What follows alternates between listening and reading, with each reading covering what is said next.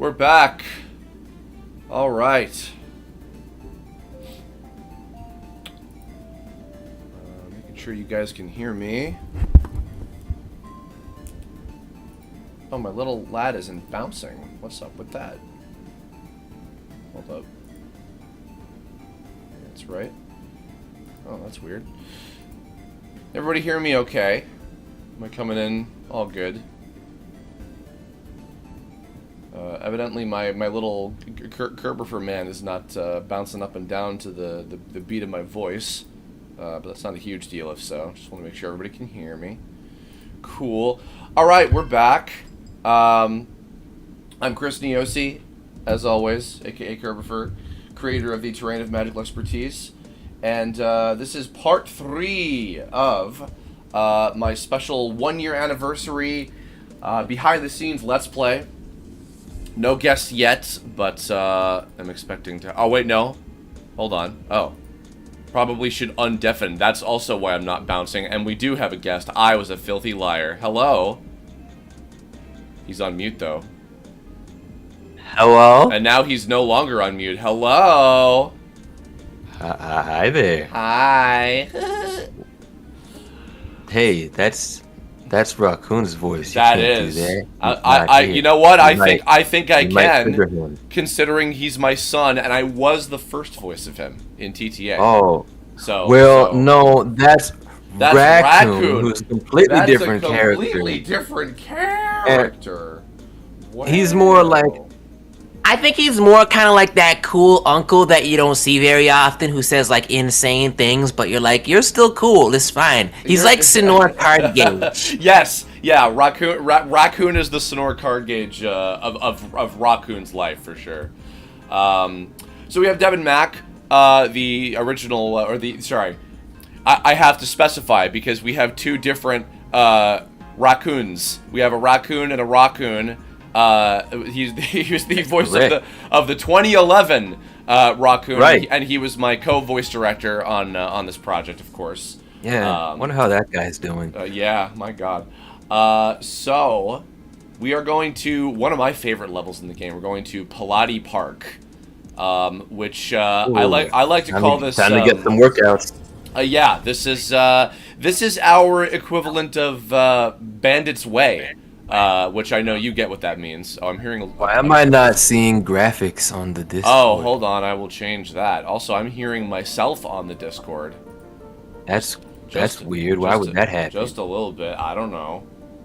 Maybe there's the ghost of Kirbopher. Oh, hey, whoops. I recognize that hat. Okay, I didn't mean to do that. Might have to reset in case I can't go back. But while we're here... here's a little thing that actually, this scene was planned, but something that I added is this is the first appearance of the $500 tier boss reward set of characters that we had from our Kickstarters from way back. This is Technote, Abomaton, and Killamari, who, of course, later on become part of the new Victors, which is Neo Mutants Guild, in the following chapter. I wanted to have this scene where Zeto shows up to taunt you, but I thought that him communicating with these three would be a little bit of a hint of perhaps what's going on, and as well as kind of an early establishment of these characters to kind of appear within the universe and everything, so... Been a hot minute, hasn't it? You and your little pallies must be working hard, I bet. And, of course, since you and you as the player and Zeto have quite a bit of direct interaction, I figured that I would give a lot of option in how you can respond. Including not responding at all. Okay. Bye. Perhaps. I like to imagine everybody on that team is named Victor. Yeah, that's the only way they could be part of that guild. They had to be. That's the connection that they had to have. If you go back, you'll notice that they're gone, of course, because that cutscene has now been finished. So let's talk to some characters here. I really do love. I know I've said this 1,000 times. Oh, here's another My Little Pony fan character, one of the rare. I know I've said this 1,000 times. My Little Pony characters are a rarity in this. Oh, Oh, Mac. I'm so glad you're here for this. I know this guy. I think mayhaps have taken a little bit of inspiration. The clown stole my bitch house. I'm gonna find out where he lives. And I'm gonna Especially in the language usage, I'm absolutely. all about That was Cruzito, by the way, as this character, and this is a reference to, and as well as this line. You need to get some anger management, dude. Relatable. That is a line from an old. If anybody remembers an old website called "You're the Man Now, Dog," which was a fountain of memes once upon a time in the early to mid 2000s. There was a clip of a couple guys playing some MMO. It was not World of Warcraft. I don't remember what it was. Apologies, but it was a guy who was just absolutely raging more than any human being I've ever seen in my life over one of his special pieces of equipment called a cloud song being stolen. I guess it was a very powerful sword of some kind, perhaps, which is also where the character Cloud Song, the green-haired kind of cloud ripoff guy from the 2011 series, got his name from. And He's the one who called Raccoon a nerd. Yes, in episode 13. yes, he was. Xander yes. Mobus. Voiced by Xander Mobus, yes, absolutely. Who I just actually spoke with a little while ago, a couple days ago. Yeah, that was my little, little throwback to an ancient meme of yours. If anybody remembers that, you're a cool person. Do you have your own theme And then I brought it back for you by saying that Skate uploads his songs onto Cloud Song. Yes, Just yes, for you. indeed, which was a great tie-in. By the way, this character right here, who is very clearly a Steven Universe fan character, and I had Layla Burzins do a little bit of an impression of Yellow Diamond, setting up something about having your own theme music, where you can kind of pick your, in addition to Skate creating his own kind of crappy Google Music Maker version of the Troublemakers theme, there is a real theme that they picked as their battle music. Oh, but I can think of a few thorns on my side that utilize that function. So, I wanted to have it be kind of more acknowledged that, like, yeah, there's they're listening to music from the game while they're playing this, and they're kind of acknowledging it and everything. So, Hey, dude, you're doing the Campaign of Champions, right? Shago, not Shaggy, a completely original, different character by total happenstance. Yeah, my guild's entering. Why do you ask? Could you get us the end-all, be-all's autograph? You guys must know each other, right? He's right over there. Oh, well, I guess that doesn't work as well. If you didn't... Whoops! I should have had a... See, there's some hindsight, kids. I should have had a branch for that dialogue in case that you had already done the cutscene with Zeto and he disappeared by that point. But although I think actually... I think I had planned for you to not be able to come back this way, and maybe you'd be able to warp to the other hub towns through the individual hub towns, maybe something like that. That might have been a mild remnant of that, perhaps. But either way, yeah. And of course, you know, never experienced the this famous person, right? Can you talk to this famous person for me? Thing that happens in entertainment. D&D Alliance members, right? Are you guys entering the regional event this week? I feel really bad for this person's condition of their throat. But also, I like how they look kind of like a pizza cat crossed with a Ronin warrior. Hopefully. I think we've almost got enough Bincho bucks to make the cut. Don't tell too many people that. Someone might try to steal them. And he needs some dental work, perhaps. I'm pretty sure that's not a thing you can do. And at least, I don't think so. Also foreshadowing.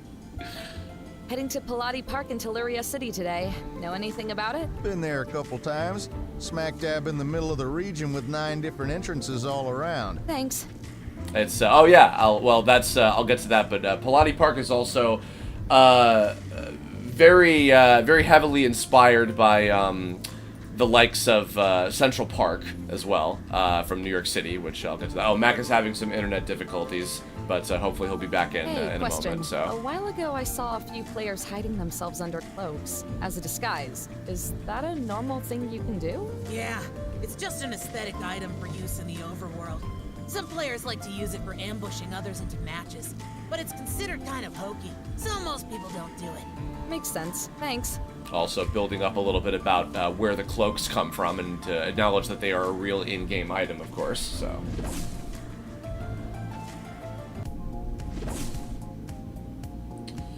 Alrighty, let's get our what's about to be our party equipped here a little bit. That should be good. Yes, definitely. And we got Alpha coming up in a minute. This is actually the closest stage that we have to having this arrangement of White Hat, Alpha, and Gamesoft, because there's not otherwise like a heavily featured level that's that has that particular combination of characters, actually. So put that in there. And yeah, that should be good. Okay.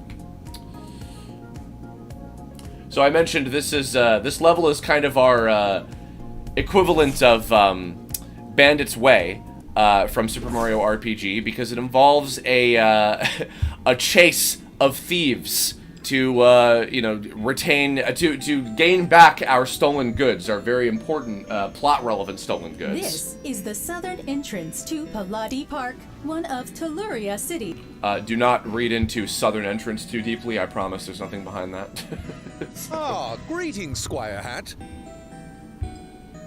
So, how much we got so far? Not sure just yet. We'll find out when the rest get here. To start with, we've got at least 300,000 binchos from that rhythm battle we won. This is another case where a couple lines here are dependent on what happened before. Like, I think that this one, yeah, this one would be different if you did not manage to beat Feature In after 3 chances that you're given. Then, oh, Mac is back. The Mac is back! Very, very nice. You noticed. Yes. Noticed. Sorry, I'm getting distracted by things. This is different if you did not manage to beat Feature In, of course. But she still managed to track him down eventually with Nilok's help, and they were able to get the 300,000 binchos. Indeed. So. Along with other spoils we've collected elsewhere, our total should be well above that. Yo, I'd say sorry I'm late, but looks like I'm not the only slacker today. That's alright. Thanks. Pretty okay. Softy and I took on that little racing battle thing and managed to score us about... And of course, this line is also different too, in case you you only have one chance to beat Ute in the racing battle case here, so... Oh yeah, I heard you took her with you on a mission. That was really cool of you. So, how about you? How'd your visit go? Which of course has happened already for this week. Oh, it was good. All things considered, she's in pretty high spirits. Actually, this time around, I told her about all of you guys. Oh yeah? She was cool with that? Yeah, she's known Nilok for a good while. She wanted to say thanks. Of course. So, an opportunity to ask one of 2 very important questions. I will talk about this one first and foremost. You don't mind me asking, what is your sister sick with? I've actually been curious about that too. Is it what I think it is? No, it's not the virus. It's a form of cancer. Non-Hodgkin lymphoma. Very hard to cure, and treatment is expensive. So to speak to this, because I know this is a pretty heavy-handed thing to discuss here, but... so my sister Allison, who I mentioned is she was the original voice of Splat from the 2011 series. My sister Allison is actually a doctor, which is why she quit acting. I mentioned before, also she was a live-action actor for, an on-camera actor for Nickelodeon and The Adventures of Pete and Pete back in the day. She quit acting to become a doctor, of which she has been a very successful one for years and years. And when I decided to go with this, as I mentioned, semi-Yu-Gi-Oh! Duel Monsters inspired story beat of, or plot thread rather, of a sick sister, I wanted to be as accurate and sensitive as possible and accurate as possible to something that would make sense for considering what's happening in this particular instance. So when I had presented the story idea to Allison, she had come back with non-Hodgkin lymphoma being the most appropriate, you know, big quotations amount appropriate, because obviously it's very serious here. But in terms of something that would be expensive, experimental kind of treatment, but would also be treatable enough with the timeline of what's happening in the story. So a huge thanks to Allison for her expertise and help on that. I wanted to really be, like I said, sensitive and accurate to something that would be happening with something like this in the story. So I worked out a deal with them both to see if I could do it. Wow. So they were both cool with this from the start, huh? Not at first. And of course, talking about what she had to go through with her family in terms of asking for permission if this was okay or not. So. And this knight firmly believes that our powerful guild will indeed seize victory. Well, hey, when we win this thing and get you guys the money you need, I think we'd all love to meet her. That'd be great. I'd love to see her back in the game again after so long. Also, of course, referencing, Dandelion again. Just as an alternative kind of pathway with the story here. The other question you can ask regarding the cast of dreams and everything is kind of... I left that a little bit more ambiguously open on purpose because I wanted whatever happened between Flame Girl and Saturn Diva and, just her and the cast of dreams in general to be a little bit up to your imagination. What it really came down to was, and she talks about this a little bit later, that she just felt she ultimately couldn't trust them with this particular issue. And, whether that was more on Flamey's level of distrust, or if it was more on the way that Saturn Diva and the others kind of presented themselves, or the impression that they gave them. I wanted that to be a little bit up to people's interpretation, so... also, don't read too far into this, even though Kirb totally is with his reaction. What? Ignore him. Oh, that's great. So, how much does that total together? Well, how about everybody pull their bucks together to your trusty treasurer, and let's find out. I think that was one of maybe 3 times that I referenced the "let's find out" from the Tootsie Pop commercial that I'm sure you've all seen. Here's our cut. And here's ours. Okay, a bit over 330,000. Had a dramatic pause here. Oh my god, we did it. Whoa! What? 1 million Bincho bucks! $1 million, Austin Powers. This is amazing! We're just at the halfway point for the week, too. Once we register, and we can spend the disguised rest of our time, Raccoon like, is just cleaning very our faces fast off. here. We might have a really good advantage this time around. What a relief. And from the cuts Alpha just counted up, it sounds like everyone really did their part. Thank you, guys. Seriously. So, of course, a small level of false hope, as if like, oh, they're really on top of everything. They don't have to worry about, getting into this event for the last second. So we go get ourselves of signed course, up for that little press dashed. conference, huh? Truer words cannot be spoken, Squire. Let us make haste. Whoosh! Oh no. Guys, If it was not complicated and not important enough to have this as a one-time case, I would have had Nylock whoosh backwards. Like, he says it backwards, I would have had him move backwards, like, physically. What's wrong? It's gone. What? What do you mean it's gone? How the actual hell? Did it just vanish? I really do use actual hell in real life quite a bit. Of course, Raccoon did something to affect the count of his Bencho bucks somehow, so... I don't know! I just checked it again a second ago and the total BP reads 0! Is this a glitch? Am I doing something wrong? Guys, that cloak looks really familiar. Well, howdy, mates! So I don't remember for sure what it is that I wrote in mind for Raccoon's like disguise voice, but for whatever reason, Mac decided to make him like this weird kind of cross between Australian and Southern or something, and Zeno went ahead, and of course Zeno's such a brilliant actor that he, had to do this thing of, oh, it's, I'm a good actor, but Raccoon is not a great actor and kind of can't decide on whatever this voice is. I don't know you, but sorry to hear about them Bencheroos. Right bugger, ain't it, fam? Lot of staying here, but I'm finna dash off to my sick mum, so good luck with all that, eh? Oh, you little... That's a little Eggman reference to, I think that was either Sonic 06 or Shadow the Hedgehog, but he goes, you little, and I'm like, you can just call me an insult, dude, it's fine. I live. You live. You might want to join on your phone. You might have some better luck connection-wise if... Yeah, I'm considering it. I just don't want to kill my data. That is also valid. So, here we are. And, of course, my choice of music... Oh, this was great, by the way. Shell game. I'm dizzy. That was your idea, the I'm dizzy line. Tell me this isn't happening. Two of those little brats. Okay, now you're with me to the left. Curb. Decided to split up the party in this kind of configuration. Come on, let's go. Okay. And had I'll to add that, Oh yeah.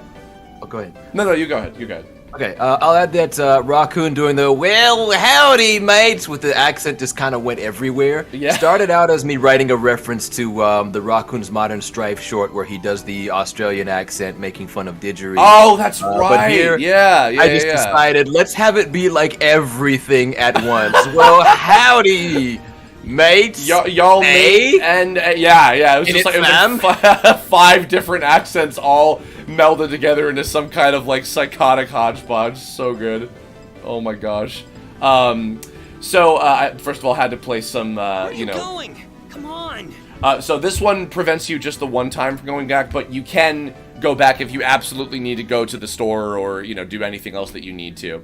And placed a couple other ones here to make sure that you don't go out of order. This area down here we'll be coming back to later, because it's related to a Day 6 side quest, of course. They already went that way. We need to head right. So, this level, which once again, this goes back to my whole kind of design of trying to make it look like it's a constructed, not real, natural area, I guess. So, like, you know, the patches of grass and dirt and even the little trees and bushes are like kind of these plasticky, mechanical-looking sort of things inspired by that that stage from Banjo-Kazooie Nuts and Bolts that I mentioned, of course. This was, I think, kind of half and half crafted by myself and Fooly. Oh, and we also placed some NPCs here from other regions as well. I came all the way to the city from Adonis Woods. I'd rather like the people of Toulouse. Just to kind of make it look like it's a melting pot of people from all over the world. As, of course, Telluria City is also a bit of a hodgepodge of New York, maybe even bits of LA, and bits of Vancouver as well. Oh god, no, not the bees, please god. This little robber robot. What? Do it for Nicolas Cage. Not the bees, not the bees. Oh, that was way too clever for me. By the way, you can see that our items are no longer working. Speaking of Bandit's Way and Croco from Mario RPG, that mechanic of having your items stolen is based on, of course, the second very difficult battle that you have with him. We kind of just lifted that mechanic. Although I say that, we're about to have that come into play in a little bit of a different way soon. Jacob Tucker in the chat, shout out. This character, Turbo Striker is his character. He's another long-time TOME fan artist, of course. Please let us bail on this one. It's an emergency. Wanted to have Alpha be relatively panicked and angry and aggravated with everything that's going on right now. Please, I'm serious. Somebody just Jacob Tucker's art is great. Oh yeah. Thank you very much for all your great fan art over the years, dude. Really appreciate it. Easy victory for us.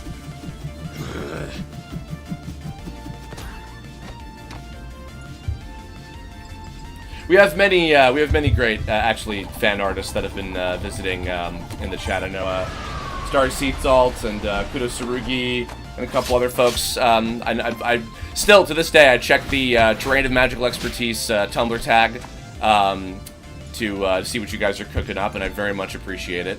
As does Matt, because I know he checks on that stuff quite a bit as well. So, always. So much I have to talk about. So many things to say about this particular level. Little quick story. So I played Super Mario RPG quite a bit with Dadafer, with Kirbopher, my loving father. We played a lot of video games together back in the day. And when we played Mario RPG early on at Bandit's Way, there was a particular stage. I think it's called like "Still the Road is Full of Dangers," and composed by the amazing Yoko Shimomura, of course. And it goes something like,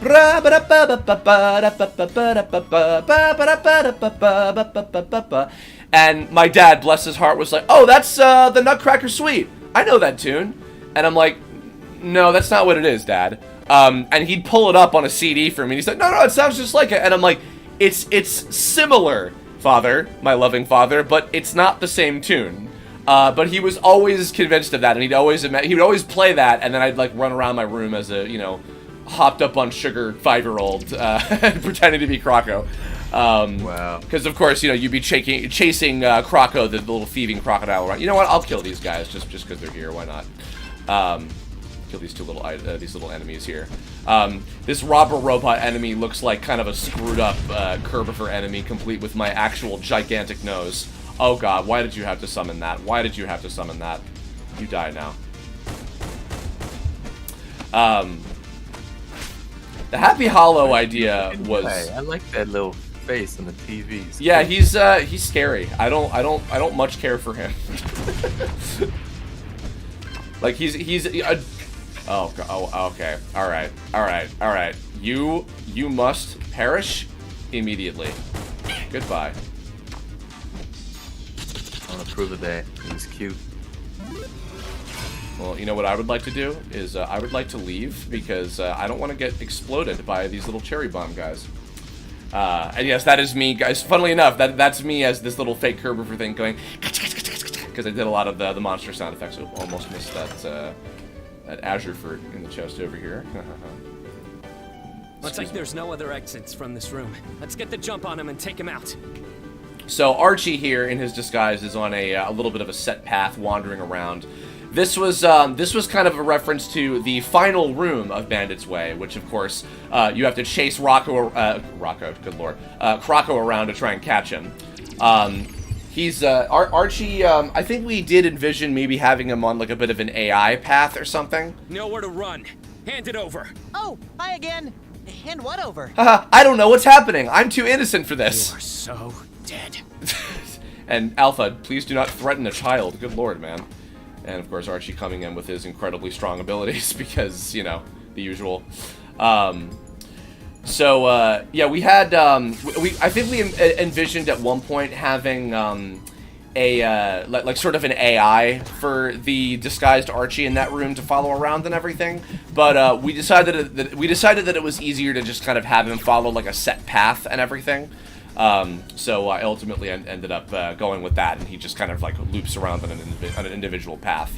And actually, when we finish this battle, I'll have kind of something else interesting to show about kind of how this part of the stage worked. But of course, we have Archie using an now earlierly established ability. Oh man, he is screwing us over hardcore, so we got to unhack some stuff here.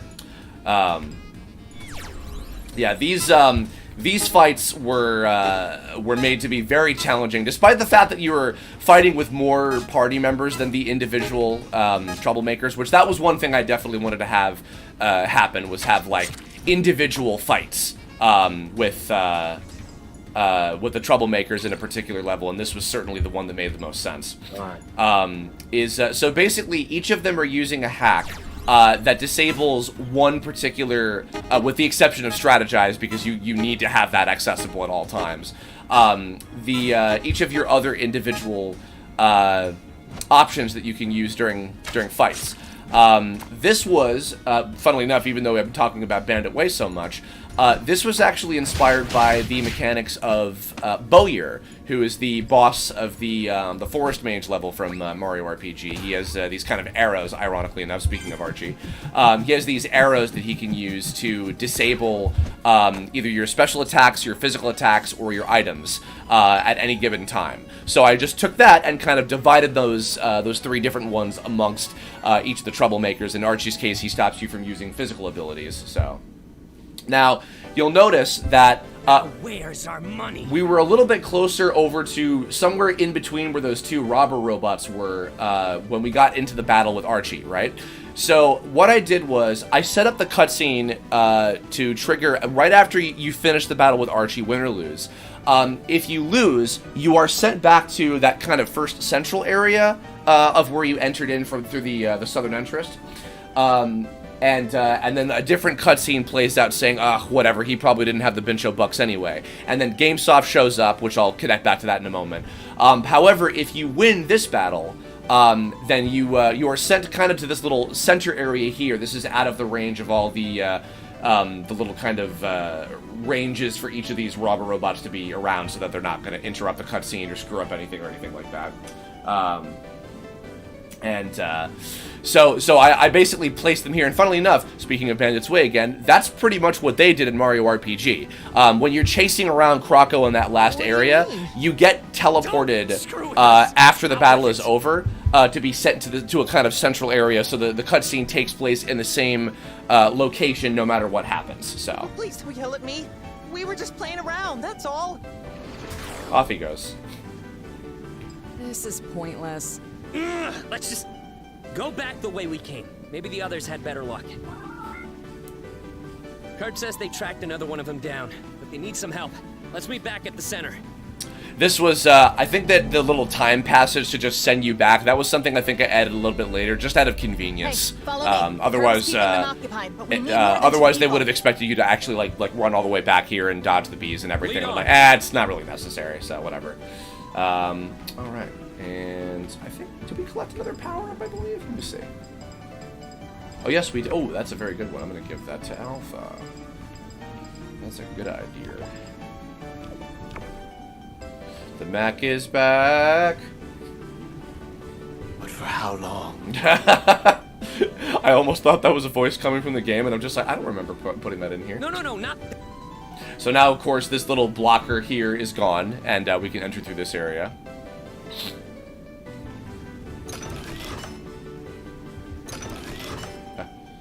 Do not want bees, do not want bees. Oh, these two. I like to think that, I forget this character's name, but the little slime guy. I like to think that he's, perhaps related to Doubling in some way. Ooh. I think I can one-shot him. Oh, I think I didn't get that right. We'll let him through after we beat him. Oh, I think that was, Jonah Scott doing, like, a Cajun accent or something like that? That voice is special. I like it. It's not what I expected. No. I mean, you know, as cartoony as some of these are, I just kind of tried to have it be like, there's people from all over the world. Why not? This is somewhat believable, sure. I suppose. There we go. Okay, he could be defeated in one hit by the combat disc, of course, so worked out nicely. I'm sorry, you seem like a very nice lady. I didn't want to beat you up, but we got places to go. And people to kill. Children to kill. They are, it's true. Actually, you know, I don't think we really talked about that. Little something in regards to the ages of the characters. When it comes to the Dandy Alliance, I imagine Kirb and Alpha being like early college age, like either late teens or maybe like early 20s. Flamey and Softy, I imagine, being kind of like mid-20s. And Nylok and Tiger Lily and Zeto, I imagine being like mid-30s. Dead. That's adorable. I love this delivery. Everything sucks. What's that?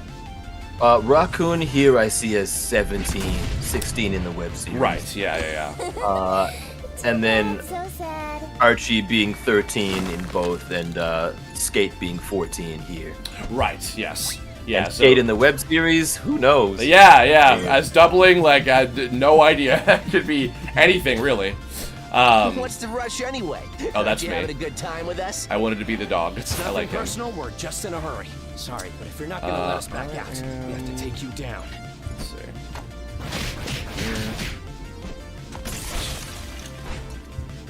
This is a little robot guy. I think his name is Meebot. I believe he was also another one that cameoed in the web series that we had before. Because I remember he was one of the few characters that when we had a submitted image. It was a what's it called?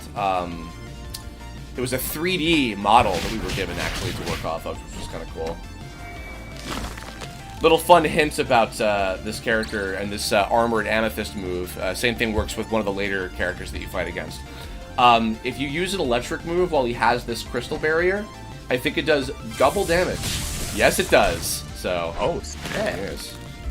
Ow. What a shock. I put a shock to his system. Gotta go, gotta get up, gotta get up, gotta go. Dead. I didn't get that reference. Yes, you did. I didn't, though. You didn't? No. Oh, I'm sad. You and me, we gotta have a talk later. What was it? Finally.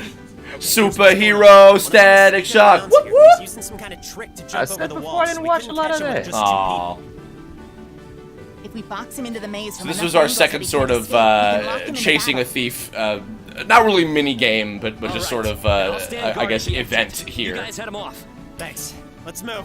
So of course, in essence, to not want to have like weird sequence breaking and just things to screw around with, we have this blocker here, and there's no way for you to like be sent back like normally because the only battle you can get into is the one with Skate here. By basically, if you just wait in one of these little middle grass patches, like eventually he will come to you. He's not, you know, like he's not actively avoiding you. He's just kind of following a path. So, I remember also for a time. During some testing, there was a problem happening where he was floating too high and not actually touching down on the ground, and therefore couldn't be interacted with. And then we couldn't initiate the fight, which is like that's a problem because that soft locks the game. Oops. And also, I remember we had a lot of other. This one room had quite a few glitches that I remember Nathan and I had to work out like massively. There. You done with your little game? Hold up, scratch that. Y'all definitely as dumb as you look if you think I got anything for you other than a whooping. What? 10 actual bucks says we can't escape this fight either. A rare moment of Skate appearing very confident in himself.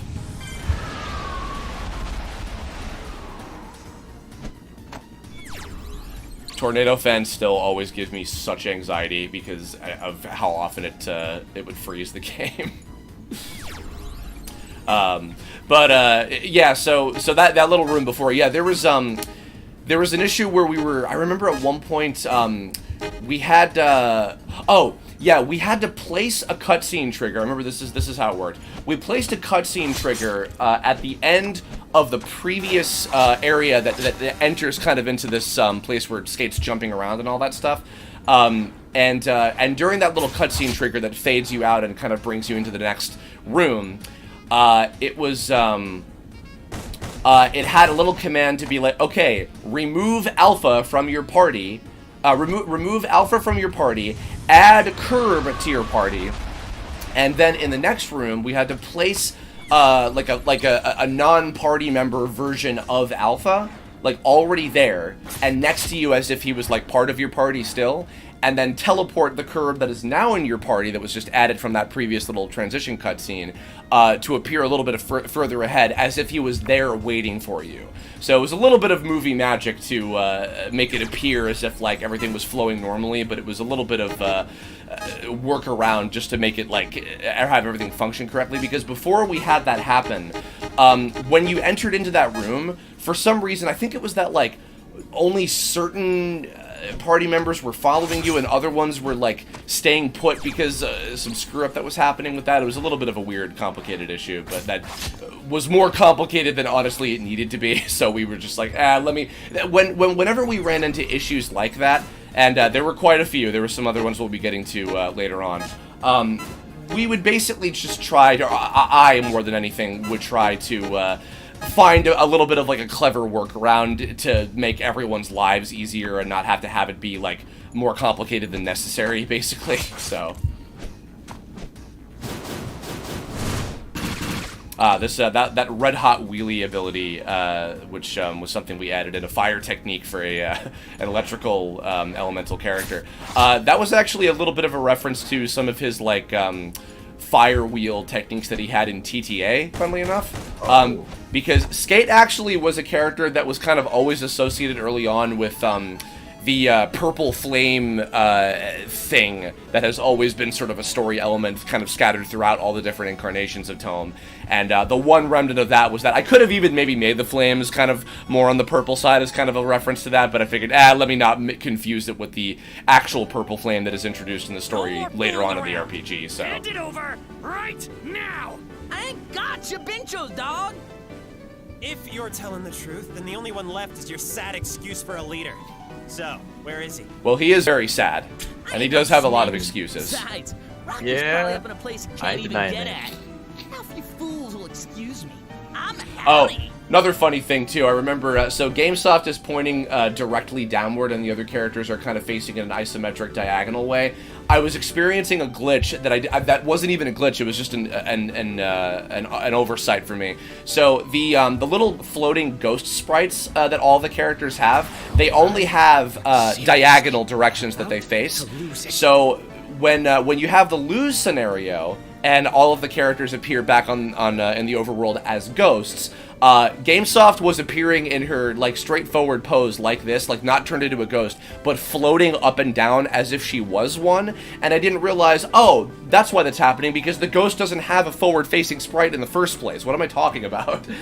So, I had to kind of work around that a little bit. And if you do the lose scenario of this, you'll see how I kind of arranged that and made it work. So. See if Seth had any better luck. Question: why did you name Skate's other move Red Hot Trucking? He's too young to drive. Oh, come on now. I seriously don't know why you named it that, though. I don't remember either. I think it was just like an offhand idea, because that's like the multi-hit, the full party hit version of that technique. If I'm remembering correctly. We gave chase Maybe it's because he's hitting everybody with a truck. Vanished from our sights. Maybe. A wheelie is one person, but trucking is hitting everybody at once. I contacted a moderator to see if we could get them on the case and get us back our Fincho pups. So, this idea, this was another example of the thing that I've explained a couple times now, where I think we're going to get to the moment in just a moment. Funnily enough, that earlier side quest with doubling and splat that we added in a little bit later in development helps me establish a few different things, including both the hack that the troublemakers use, where they disable one of your battle options. We were able to introduce that earlier in the game by establishing it there first and foremost. As well as the little sort of text window, like, hacking animation thing that's going to happen in a second here. Past the wall here. So I believe right here at this moment, when everybody is, or it might be a little bit later after this moment, but this part right here, they are about to be teleported like 10 floors up to an invisible pathway that will take them to the area that they're about to get to. But of course, this is a moment where Hattie is lifting the curtain up a little bit and revealing a bit more about what's actually going on and what they're actually doing, because they have what they feel in this situation is no other choice. Just let him stay there and get away with this. Oh, by the way, I didn't even finish this earlier thought, but of course, this music being an actual cover of the Nutcracker Suite was a reference to that whole little backstory with my dad and I.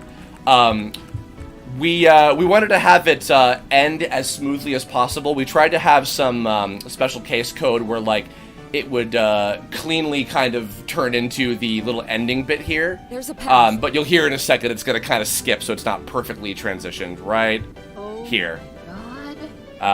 So it switched to the kind of ending part of the Nutcracker Suite theme. And here we are on Raccoon's little beta islands that he's, that's not a commentary on him, that's beta graphics, that is. Don't take that as offense, guys. I'd be on Alpha Island. Whatever scones are, along with those decadent little parts. This was all you. This line was just you absolutely having a fun time with this. Yeah. By the way, worth noting. Apple pie. Yes, well, I mean, yes, we love apple pie around this house. By the way, these graphics legit are from the not even the alpha or beta version of Tome. This is from the prototype demo, which is why the graphics look so crappy. This is the test level that I built for the prototype demo that we had during the Kickstarter, and I felt, what a better place. What better place ever to use them than right here, where this is supposed to be like a leftover beta chunk when they were like first constructing the stage. I was like, oh, perfect, absolutely. How serendipitous. How did you get us through the boundary? They call you Hattie?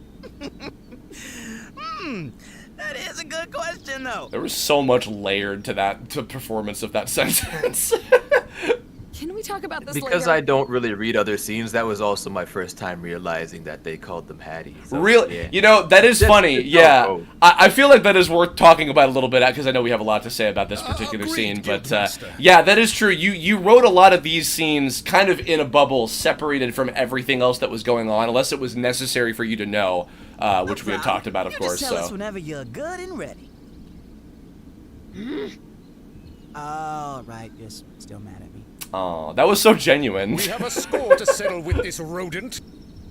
You know, I'm on such a chill vibe right now. I'ma straight up ignore the whole rodent remark and how uneducated it makes you look. I feel like this line right here is like maybe one of, if not the keyest difference between RPG Raccoon and 2011 Raccoon, because 2011 would just be like exploding right now. Dost thou declare this knight to be of the simple-minded kind? Nah, I just implied it. But hey, if you want to throw down, I'm game. So mean, just such a jerk. Woo! Coming at ya! Is that a reference to something? This little bit here? Nah, not so much. I mean, maybe potentially a little bit of bonus stage Cleopatra coming at you. Ah, of course, of course. Maybe a little bit of that. You know what? It's fun. Oh god, I forgot. I made him extremely strong. boy's a I killer. forgot about that. Woo! Also, here's another actually combination of characters that we never have a full level with. Alpha Flamey, Nylock, and Hattie. Yeah, we never actually get that at any point. Just gonna go ahead and bring Nye back real quick. Fine, whatever. Oh, and you're gonna take away my items? You're gonna really take away my items? You're really gonna do that to me? Really? Wow. Yeah, why not? I'd say another reason why Raccoon is so much more chill and confident in this one is he has like actual friends, so that kind of helps a little bit too. Yeah. Like is, I imagine true this enough. one actually has friends in real life too. Yeah. Well, it's debatable. It's debatable whether or not he sees Archie and Skate as friends. In fact, I go as far as to say he doesn't, but he still has people outside of the internet as well. Yes, he is a much more self-confident and figured out kind of individual, because like it's funny, like what both of them share in common, I would say. Oh, what did you do? Oh, we can't even target you. Thanks for wasting our turn, you joik. Yeah, what they certainly share in common is that they are both very, very intelligent, especially for their ages. With, you know, the types of things that they can do as hackers for, you know, still being teenagers in both cases. But where 2011 Raccoon is, oh god, bombs, no, oh god. Alright, chill out, just now. Okay, alright. Oh, you kept saying okay and alright, so I figured everything was okay. Okay, alright, of course. Oh, you didn't even do the impression of me. How thoughtful of you. Oh, what have I done? Oh, great. That's kind of wild. Oh, this I love floaty this piece too. of land we're jamming on right now, I didn't even know it was here. Didn't even plan on it. Happy accidents. You gotta love them. This was a line that I included, and then you definitely like helped flourish to be more raccoony, of course. I didn't even fully get it. I'm just like, here's words that are different. Here's things that I guess he would say maybe more. You better stop that. You better stop that. Yeah, I think where the 2011 Raccoon is a lot more sheepish and kind of like, I feel like the more of he hides behind his cartoon personality. Yes, whereas RPG Raccoon is much more like legitimately confident. Yeah. Okay. You know what? That's it. You get the signature anime move, and it wasn't even good enough to finish you. You know? Ain't nothing. I don't appreciate that at all. I hit like babies. All right, listen to me.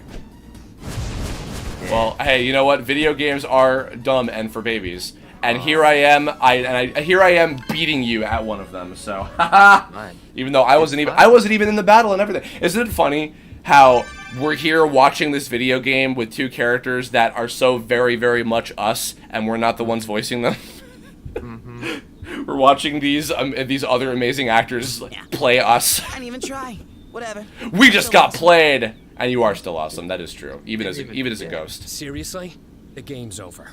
Directing Alejandro for this kind of part as well was a lot of fun, because these kind of subtle back and forth of like, I'm trying to maintain myself, but I'm really angry right now, and then immediately dropping that to sadness and blaming himself for like the fact that Alpha has done nothing wrong. Hold on. The honey I stole? Oh, brother, you seem to have me mistaken for another adorable woodland creature. My God, that is the best Winnie the Pooh impression I've ever heard in my life. It sure does. Sure does.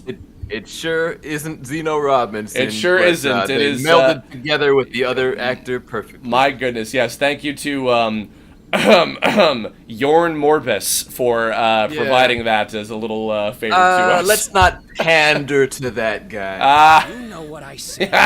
Where is it? Stop. He's just baiting us. Pretty clear what's happened. And of course, Flamey kind of already accepting, she's gone through the 5 stages of grief at this point already in the midst of that battle. Isn't it? And just is beyond her seething rage. You got me. I confess. I ate the last decadent little party quiche. I am so sorry. I really should have shown better restraint. I love this delivery paired up with this face right here, because it does actually work. Yeah. But no, it's not fair. Hank, come on, Red. I really feel. Another interesting thing here. He does genuinely feel kind of bad to see Alpha breaking down and blaming himself here. He genuinely likes Alpha. Yeah. Alpha laughed at his jokes. Yep. You listen to me. We've been real patient with you and your little cronies for the past 2.5 solid weeks. Dealing with you showing up at every corner. And of course, Flamey is far more confident in herself than Raccoon, and far more driven, which is what puts her at the higher ground. And even though he's gonna hold his ground very, very strongly here, she's right. He knows deep down. Before, but thine evil shall be thwarted on this day, verminous scoundrel. And of course, so TOME is a series like many other video game MMO virtual world type stuff where, I think the TV trope is the police are useless, where the moderators are often not very helpful in putting a stop to stuff that happens like this. However, I like to think that the excuse we came up with for in this situation that Raccoon very comedically explains. You calling me apparently I'm talking to a giant rat. And again, not the brightest one either, because you don't make all the rules. Clearly you didn't think this whole mod idea through. That's really funny. What are you talking about? I don't know what kind of stupid reference that is. I don't understand it. I don't get it. But hear me out. What if Raccoon just got like dressed up in a fat suit and just like boffed on every one of the dandelions right now? What if he did that? Tell me. What would that be like? What if I just did that on the stream? What if I just killed everybody on the stream? It'd be great. If you get it, you get it. You're a cool person. What's that supposed to mean? Ooh, and GameStop getting fierce here. Hi. It's Andy! Hi! How you just doing? in time for the happiest part of the game. Oh, yes, yeah. Very, very happy moment here. Where all of our heroes stand up for what's right and smite evil, and evil is punished. It's a great moment. Evil is smoted? Now back at me. You know the first thing Ahmad's gonna ask y'all? How was you guys' weekend? Did you get It was lovely. Nobody's supposed to be here. But bless you for the Old Spice reference on this, by the way. Old Spice and 90s R&B music. How did you get here? He even hits the notes. Oh! What? You know what? I don't remember if you even told me that. I learned something today. My goodness. Oh my god. So, my honest opinion, forget about me. Forget about the 2 little kiddles.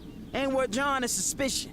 We go I got a new microphone, so hopefully my new microphone is better. Excellent. You sound just as lovely as you did when you joined us before. That's so amazing to hear. It's not like I wanted better quality. Raccoon still, even now, being like, I'm so positive. Like, aren't I great? And this was a real moment right here. Oh yeah? Well, you ought to find a better cliche. Well, you ought to shut up. What you put us through is one thing. What you put the United States through is one and thing. don't even feel a shred of remorse for it. You deserve to be punished for that. Ooh. You want to get real, girlfriend? Ooh, baddie, let's get girl real. boss. First off, I am not using them. I am their teacher, their mentor, and a pretty darn good one at that. There's nothing I wouldn't do for those two, and they know it. So, by the way, I love the subtlety of he's still a very good little Christian boy and does not swear. And if he ever does, then my goodness, something is wrong.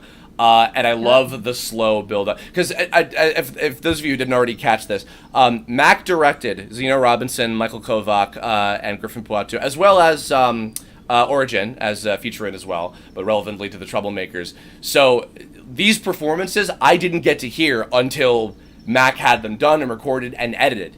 He was the one who also picked the takes that we got as well. So I was like chomping at the bit to get to hear all this stuff. And I mean, Zeno's a genius actor. He's so incredibly talented and a wonderful guy. And I knew that I could trust him with this role. And hearing this slow burn of like him getting increasingly like he's having his own sensibility of what he does challenged because of how good all of these people are. No matter how confident he is, him getting challenged, him having like his I don't even know if integrity is the right word because you know. He's doing horrible things, but having himself... He's convinced himself he has the code. That's what makes Raccoon who he is. Yeah, and the fact that it's being called into question, and he understands their points, having that little bit of breakdown followed up by, you know, the reveal that's about to happen. Talking great. That was added. Bless you. Cheating is just such a cruel word to use here, though. It's more like recognizing and exploiting a design flaw. Advanced strategy. And I just happen to be smart enough to apply it. You know, you'd all do the same if you could. Shut your mouth. Now his confidence is slipping over to arrogance. Yep. If I didn't have so much at stake with this, And Flamey's calmness is dropping because this is justified anger. Like, which especially it's funny because compared to the argument with her and Curb, this is like her unleashing much more. So here is like it's righteous fury, I would say. Don't care. And I wouldn't expect you to understand, but I'm gonna try one last time anyway. And I believe right after this line, I triggered the our two script kiddies to start walking on the other invisible path over to where they need to be in position. The bad guy. So they are already starting to walk. The equation, and you know what's less? A wannabe gangster rapper whose lack of street cred is rivaled only by his lack of brain cells, and a very sweet but depressingly naive Boy Scout with the emotional Don't say anything like this if you think that they're not listening. We call real life. Who's got the patience for that? Where's the lie, though? The kids can't even stand each other. They were fighting when I found them.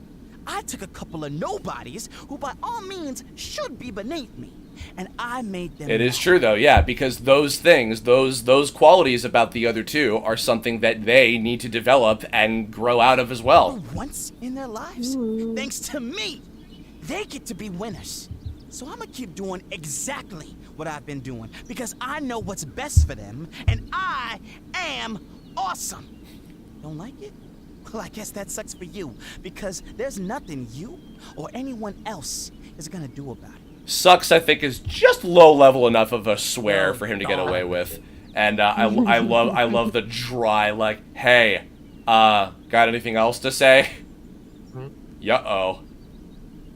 What are you doing here? I made it pretty clear that you weren't supposed to follow me. My call.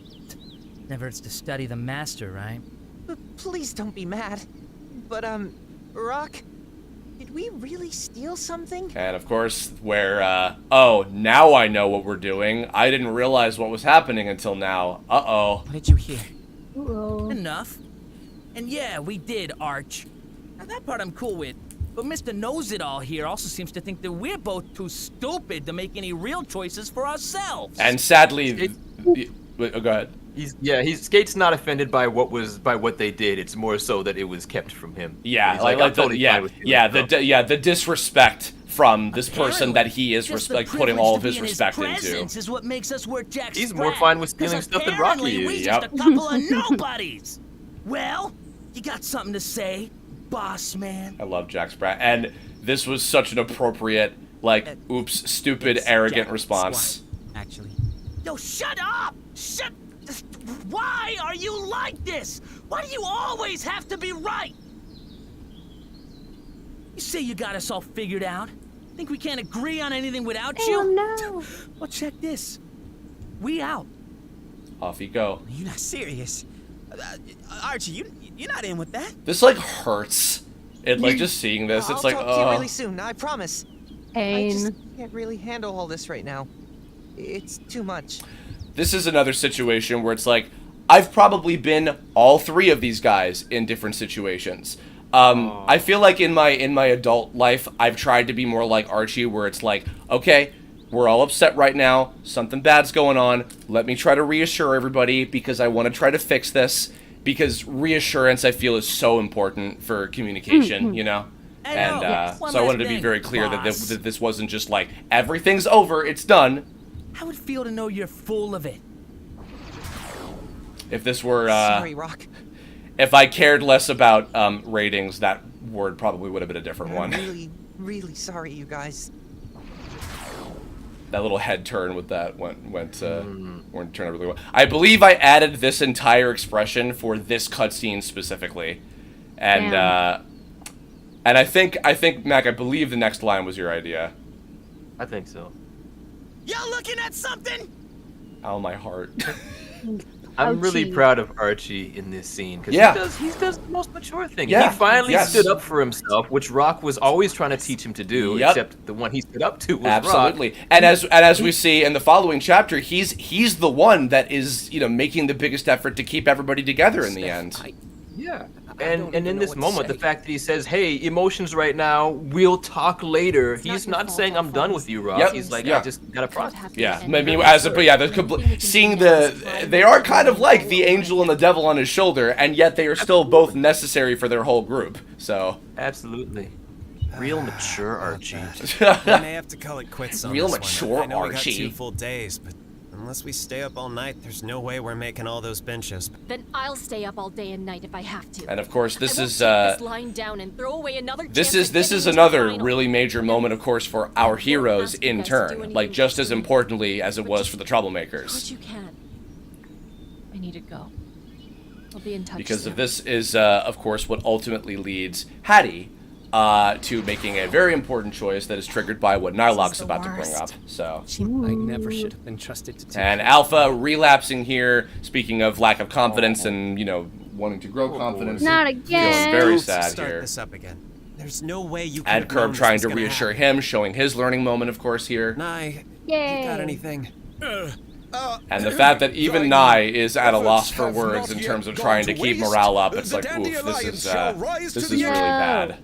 Nilok, dragon of lacking words of encouragement. And then notice the fade out, like, fades out. Apologies. Or the echo fades out, I But should seeing say. the crush of defeat weighs heavily, even on this night. I'm not giving up. I'm going back to the casino. I'll get us as much of that money back as I can. We'll find a way, right? Yeah, dude. None of us are giving up. It's hard, but there's always hope. This knight is proud of ye, Dandy Alliance. Right. Come on. Let's take a breather. Stay strong. Talk soon. So, of course, setting up that Nilok, of all characters, knows the most about what your real deal is, as Hattie, you know, is the one to push forward a certain decision made. So, of course, when I talked about the idea of who the identity of your mysterious friend, you-know-who, was going to be, when I decided to make it ultimately into Tiger Lily, who I know, of course, Andy, you're a big fan of as well, by the way. There's no My charade. wife. Yeah, Got an idea. Very well. I felt that this was just the right place to have her join in as the extra. I would say the 6th Power Ranger, but we already have 6 because the player counts, of course. So. 7. And of course we have. Oh, whoops. Hey, I Oopsie. need your help Michael got screwed over big time by some of those not. By the way, the reason that we have subtitles on this cutscene, even though it's written in plain English, is because those subtitles are swapped out for if you switch to Russian and/or Chinese as well. So. Sick. Let's save. Were you trying to get Mac's attention just now? No, And- I said that's sick. Oh, I thought before that you said Devin. I heard Seven. Oh, sorry. Oh, good to know. I can't be heard through my microphone. No, I think I'm just deaf, really. Oh, this was something, by the way. This is the first, like, response to a response. I think it's one of the only ones that we actually get in the whole game. And, of course, I wanted to have, like, in sort of the... like when on Gmail or whatever, like when you are having a conversation with someone, it shows the history of what was said here. So I copied the same text and everything, and I made sure to have WH for, you know, when they would sign something, it would be White Hat. And so we have a meeting called by White Hat at the last second to this was a nice little fun, quick and easy day where it's pretty much just a cutscene. Nice. Yeah, splitting up content over the course of 7 days for each of the 4 individual chapters and everything was quite a challenge in terms of like balancing out, okay, how many actual stages are going to be during each part and everything. And any opportunity I was able to take where justifiably so, where I could have like just story stuff happen, and you know, it would be like, okay, here's a little bit of a break from the action and it works and everything. I tried to have a little moment of that. I like the snowman guy over here. His shirt says snow bro. We got to stay here. Oh, let's see. Hey, you! We just started a new guild, but we're missing that little extra. Sorry, guys. But Nope. That's a shame. Hope maybe you're the Oh, wild card I of the think Dojo. this character talking was one of the only ones we got that was a Phantasy Star Online fan character. Maybe. Like, made in the character creator of that game, I believe. Yeah, I've never played any of those. Hello, hello, hello! Might I sing a song for you this fine day? A 1, a 2, a 3, and... I have to go, actually. Next time. You'll never know her amazing cover of Heroes Don't Ask Questions. Sad. Robbed from the world. Truly. This one's funny. Heard anything new about the campaign event this week? I've got a friend of a friend who knows one of the members of the Cast of Dreams. They told them they've already got all the Bincho bucks they need to enter.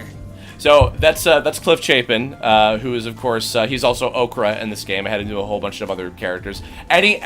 Once again, I had a theme where when I had a lot of the additional voices actors and I gave them the other like Kickstarter guys to do, often there was a theme behind some of those choices. Cliff, I think I gave a lot of like characters that had any level of reference to Dragon Ball. So there was an enemy we fought in Chapter 1, Sun Wulong, I think his name was, and I had Cliff do kind of an impression of Goku. So for this character, Goko, I had him do a little bit of an impression of Gohan for that. So. Considering they've got 10 members on board now, Who was the Irish or goddess girl? That was Carol Ann Day, who actually plays also the moderator character that is part of the next major Troublemakers level. Carol Ann Day is the voice of, she was Alan B in G Gundam, and she was Marino in Mega Man X Command Mission. Great Canadian actress. She's awesome. I had her do a whole bunch of stuff in this as well. So. Nice. Oh, I love this. I just saw the karmic blossom walk by. Pinch me. So that's Zito playing this guy, and if you listen closely to the next character. I would if I could, but It's okay. I'm his roommate, so I'll do it. So I just added into the voice clip of which I think I voiced V-Man just now. I had Zito do that other clip of him going ow like he was getting pinched. I had him do it like away from the microphone as if he was like in the same room, like across the hall or whatever. Very clever. I do like that a lot. Yeah. Anytime I had a little bit of an opportunity to do stuff like that, I would always take it. There you are. Oh, I hope you got some good news for me. I'm dead tired. This is a weird little thing to mention, but directing yawning is always interesting because I love how people either like just do it as a separate thing, in which case I get to hear how they yawn as a character, or if they like I hope you got some good news if they like fuse it into the line, and then of course, yeah, we're all gonna start yawning because it's contagious. So I have, trust me. Well, forgive us for not jumping. Yeah, shame. Haven't slept since yesterday. And also grogginess in it. So We've been up all night trying to do what we can to make back that lost $1 million. Ah, yes, and this. How art thou searches going? Mine? Quite well, in fact. In fact, I... Caffeine. Nylock, master of drinking 185 cups per hour! I've got a story for that. I'm having a fantastic time roaming about the countryside as the caffeination courses through my veins. This night feels alive, yet also like a reanimated corpse seeking to feast upon delicious brains. Bless you, Mick, for spouting all those words out at once. Clearly for some more than others. So, just to explain that real quick, Colin, guy I went to school with in middle school and high school, is the bassist of Nylock originally, from way, way back, the original TTA version of him, who was very different from the big bravado medieval superhero knight type of personality he has now, of course. I'm here. And he liked to drink coffee a lot. To see thee. This knight is ready to assist at thine every beck and call. So much energy to expend. The time to seize victory is nigh. For I... By the way, I think beck and call might have been a reference to Mighty Number 9, but I don't remember if that was intentional. Nylock, dragon! Crashing Dragon B's nuts. too much sugar. How dare you? Guys. I had to. I had no choice. The 185 cups per hour, I'll be up all night line was, funnily enough, of all people, come up with by actually a guy who I believe, Mac, you have worked with or met by this time, Brad Swale. Great Canadian voice actor who, when I was a kid... Yes, I did meet him maybe once or twice. Okay, yeah, great guy, very, very sweet dude. I've met him at a couple conventions before, very nice. He was the guy that I envisioned as the voice of Nylock when I was, like, a teenager. And I went to a convention in my, like, local, like just local to Long Island years ago. And I had a picture of Nylock, like, screaming and freaking out with the coffee all around him. And I was like, Brad, if you were to come up with a voice for this character, what would you do?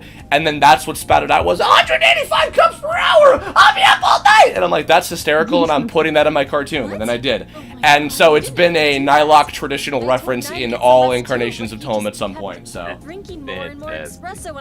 Has to drink If I can get coffee. this right without knowing the anime. No more Was caffeine Brad for a good century, methinks. Hira in Death Note?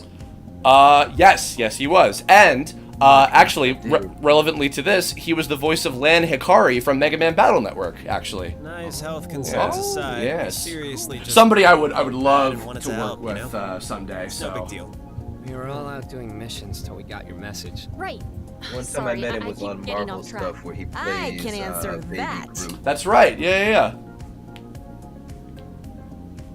I'm sure Thanos would have a lovely conversation with Baby Groot at some point.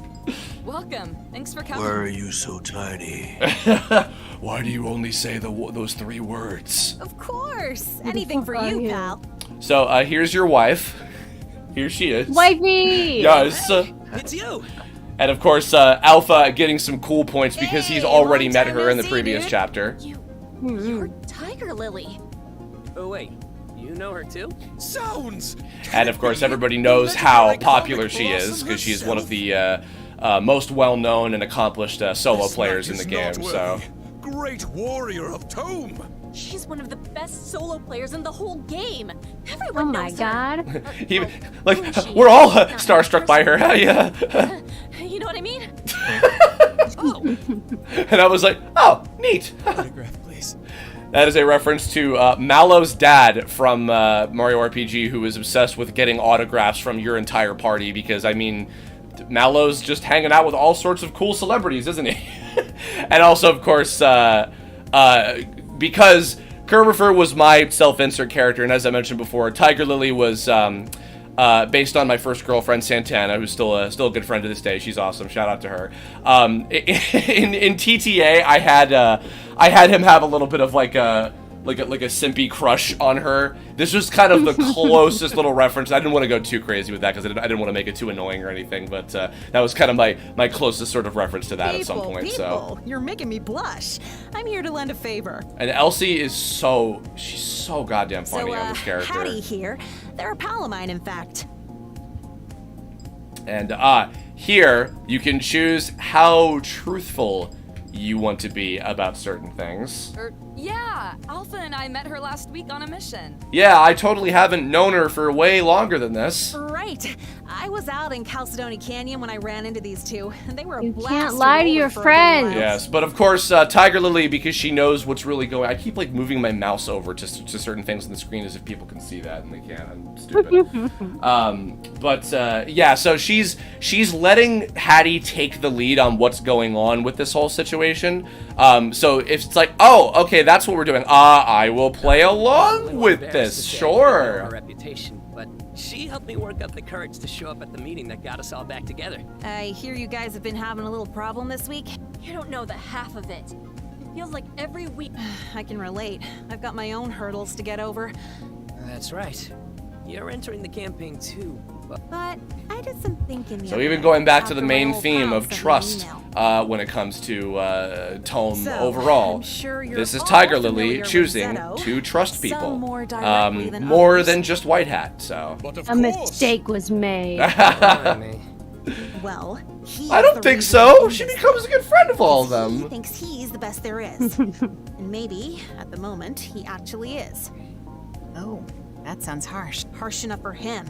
Thing is, now, of course, Tiger Lily's flaw here, as we're learning more about what her deal is she's after something that is not quite as, but almost as selfish as. Also, I love how her dynamic with Nylock of just like. Maybe. Translation? I don't know what you're talking about. You're cute though, but please explain more. Want us to join you? Her drive to want to take down Zeto and win, of her whole kind of drive of vengeance. It's almost as selfish. It's the same line of selfish thinking as Zeto is. It's borderlining on that same level of obsession with how much she wants to go for it. So her choosing to have this alliance of an alliance. It'll be like the Dandy Alliance Plus. Want to take this moment to give a shout out to a couple good friends of ours, Mac, actually. Matt and Pete, the creators of Floating Hand Studios, a couple of wonderful creative folks. They've done music, animation, writing. They're wonderful longtime friends. Well, long time. Since I moved to LA, they've been good friends. And they were some of the early kind of script supervisor, punch-up writer type folks that I depended on. And basically every chapter I went through each kind of major story arc with them, and got a lot of help from tweaking dialogue and kind of working on things with certain parts of the story and stuff. This was Matt's joke of it's a reference to something I unfortunately don't remember what it was, but it's like this plus it's the better version or whatever. I don't remember what it is. If anybody knows, you're a cool person and you're much smarter than I am. So. She's amazing. Also, don't read too far into Curb calling Flamey mom. It's not in the way you're thinking, I promise. I don't know what to say. Okay, well, sure. All right, listen to me. I already got about 900,000 Finchos ready to go. I've yet to register, and we've got a bit. Holy crap. I'm gonna cry and it's gonna be awful, and thank you so much for this. That line I feel like is like 10 friends I know. I feel like, Andy, I feel like this line is like you. Yeah, me? That's me. Holy crap, I'm gonna cry and it's gonna be awful and thank you so much for this, and then I give you a big hug. I'm gonna die and shit and fart. No! Don't do any of those three things, please. Hey, you're right. Combine with her. Well, we could. I suppose we might as well have ourselves a quick. This is the equivalent of a trust fall in a video game. Giving someone all of your currency. Oh my god. Any friends of these friends of mine is a friend of mine. We're friends You're all now. simps here. He's the biggest simp of all, let's not deny that. Seriously. What say ye, Guildmaster? The final decision falls on thee. I've got two important questions. Lay 'em on me. The original agreement between us is that if we win the final event, so this was something that was added. Originally, she was, I have one question, and then it talks about, do you think that we can win? I originally, later on, when they have the big Skype call, the speaky call, where they talk about a bunch of different personal things, I had the reveal happen there, but I felt, no, you know what, that's important enough that should be mentioned up front right here. And I figure, you know what, Flamey's mature enough and developed enough that she would just talk about it up front by this point. And Tiger Lily is understanding and cool enough that she'd be like, yep, that's fine with me, no worries. Really? Okay. All right. Well, that said. So then, we've got a lot starting right here. Originally it was, I've got one question, and she's like, lay it on me, and then she would have said this. So that was a little bit of a later adjustment that I felt was important enough to include, so. Would we slow you down? Like, is this a wise decision for you in the long run? That's bold of you. What I mean is, do you think we can beat Zeto and win this thing? If we work together? Well, no, I don't know. But I know this much. We got 2 chances left to get into the final competition.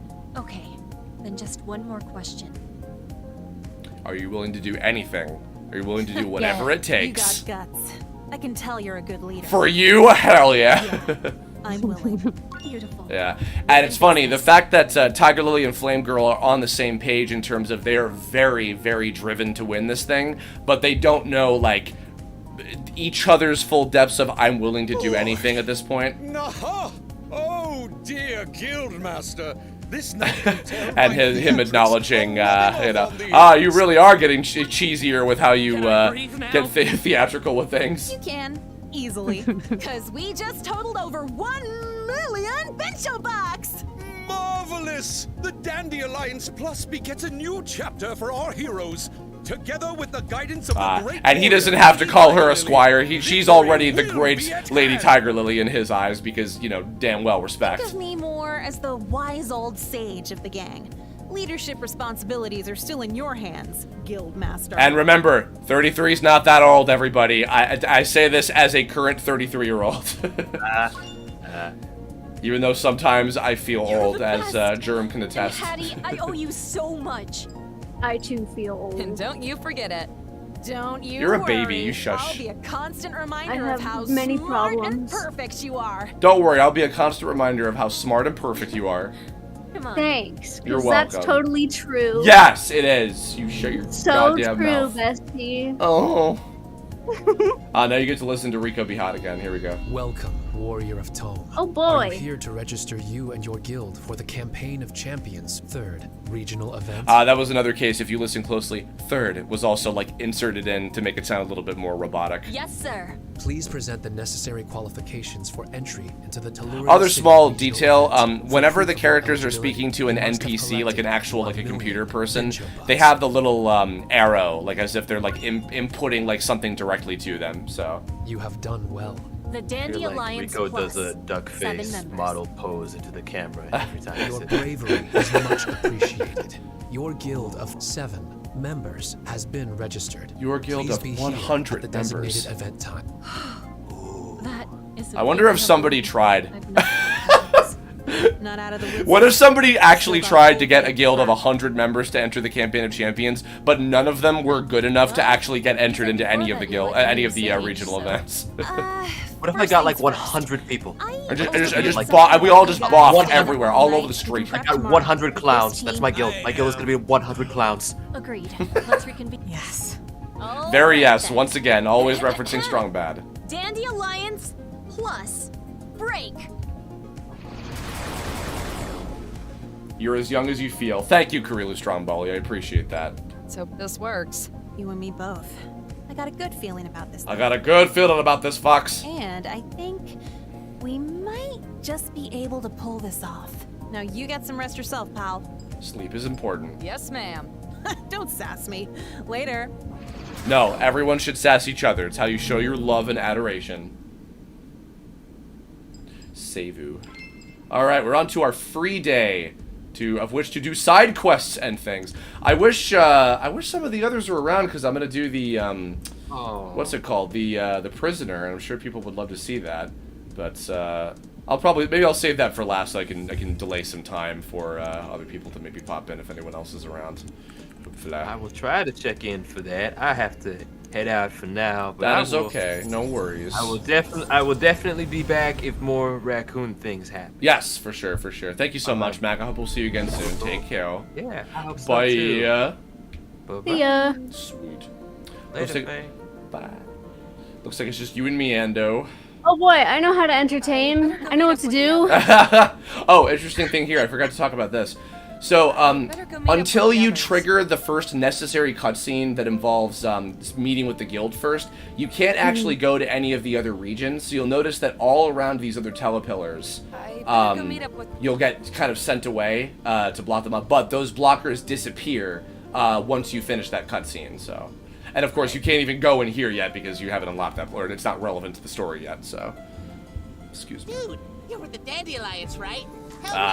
And of course, Dandy Alliance is growing in popularity here. Sure. I'm back just to say Universe Traveler pointed out that we can see the mouse. Oh, we can. Oh, I'll move that up. Oh, we can see the mouse. Okay, I wasn't sure about that actually. Oh, you're playing with a controller. Yes. Well, yeah, but I still have my mouse on screen. So. Remember I to forgot take a about break this too. once in a while. When you wish to stop adventuring to the terrain of magical expertise, all you need to do is consult your menu screen and tap the log out button to return to your original world. Yes, it is. I wanted to have Mona Marshall for one of these characters use her patented little boy voice, particularly because of her role as Kite from the .hack series. Now, this NPC only appears during the free days when you can log out. Now, of course, you'll notice we don't have that option opened yet. That is another thing, actually. I forgot to mention this. So each of the day 6s of the weeks, I should just say 6th days, like a normal fucking person, for Christ's sake.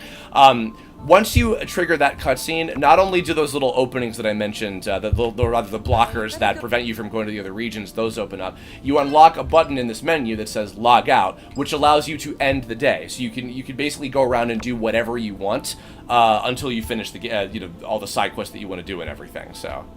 Any special techniques you guys would recommend learning from the Tellurian City Dojo Master? Oh, there's some interesting options with that. This guy I think was an edit of like a Pokemon sprite, and he looked like a Game Boy kind of graphic, so I gave him very kind of like primitive colors in that sense. I totally dominated at the casino. The Dojo Master also teaches an array of moves that summon magical crowns that cause different effects. Of course, we have, I didn't pick one of these, but Hattie can learn moves that summon giant hats that give them different abilities and things, so. Oh my god, really?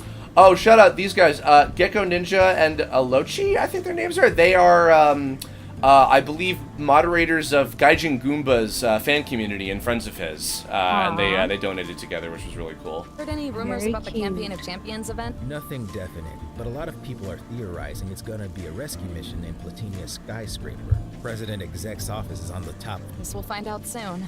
I want to save these guys for last because I'm very happy about that. Oh, this guy, this is another long time. I think this guy and this character and this character, Inferno, I believe, are also longtime Tome fans, so big shout out to them as well. You know what I love about this game? Oh, here's Kellen. It's got prize boxes that have money in them. They don't cost money to open. That is a hot take on video games if I've ever heard one. Oh, man. Tell me about it. Hottest take. Oh, and this guy too is another longtime fan as well. I put something together about Webmaster's attendants. Forever's a robot, but she's super expressive and portrayed by a real person. But Endeavor's supposed to be a human, and he's all emotionless, and his voice lines are pre-recorded, so he's more like a robot. That's some interesting juxtaposition. Is that the right word? That was Mark Using Swint. big words is hard. And that was Mark Swint doing a very scratchy, painful voice that is easy for him because he's very talented. I just found an NPC that can sneak you into the underground part of Gold This guy is Mountain staring Casino. directly into your soul. Now we can earn some major netty again instead these of three messing around characters with those right stupid here. one-arms on the top floor. These three were another set of characters that were added from the charity stream that we did towards the end of development.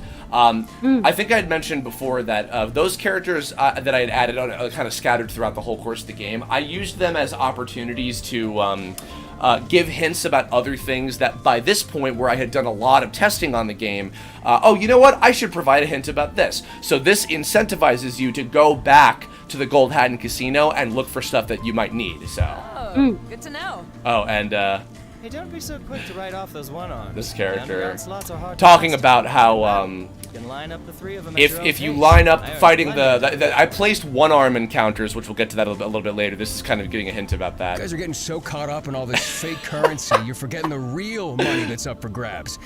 I signed up for this game just to have a shot at it. So This is a character donated and based on and voiced by Jonah Scott, who of course is the voice of Legacy from Beastars, and at the time was actually not cast yet as the voice of Serpentine. So originally, and there is a clip of it somewhere, if I could find it, I would play it. Of Matt Shipman, who of course voices a bunch of other characters in the game, he had already recorded, and I was like, "Hey Matt, can you do an impression of Jonah to voice his character?" And then he's like, "Oh yeah, you guys are getting so caught up in all this fake currency, you're forgetting about the real money." And then I played that for Jonah when I had him do this character, and he's like, "Why do I sound drunk and or high and or both?" And of course he's named Fur Adjacent because he is a furry adjacent. So. True. And of course this one, I'm very happy with this one. I voiced this character. A hearty bork to you this fine morn. If in thou wert to pat in mine headeth, this beast would be most happy. Oh, Pat. You have no idea how happy you just made. Bless you. In Tome, you can pet the dog. Oh my god! Pet it on. Oh my god! Pet it on Twitter. I mean, put it on Twitter. Also, this character was donated by our former technical director and former programmer, Mike Prinky. This is his character right here. This guy in the hat and the suit. And this dog is based on his actual dog, Sir Douglas. Which is the reason why I voiced him as well. So yeah, and I threw Michael in here as a little reference to that. So shout out to you, Michael. Thanks again for all the great work you did. All right, let's go talk to the others. By the way, Andy, if ideas for questions come up or topics about the game or anything that perhaps I haven't talked about already, like I am all ears if you have any ideas. So yep. Well, I missed the last stream, so I don't know what wasn't. That's okay, even if something is said already, I'm sure there's other things to say about it, so. I'll just read chat when chat. I got some orbs of unity I want to divvy out to folks. Talk. Sure. No, sure. Good to hear. While I have you, okay, so we have enough orbs of unity for all these abilities. Which one would you like to see first? Oh man, okay. We got Alpha and Curb, Give we me got the- Flaming Gamesoft, Alpha and Gamesoft. Okay, well, in your opinion, what is more strong out of the three? Athena's Shield is a very good buff. Do you like using buffs? I don't, but of these techniques, I would say it's probably the best one to start with. Alright, let's do that one then. Okie dokie. Alpha, Softy, I want you to. Oh, really?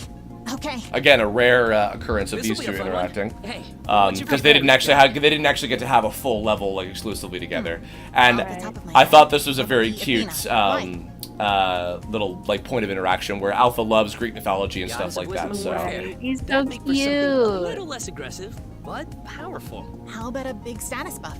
You've got that discus that can double as a shield, right? Yeah, that's perfect. You put your energy into the shield, and it'll boost the defense of the whole party. Athena Shield. Hell yeah. And thus, now you have the power of the best Greek god on your side. No backsies.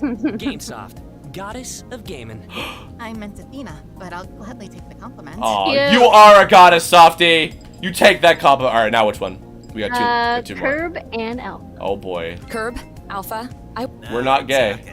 I knew this had happened before. No, So it's now a that straight. you finally No. got in your way, what's your big combo gonna be? If we do a team attack, is it gay? We hold hands while we do a team attack. Is it gay? I will say this attack is cool, but I mentioned before I do feel really stupid that I did not have this be a reference to a team attack that they actually performed together in TTA, where Alpha shoots out. Curb shoots out a tornado. And Alpha dives through the tornado and does like a spinning Vulcan fist and like just like corkscrews into the enemy or something. Like, oh, that could have been so cool. Yeah, let's go with that. Nice. But this one was also cool though. But no hand holding. This generator ain't powered by friendship. It's powered by Being gay. I mean, shit. Okay. Don't worry about it. I'll just put my hand on your shoulder. Oh, fine. And at last, Softy, I want you two to have this is orb of nostalgic unity. for me. This one because this was one of the first of the team attack conversations that we had edited together, so I could hear directly what the interactions were going to be. Yay! Cute. What should we make then? Okay, it's a little cheesy, but I had an idea. My fire spells crossed with your computer programming kind of theme. equals a firewall. Honey, I love it. So cute. Once again, shout out to Scott Gowan for conceptualing the majority of these team attacks for us. I am, but I also love it. Not in the way you might think. We'll set up. Oh, could they be like your campfire move? And the By the way, this attack is very useful for a certain battle that these two are going to be part of a little bit later on, for those of you who haven't tried it. So it's like a good offense that makes a good defense. Okay, this is insane. This is a very subtle reference to one of, if not maybe the very first Flash cartoon I ever submitted to Newgrounds, which was Mega Man versus Plunger Man. Don't look it up, it's awful. But there was a part where Mega Man is like flashing back to something that Dr. Light gives him advice about, and he goes, a strong defense makes a good offense. And I realized, well, that's appropriate for here, so sure, why not? Sounds like the way I used to play soccer. And of course, a soccer reference, because Flamey would totally be a soccer player. This team's looking slick. I'm actually pretty excited to work with you guys. And Tiger Lily, so now at this moment, she not only has a new technique, but her equipment slot has now been unlocked, and you can change your equipment, and you can do team attacks with her. So actually, a little pro tip. If you don't do any Orb of Unity abilities during that scene right there, and you hold on to them, now, starting from this point, if you go to the arena, you can use them with Tiger Lily as well, because now they have been unlocked. So a little bit of a pro tip if you know what you're doing at that point. I'm spending most of today at the arena, so I'll be around if anyone wants to join. Good idea. We can only assume now that we got 7 members. That's the one with the bird guy who was super uncool to you, right? Yeah, but other than him, they're good people. And they're good players. With Zeto already having won the last event, the Cast of Dreams will be our biggest source of... Then we'll just have to outclass them instead. That's reasonable, right? Yes, indeed. This night is bursting with anticipation. You are adorable. Trust me, he won't. Can we call this one adjourned? We can. Let's get to work. I do really feel happy with how, like, what's up? The row, fiery flower, like, fight flower. Oh, you. No, that wasn't my pun, don't worry. Somebody else in the chat? Oh, thank you, Kirilu, of course. Let's see, what do we got? That's better, and that's better. Make the strongest team possible. Yes, the Saikyo no Team. Doragon power. Doragon power. Power. Let's see. Next stream, do you just want me to show up at your house? You can if you want. Think I give a fuck? What should I put on? Yeah, I'll put one of the medals on her. Why not? Nope. That. There we go. Oh no, she has a. Oh, we have a gold. I'm gonna put a gold on you. Yes, gold medal. All right. Make her the strongest. No, she is very strong. Hey! She's one of my favorite party members to use for sure. Yay! Let's go save. Let's go talk to Okra. Hey there, good to see you again. So of course, once again, his if you haven't noticed, his dialogue tree changes depending on how much you interacted with him previously. You too. So What's up? You won't believe this. I actually managed to make it. This was a change later. Somehow I did it all on my own in 6 days. Okra was intended to only be a competing solo player in the 4th and final event. However, I decided to place him in the 3rd one to, one, continue to show how he was growing as a more powerful player, but also for a reason that I'm sure those of you guys remember what happens to him in the regional events for that purpose as well. So. You bet. Oh, by the way. And because we talked with him previously, he gives us this little hint right here. So. If you go to Pilate Park through its southern entrance, check out the end of the western pathway. But I warn ya, it's a tough fight. Cool. Thanks for the. So that's of course in reference to the Commander fight, which we'll be getting to very shortly. Oh, I forgot to mention this last time. I wish Nathan was here to hear this. So you'll notice that there's a whole kind of like area over here that like you know there's nothing here. It's just like blocked with buildings and things.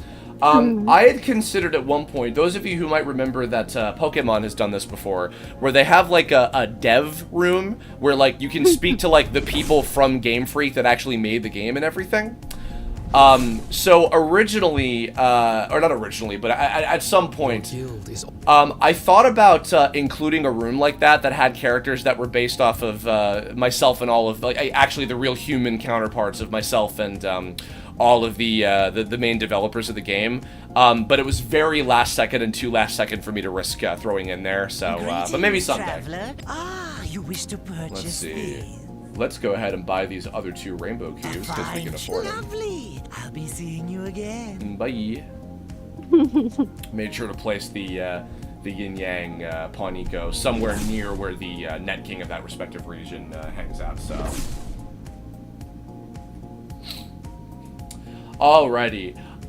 Let's see. So we have a couple different side quests that we can pick from. Let's see. Let's do, what do we got? Let me think. We have What's your favorite?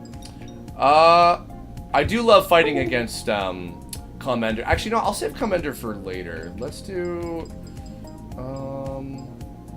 I got the cube from here and here. Oh, we do have to go back to Illumin's Alley. Let's go to this place, this little place first, and we'll have a rematch with Ute. This was I wanted to give players the ability to practice the racing and rhythm battles as many times as they wanted, like over and over again. This little parking lot area was fun to make. So I wanted to make sure that you could have like infinite rematches, basically, with Ute in racing battles, as well as feature in for the rhythm battle. You looking as well, to race? Nice. You bet. Fine, try and keep up.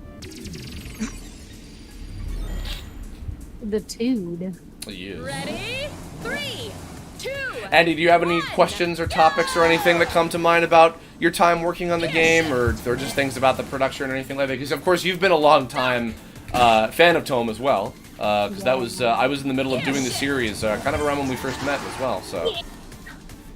And that was a lot of fun. I just wish I was able to do more. I know. I really wish that you were too. But what you did is incredibly helpful, especially when it came to the animated cutscenes and stuff. I enjoyed doing that. Did you get all the cubes yet? No, we have not gotten all the cubes yet. We were in the middle of collecting them all. Yay! Okay, that's good. So we're gonna get the best ending? We are going to get the best ending, but as to whether or not we're going to get the secret ending, I don't know. Because the ending was the best ending. No, the best ending, the secret ending is the extension of the best ending. And we'll see. Cubes, yeah, we will. Oh, we will. We will get all the cubes. Don't you worry about that. Goddamn cubes. If I don't see all the goddamn cubes.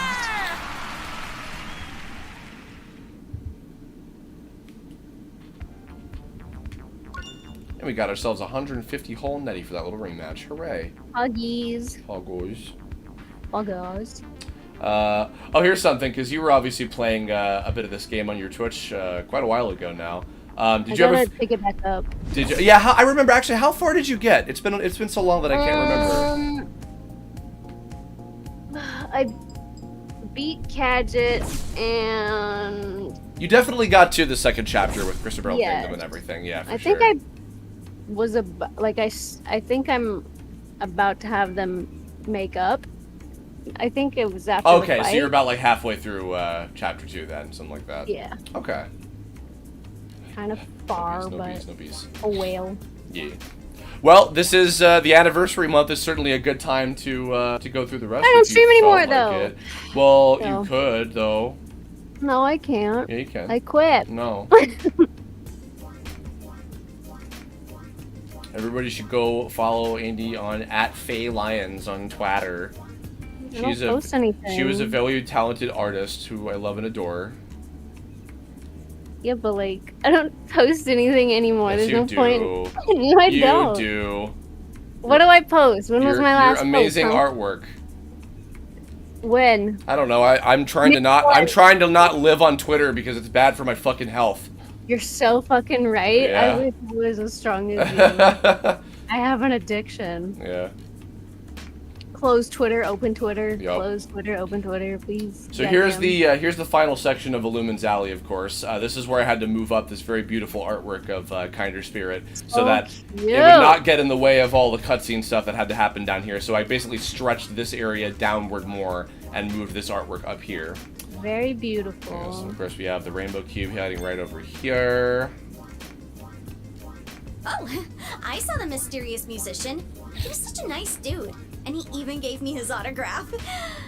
Cool signature is always the mark. This is Lizzie Freeman, who is also Suntory. That's it. Yes, and many, many other characters, too. Funnily enough, Adam, what are you doing? Get in here and join us, for Christ's sake. I see you in the chat right now. Keep us company, you fool. Go do the little rematch with featuring as well. Funnily enough, that little NPC girl that we just talked to. Oh, actually, before that, sorry, I got a couple things to talk about first. Okay, so first of all, this right here, so my hint for this is where the rainbow cube is if you look at the pattern of the windows, there's one that's missing, and it's supposed to be, like, spatially where that would be.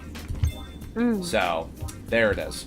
That was the one I think that people had the most difficulty finding, unfortunately. Also, you might notice that this little grate is open. Can we go into the sewers? We cannot, because this was the final remaining remnant. And those of you who are close listeners to the OST, which you can pick up, by the way, on tomeseries.bandcamp.com, there is an unused level that was meant for a side quest that we decided not to do. It involved getting a special guest that ultimately I wasn't able to get. That I was going to have in a sewer level. And I actually built the one little stage of it using some old assets and things. And unfortunately, it didn't work out, but this little grate was the one remaining remnant of that extra side quest that we didn't end up doing, unfortunately. So, but c'est la vie. I still have the assets for it, but we did not implement it ultimately. So, you know, who knows? Maybe things could change someday. Also, these were other versions of feature-ins, like kind of like different colors that he swaps around to and everything as he's dancing. Yo, look at this! You found our secret place. Bring it on! Alright, that's tight. With your 3 dancing shoes, It's Adam. I'll be a good Hi, Adam. Now get ready, y'all, cause here I go. Let's give our little are you saying words? We can't hear real you. Good show. No. Now. There we are. Hi. Interrupting me, like I was watching the genius animation of a fighting robot fighting a plunger. Oh, great, good. Glad you had to hear that. My little tiny, like 16-year-old voice as Mega Man. Should mention here that having all 3 of the rap bots as your partners because you are in a single member party at the moment. That worked out as well, having these 3 in here. So that, now you can rematch feature round without having any of the other characters and everything, of course. So that worked out nicely. I still love this song very much so. Oh, it's a fantastic song. Yeah. I was gonna say earlier in regards to the little clock face girl that we were talking with in the end of Illumin's Alley. So in order to kind of keep things feeling like it was lively and populated in the different kind of worlds of Tome and stuff, I wanted to make 7 different types of villagers. I had a man, a woman, a little boy, a little girl, a kind of like bigger sort of like wild kind of character, a scholar, and then like a guard, like one that would be outside the front of the respective stronghold of the appropriate Net King and everything. So, in addition, I did 2 different color schemes of each of those NPCs in case I wanted to have a couple of the same type like next to each other. And I made talking portraits of every single one of those different colors in case each of them would have a different line of dialogue. And I realized there were a couple that we almost shipped the game without ever using them. So I think that there were a couple that I would go back towards the end and I would change to, have this be color scheme B instead of color scheme A. And then if they have a line of dialogue, you can actually see the graphic that I made. So nothing, because even after I just talked about cutting the Soldi Sewers level, I didn't want to leave anything wasted in the end. So anything and everything we possibly had, I wanted to utilize. Even same thing with the Prisoner. I mentioned that designer, they made that design of like an RPG version of the motherboard character just of their own accord. And so I was like, you know what? If I can use this for something, I'd like to. So everything was utilized, and I maximized all the possible content to make this as full of an experience as I possibly could. And I'm very happy with how that turned out, so. Alrighty. Let's, I say next, let's try to fight Commander. Which Adam might... Oh, which actually, this is perfect timing. Adam, you were not only, of course, a tester on the game, you were a guest character designer for the boss that we're about to fight against. Wow, good timing. Yes, that indeed. Good timing. I remember you're like, you do mechs? I was like, yeah. It's like, yeah, you're better at mechanical shit than I am. Please help, Lamau. I don't know if I'd say better. Well, when it comes to that, I wanted to, and actually, because relevantly to you, Andy, for a certain special character that we may or may not get to see, we'll see. If we don't, I'll cry. Here's the first actually tease. Speaking of Orange Island, this is Kyle McCarley. That's the first instance of being able to see an Orange Island NPC mixed throughout here.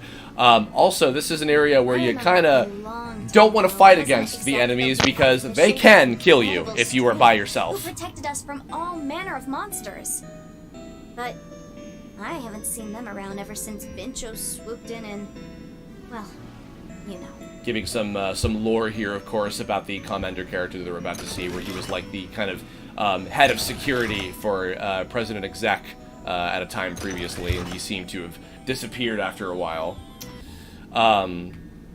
Yeah, that NPC that was shown before was kind of the first tease of, the characters that live in Orange Island are ghost people, apparently, like the little spirit guys. There's some, by the way, shout out to the little, the Tetris pieces that you can see kind of floating out here. As building this next area, by the way, was also a lot of fun. I wanted to make it kind of like a giant, like, baseball and or just general sport field, like a giant cage and everything. And you have to look very, very closely. But yes, if you can see it just like a pixel of it. You can see the little glowing stuff underneath the cage there. There it is. Haha. Found the mysterious cube. Yee! How many do we have now? Ooh, we've got 2 whole layers of them. We're getting close. So, this character. This is Commander. Once again, like the pun scheme with, an exe file and a bin file and a .com site and everything. Function. Guardian. This is Chris O'Neill of Oni Plays fame, of course, voicing Commander. God.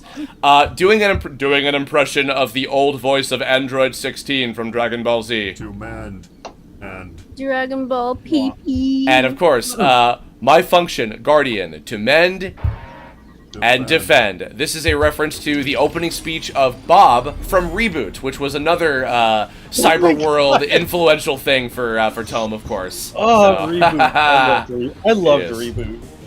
I'm going to use this move to boost my stats. Beast.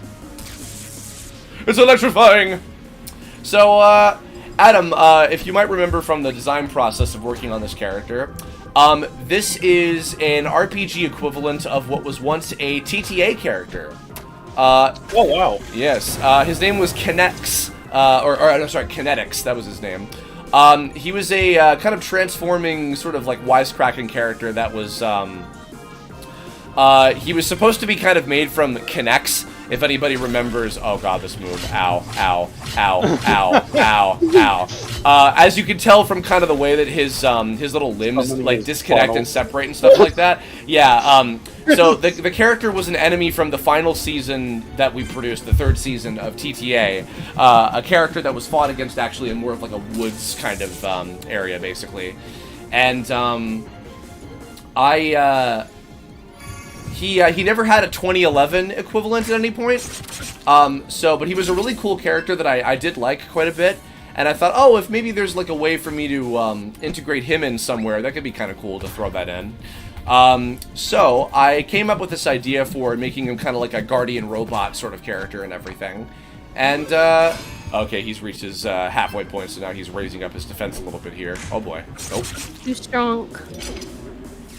And yeah, since of course on your original animated series, Shattered Heaven, you have quite a few. You're very heavily influenced by mecha shows and things. Oh dear God. Yeah. So and you don't use 3D models for them. You animate them 2D like a crazy person. So I actually put out psychopaths. Not trying to promote myself, but I actually did something because I'm mainly on webtoons now. And I just did for their call to action thing. I actually just put out like a quick trailer in like a week. I don't know how the hell I did it, but I did it. Hell yeah. And it actually has the last time you recorded for me, because I roughed it out. I finally get to animate some of that mech stuff, so we're just talking. Oh, very nice. That. Yes, that's right. I do voice a mysterious assassin character in that show. And we beat him! Nice. Yay! My duty. Yeah, I'm a masochist. I should probably start using 3D models, but you must be their new guardian. Hell yeah, the automaton has gone into a deep sleep. Aww. You know what I imagined actually as, if God forbid we ever did, or God willing, I need to remember to say that more often now. If we ever did DLC or sequels or anything like that, I thought it would be insane.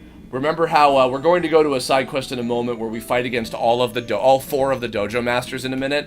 Can you imagine fighting against, even if you had a full party of 4, fighting against 4 Commanders at the same time? I wanted to torture people with that and thought that would be insane. Yeah. Give them parody Ranger color scheme. Or make them like monochromatic, like the machine made kind of like copies of the later bosses in at the end of Mario RPG as well. Yes. Yeah. I'm gonna go heal up real quick, like. But that was a fun thing that when you asked me to do it, I really appreciate it. That was the first time I got to do a character design for something other than myself. Yeah. And be, like in a video game. So that was really cool. Yeah, because we worked with quite a few designers for like the main cast, and I did a bunch of them myself, of course, too. But I wanted to have some other guest artists or folks that I love and appreciate the work that they do, and both of you guys were wonderful guests to have as other designers on the game as well. So. Yay! Adam, I don't remember. Did you test this side quest with fighting against all 4 of the Dojo Masters? I don't recall if you did. Yeah, because this was extremely last second adding this quest. As you can tell by the fact that this Zircor, which of course, Zircor Stadium, which is not just a reference to, the Z Stadium from the original TTA, which Zeto created, but Zircor is much like all the pun scheme kind of names of the Telluria City levels. They're all kind of named after alloys and metals and things, which in this case, zirconium. Zircor is the name of the Dragon Ball Super character that I voiced, I believe a year or 2 before we released the game. I was very fortunate to voice a little one-line character during the Tournament of Power multiverse tournament arc at the end of Dragon Ball Super. He had one line. He was from, I think, Universe 11, I believe. That's sick as fuck. And, we've got, of course, they got some computers here for the 4 Dojo Masters for LAN parties. This is meant to be like the back room of the stadium where they hang out and train by themselves. As you can see, this is mostly comprised of like reused assets from other stages and things. I also tried to have sound effects of them like fighting each other, but for some reason I just couldn't quite get it to work, so I just had it be silent, and it's a little uncanny, unfortunately, but it is what it is. So, yeah, and this was an opportunity for me to actually make overworld sprites for the 4 Dojo Masters that previously didn't actually have any.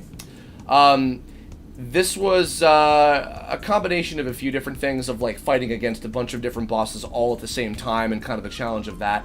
As well as an expansion of the whole, like, fighting the martial arts master of, you know, the Mario RPG and Paper Mario type of stuff and everything. Dare you interrupt the Dojo Master's secret training session? So, of course, we threw this in, and I thought this would be pretty fun to have this in here, so... Yes, way. And believe it or not, as hard as this might be, it is possible to defeat these guys as early as this chapter. It is not easy by any means, but it is certainly possible. Part of this also spawned from just sort of the idea of wanting to have, I had mentioned before that the Reaching Zen power-up, which is one of the pieces of equipment that you get that prevents all status ailments. I wanted to have a few different interesting ways to get that. And I thought that, oh, you know what? This could be a cool idea. So this was in literally like the last few months of development. I managed to somehow squeeze in time for doing this side quest, despite, like, you know, we were really pushing to the end here. And but thankfully, because it was mostly comprised of you know, reusing assets that we already had and everything, it wasn't too bad in terms of being able to finish it up and everything. So.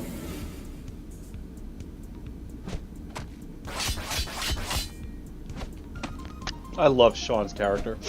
his Maverick Sona.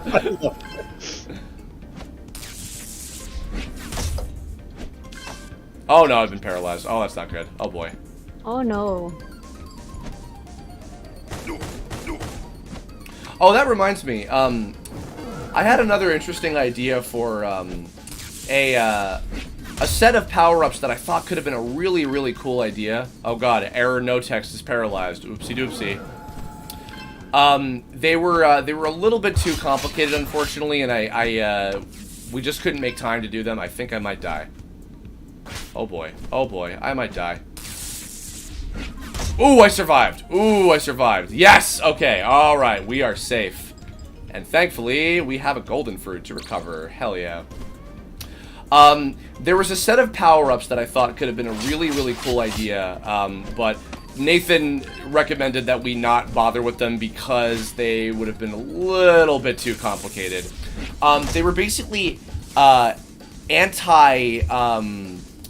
status ailment power-ups. One for each of the 4. Where, say, for example, if you are encased by ice, every turn that it says, like, you're encased in ice, it would recover health for you. Every time that you are cursed, if somebody gets near you, then they get contagiously cursed as well, as a result. And then my favorite one was the flower one, where if you get turned into a flower, you would have your attack boosted, like, exponentially. So your little simple, like, bapping them as a flower, like, you know, basic attack, would become incredibly strong for the length of turns that you're turned into a flower for. So, I thought that could have been kind of cool. But yeah, Nathan said it would be a little bit too complicated, and it was a little bit too much of a last-minute idea to throw in there, and it was okay to lose it, because it wasn't that big of a deal, thankfully, so... I gotta head out now, but it was no problem. Fun hanging out with you guys again. God, I could really use that right about now. Andy, thank you so much for joining us. You're free. You too. You're free to join again if you'd like to hang out again. And I'm dead. Good, perfect. So when you get to the stuff, I need you to ping me like 5 different times because I want to be there for it. Okay? all right, I will. But all right, yeah. Take care. Thanks so guys much. Later. All right, bye. Bye. All right. Well. I think I will save trying again for perhaps a little bit later down the line when I'm stronger than I am now. So, let's go ahead and let's go talk to the prisoner. And Adam, remind me, you did, this part in particular, you did test quite a bit at the time, yeah? Oh, yeah. Don't mind, I'm just like, I just got home like 10 minutes ago, so I'm like eating food, but I'm on mute, so get to That hear is me. okay. I appreciate that. So I'm almost done anyway. But yeah, no, this one I believe I did. Oh, you know what? Actually, hold on. Let me go back. I'm going to save, because there's a particular outcome that I would like to try and elicit if I can. So, let's see here.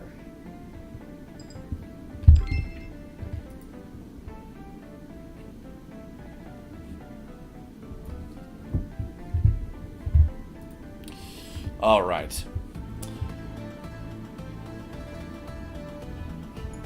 Gonna go see everybody's favorite girl.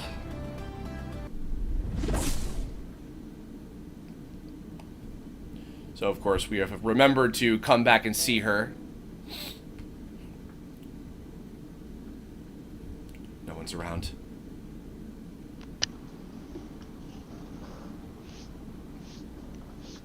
Oh, you know what? I think, actually, I'm remembering now, in my, explaining things before, I forgot to mention that this character who was based on Motherboard from TTA is also technically reprised by Kira Buckland.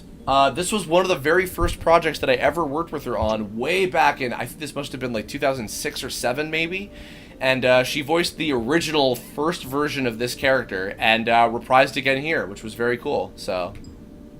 I'm back. Hello again. I just knew you would return. What did you want to talk about? Oh, anything really. I do not often get to speak with those on the outside of the castle. I mostly just read about the world in my books the Queen gives to me. I'm gonna see if I can remember how to do this correctly. There's a particular outcome of this that I want to see if I can get her to talk about here. Do you ever get to leave your room? Oh no, I am not allowed to. But it is quite alright, as I am safe and protected in here from any threat. Even when the dreaded mirror demon attacked the castle, it caused me no harm. So of course she would have been around for while the Regional 2 event is happening, and the story of that, and how it took over the castle and everything, is still unfolding as you would think it does, so... I actually helped to defeat the mirror demon myself. Really? But I heard a single warrior was the one who defeated it. So here, of course, in reference to the fact that Zeta was the one that was the true winner of the event. Was that warrior you? Well, many of us fought against it, but someone else was the one who ultimately took down the real Silicarnage. Oh, I understand.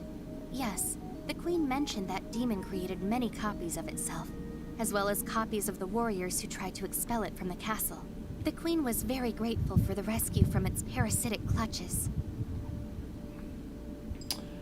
Okay, I think this is going to work because of how honest we've been with her so far. This should work. It's not such a big deal anyway, since it's not real. What do you mean? You can change subjects, or you can continue to press this. I mean that none of this is real. I am sorry, but is this some sort of joke?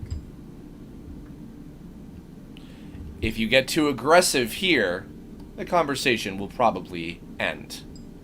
No, I mean, this entire conversation is fictional. You're a video game character programmed to have a realistic human-like interaction with me for what I assume is just a side quest.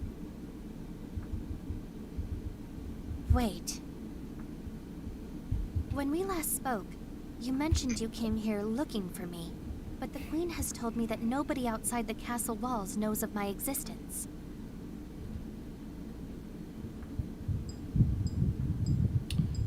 Which do you like, Adam? Damn, I don't know, unless there's Queen more. Ruby is just another character in this game. These memories you have of her aren't real. Just lines of dialogue algorithmically generated in response to the words I'm saying to you. Is that really true? If you go here, that will not be cool. It's not cool to do that at all. Yes. My word. Now, this conversation, if you happen to go down this string of dialogue, depending on how honest or dishonest you were the first time you spoke with her, she will either be receptive and open to, like, okay, tell me more about this if this is really true, or she will be like, I think you're lying to me, and I don't want to talk to you anymore, and I feel very uncomfortable. This is a very startling revelation. I do not know how to feel. Or, I suppose, if I even really feel to begin with. Your honesty and forwardness to me throughout our conversation leads me to believe that you are not, in fact, joking. I am intrigued by this. All of this. I cannot help but ask, what do you think my purpose is?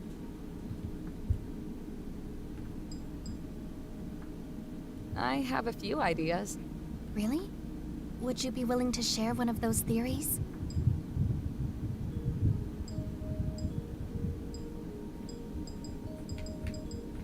I think that someday, you're going to play a part in saving the world of Tome. Oh my, that would be tremendous.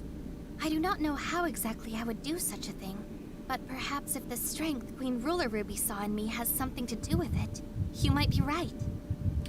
This is my subtle little pulling back the curtain on some of the ideas that I have with her. Whether or not any of them will ever necessarily come to fruition, I don't know for sure. But this is kind of in the realm of what I was thinking of what her purpose could be, and maybe even little things about her origins and that kind of stuff. So I certainly have a lot to think about now, but this was a very enlightening experience. Again, I am sure you are quite busy with your own adventures, but if you are willing to come see me next Saturday, I will be here waiting. Of course. I look forward to it. Be careful of the guards on your way out. Good luck to you. Going on a... I will remember what you have said. Until next time. Going through a very different kind of pathway for, you know, how we're interacting with her. This is kind of the alternative, because there's two kind of main ways you can carry it. Just sort of being her friend and interacting with her. And the second way, which is kind of diving into this sort of, you know, metaphysical, you know, questioning one's own existence kind of thing. So, all right, I'm going to save here. I'm going to log out, which will take us here. All right, and I'm going to break for just a moment to make a phone call and also go to the bathroom. So I'm going to put us on mute. We will be back, and we will talk to you again soon. Adam, will you still be here? Yeah, I'll still be here. Okay, cool. All right. You're good. We'll be back in just a moment, folks.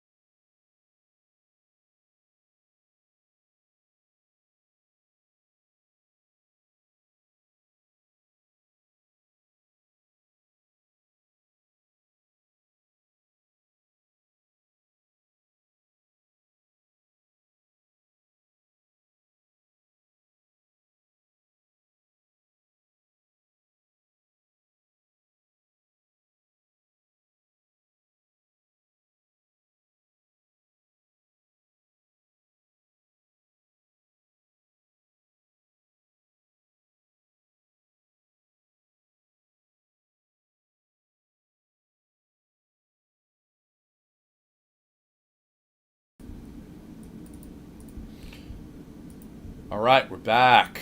Thanks for waiting, everybody. Really appreciate it. Shit. Had to talk to a friend about something real quick, like. All right, so we are getting into the last day of Chapter 3. Also, sorry about that. I didn't realize the music was gonna run out after just one play, or I would have put on the little playlist there before. That was my fault. Oopsie dubs. All right, so the end of Chapter 3 with another level that I love, Platinia Skyscraper. Get into that in just a moment. Go around and talk to some of these guys. A lot of super cool designs that I loved. Getting to draw all these, of course. Yo, we saw your guild on the list of entrants for the event today. I think that's Mark Swint doing an impression of Crisito. You guys got the Karmic Blossom on your team now? You got this in the bag, dude! That's Jenny Okabori doing an impression of Kevin from Ed, Edd n Eddy. We're all rooting for the Dandy Alliance. Oh, sorry, the Dandy Alliance Plus. Good luck to you and all your guildmates. Our fandom grows. Thank you. Yo, just wanted to say, nice hat. Oh, thanks. I mean, I'll gladly take the compliment. Nothing wrong with that. Ah, here he is. I mentioned Courtney Invader Scar was one of the winners of the fan art contest that we had. Where you could get a character in the game, and Any bets on who's gonna win the regional event this week? This character we're gonna see in a moment is one of them. This guy right here. After that last event, seems like the random factor could totally screw over even the toughest competitors. I think the guild with the highest probability on numbers alone is the Casto Dreams. With 10 members on their side, they should be able to adapt to almost any situation. Yeah, there's a pretty small amount of entrants this time around, but they've been a big favorite to win since the first And that's event. Octopimp doing a John Egbert voice, I believe, for this little guy. Let's hope. And I love this guy. So, today is Sunday, June 21st, which means it's Father's Day, like canonically, and we're gonna go to a regional event with a character that was originally voiced by my dad. Aww. And if it were possible, I would have had this NPC right here also be voiced by my dad, but we couldn't work that out, so I did it myself. Happy Father's Day, or Grandfather's Day, depending. Don't forget. That is a weird combination of reminder. An impression of my dad crossed with Goldmember from Austin Powers 3, because we used to watch that and reference that together. I think that my dad is one of the only people that actually likes that movie. So, I didn't hate it. It's a movie I can watch when it's on and be like, that was a movie. Sure. Yeah. That was a movie. That was a film that we watched. Absolutely. Let's see. All right. Move around a few things here. That lineup is good. Yeah. Okay. Curb. Do you remember much about this level, Adam, when we were testing the skyscraper stage? A bit, yeah. Yeah, this was this is another personal favorite of mine. This was kind of our equivalent of Booster's Tower in a certain way. Ooh, you know what? Here, actually, I'll have a poll for y'all. Here, actually, no, there's not enough room for all the characters, but in the chat, which character would you like to have be our first party member for when we get into the game, when we get into the stage? Because I would love to know, and I will try to do my best with whatever hand is dealt to me, I suppose. Okay, yeah, I think go ahead and heal up real quick. I do love office building levels. I do think that this is super cool to do, and I was very much looking forward to the aesthetic side of doing this stage. I realized, just a little side note, setting up the boundary to trigger the cutscene for this particular part was pretty tricky. I can't remember if I had to like move anything graphically around or whatever, but because I put the shop over here so quickly over to where the what's it called? The telepillar is, and I had to make sure that like Hattie wouldn't accidentally like go over it and get teleported. Like he just like marginally misses it. So let's head over. Alrighty. I'm ready. I always wanted to make sure people would have an opportunity to mess around with their equipment before they would go up and do one of these. That was always a good decision. Yeah. Nervous, but the safety of Telluria City depends on us. We must topple the baneful Bincho and return the benevolent Net King exec to power. We'll be fine. We're bad enough dudes to save the president. A reference to, are you a bad enough dude to save the president? Let's go. Which I wish I could remember where that comes from originally. I have long forgotten, sadly. Hello. If you are here to attend Vice President Bincho's press conference, please present your... That'd be our cue. Cha-ching!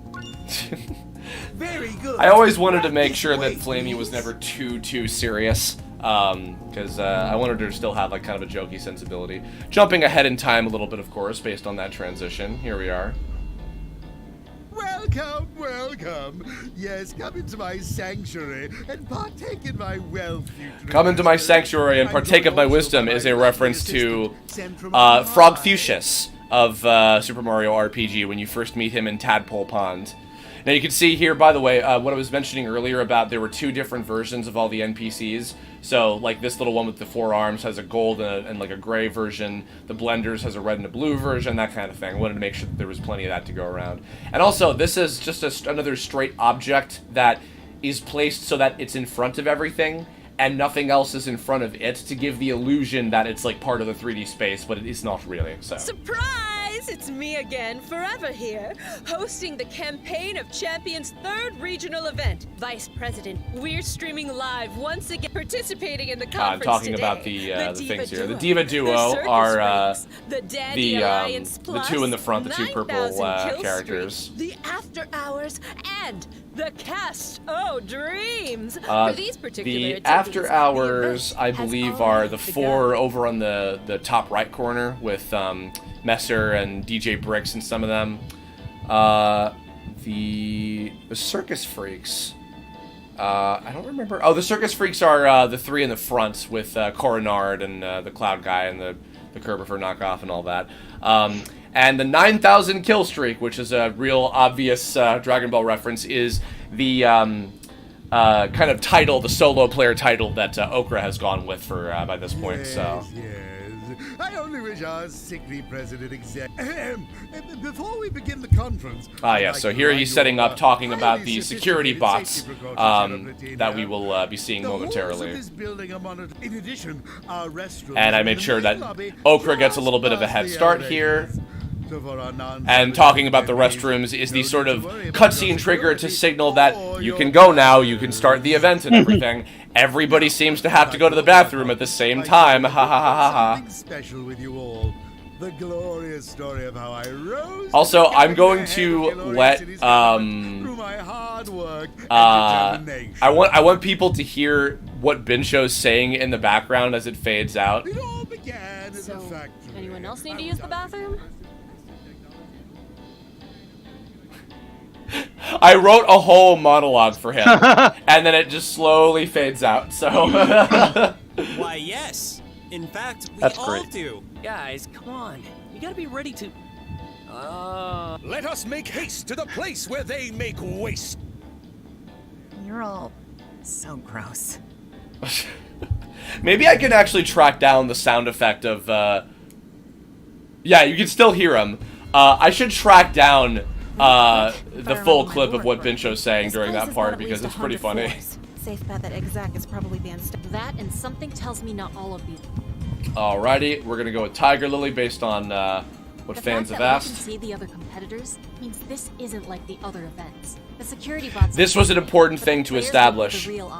How much time they take. For the difference between this and the other 2, where the 2 events before that, you never interact with the other players that are competing. This is one where it's changed, and all of them can interact and cross paths with each other at different points. So, here is the reason why I decided to have Okra be part of this event, so this could happen. Youchies. And there's the Wilhelm screen, of course. Oof, if we get hit by those, we'll be kicked out instantly. Be super careful. And it was interesting, too, having unique dialogue for all of the party members that say different things depending on who's with you at that time. You know, kind of gives a little sense of replayability in case you want to see what different characters say. I don't remember who it was that I picked when I did... it might have been Tiger Lily, actually, when I did the official playthrough. So those little security bots over there that I, you know, very simple designs. So if you come into... I'm not going to do it because it'll end the level, but if you come into contact with them, you get dragged into a battle with them. There is actually, like, a real enemy of them that will shoot you with, like, a security beam. It automatically kills you. And then when you die, you get sent back to the beginning of the... Or not the beginning. You get sent basically ahead to the end of the event as if you lost. You don't get to go through any of the other stuff that was going on and everything. So it's not terribly difficult or anything. I left plenty of room to be able to sneak around and everything. It was more meant to be just kind of like intimidating, if nothing else. But yeah, so...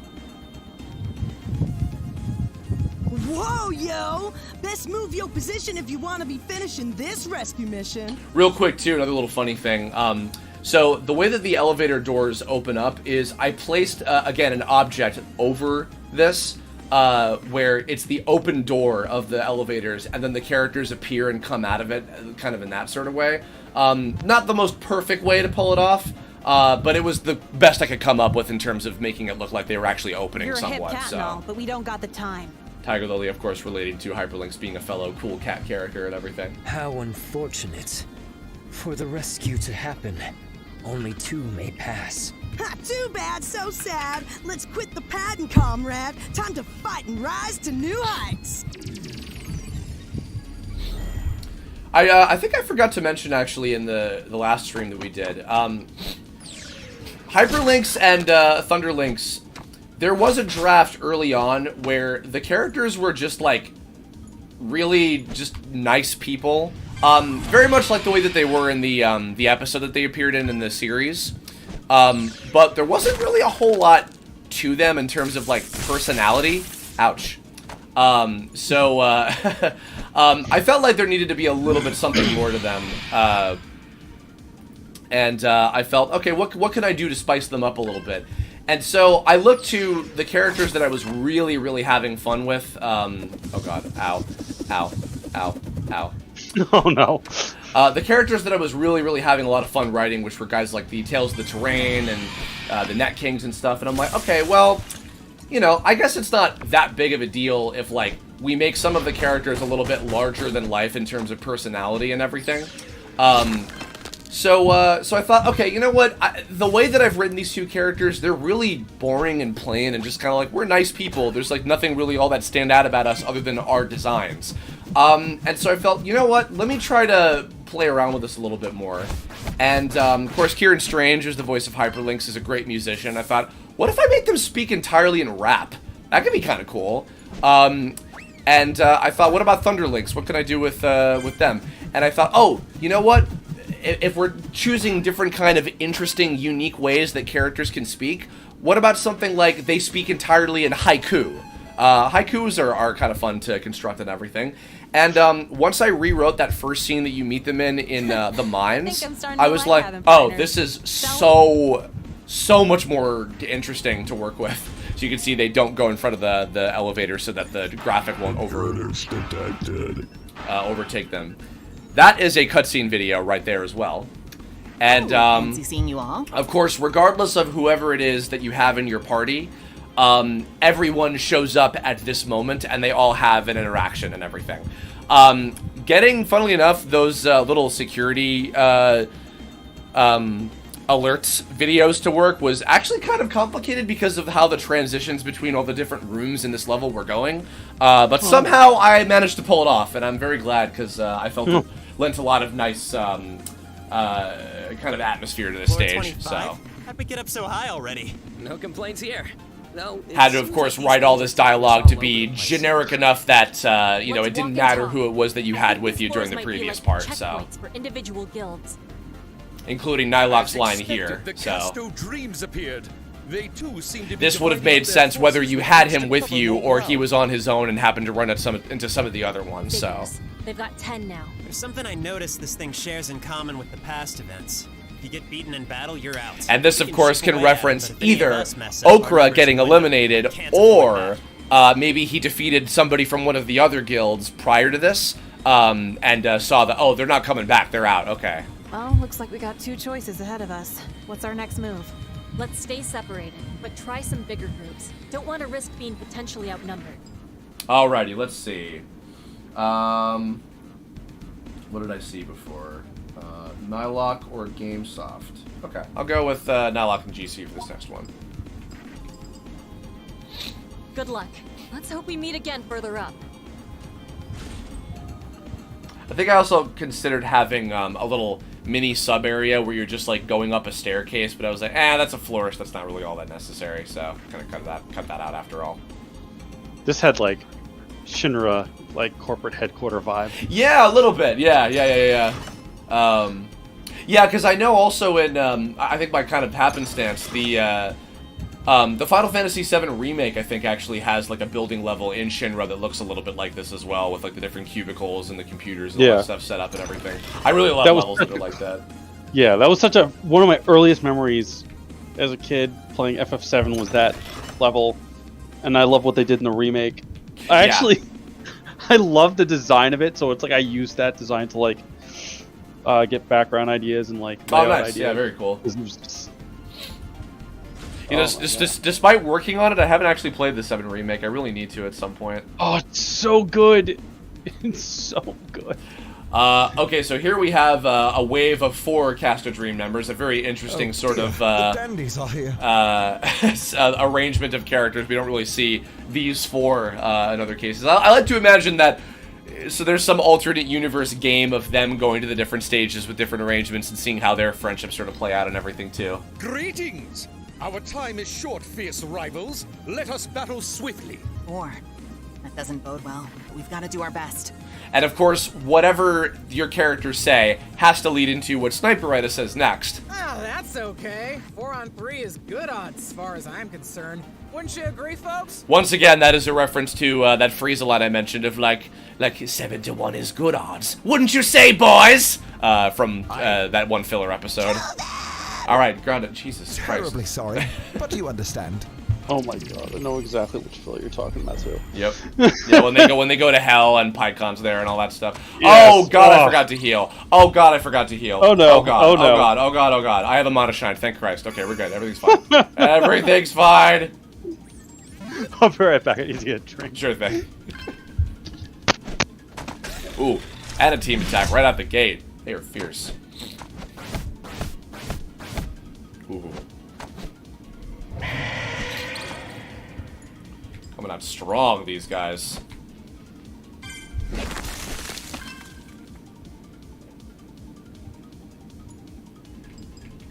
Yeah, it was, oh yeah, Zega X Run. Yeah, originally we wanted to try to set it up in, I guess, a little bit of like a simpler way. But actually, in the end, I did like the idea of like it pulling you into a battle and then just like really making you like hitting it home that like you screwed up and you're getting punished for it in this kind of way. So I actually think that it was fine in the end. Again, it was kind of nice that like it was a limitation and just something that like I was trying to figure out in a way to make it simpler to do. To try to make it simpler than what appeared to be the simple way of doing it is kind of what I mean by that. So, and yeah, in the end it worked out and I liked it, so, you know. I did the QTE wrong of that, sorry about that, guys.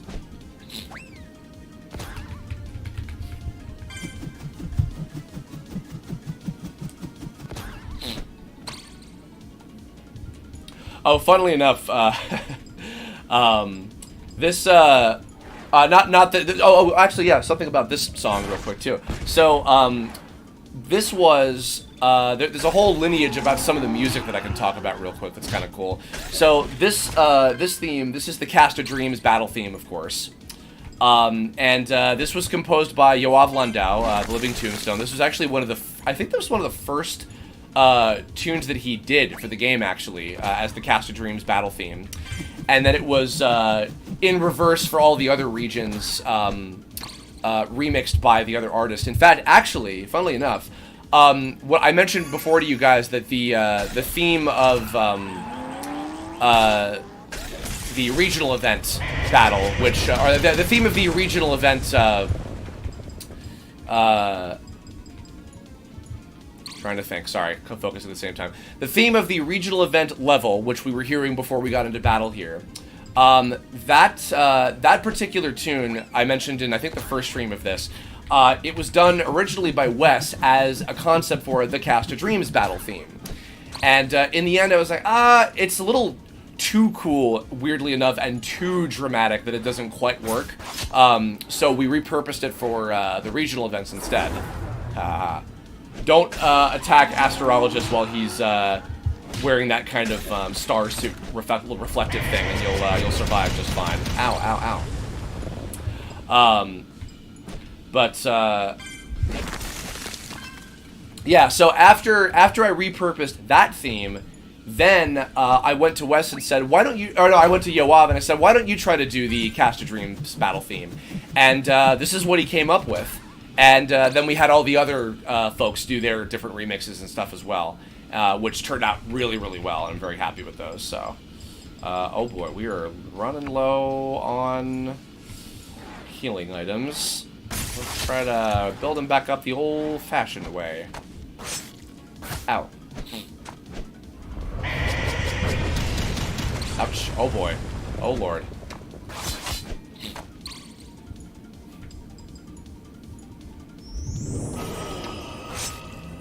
Ouch. Oh boy. Oh, but we can finish him off alone. We'll be okay. We're fine. Bonk, bonk. There we go. Challenging enough, but not too difficult. If our Band of Seven remains intact, this means our all-powerful alliance holds an Band of Seven, reference to the name of a bunch of bad guys, actually, from Inuyasha. We've come a long way. The Think we can Shichinintai. actually beat them at this one.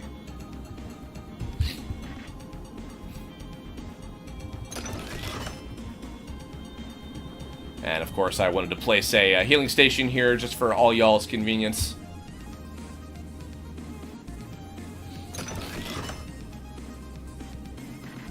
I remember that little hesitation with that. I think Security breach on floor 50. I'll talk about that in just a moment, but that transition to get up here was, I remember, giving us some weird glitches where it was freezing and not working correctly, so we had to mess around with that a little Let's not waste bit. any time. I say maybe we switch things up. Hey, don't forget, this Saturn Diva person isn't the only thing to worry about here. Right.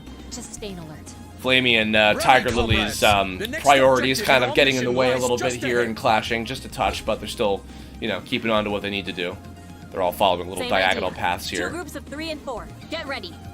All right, for this one, let's go with.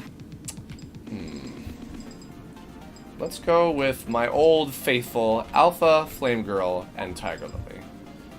This is going to be... Actually, no, you know what? No. Alpha, Flame Girl, and Nihilok. We'll go with them again. We're doing good so far. Don't lose your cool. I'm already a natural element, which means that I'm going to be in severe pain from some of the fire attacks that are going to come up. So, want to make my life a little bit easier. God, it must be so hot to work in these offices because of all the computers that are just heating up everything around you all the time.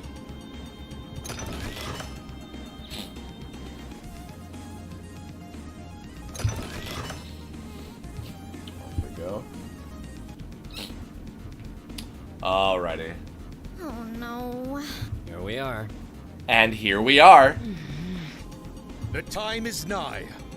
Block. Fine. Let's settle this. It's you or us. Let's not be too hasty.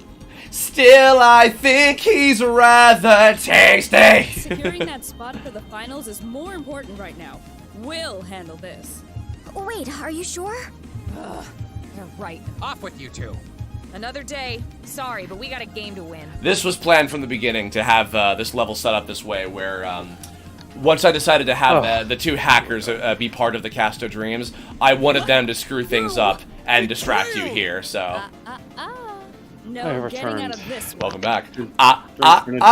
You didn't say the magic words. You didn't say the magic words.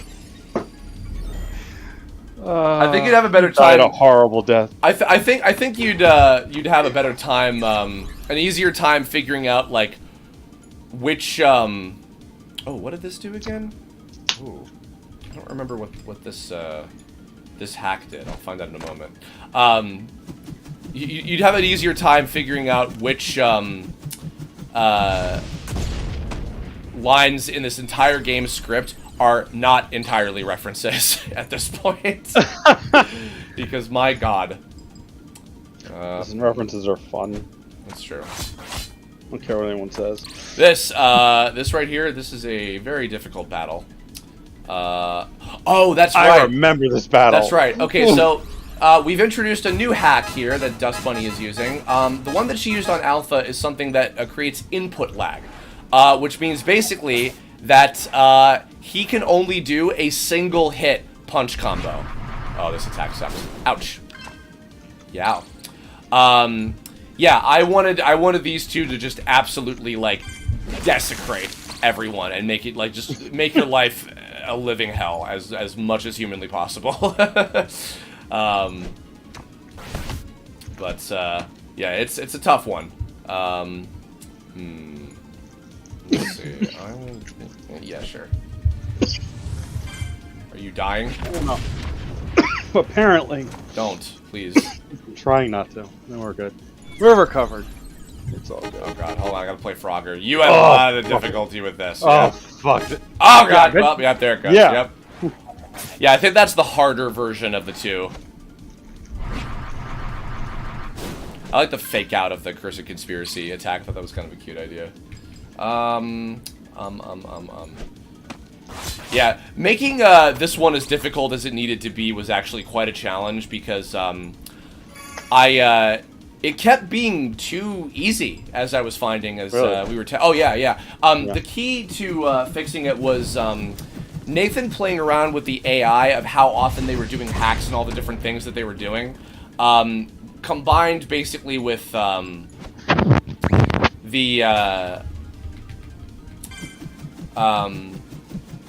amount of HP that Dust Bunny and Raven Freak had, because we wanted to make it not like last horribly long, even though I would even say that I think this battle goes on for longer than I would have liked it to, unfortunately. But you know, it is what it is.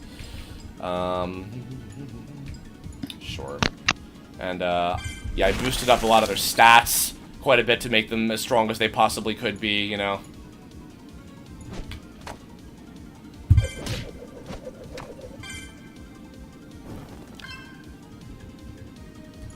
Gonna save Alpha so we can more easily recover some mana from him. Alright, come on. Come on, baby.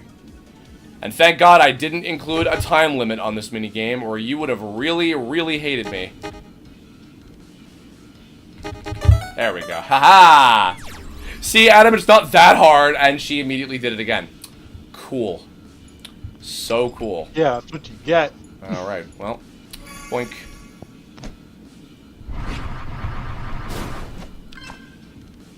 Spam trap box like no tomorrow. That is a good idea, actually. In fact, you know what I'm also going to do? I'm going to give us an inspiring speech. Never give up, no matter the odds! Why would I do anything less? Come on now. Another little quality of life thing I wish we could have worked out was when you raise the stats of the entire party on something, making it so that it doesn't repeat the message for every individual character. But doing that was, again, very low priority. We didn't have a whole lot of time, and you know, in the end, we just kind of had to cut that, or not cut it, but like we never like attended to it, unfortunately. Come on. There we go. Ah.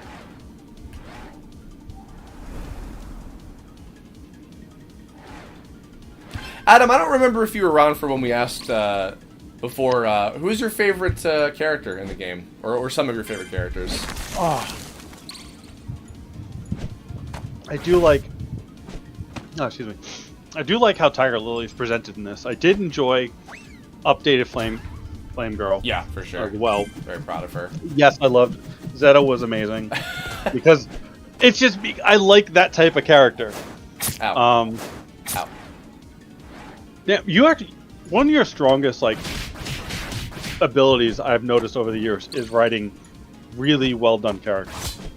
I appreciate that. You have a lot of characters that are done well. I think that these versions of all the characters are the strongest that they've ever been. Oh, I agree. I do agree. So the security breach on floor 99 thing is in reference to the fact that that Saturn Diva and Snow Whitey have managed to reach the top. Just the two of them have gotten all the way to the top before the rest of our heroes. But we can still win this if we hustle. I'm not throwing in the towel. The end's gotta be close. I can feel it. This might be our chance. Yeah, like I enjoyed like the web series, but this one being a lot more relatable and a lot more down to earth, I think, was a very big absolutely. Yeah, I'm very proud of how this all the stuff turned out for sure. All right, fans, vote on what you would like our team fighting against the maximum security robot should be. I'm not gonna have an actual what's it called, a poll, because there's not enough options to do that, unfortunately. But please, by all means, go ahead and put your thoughts down there.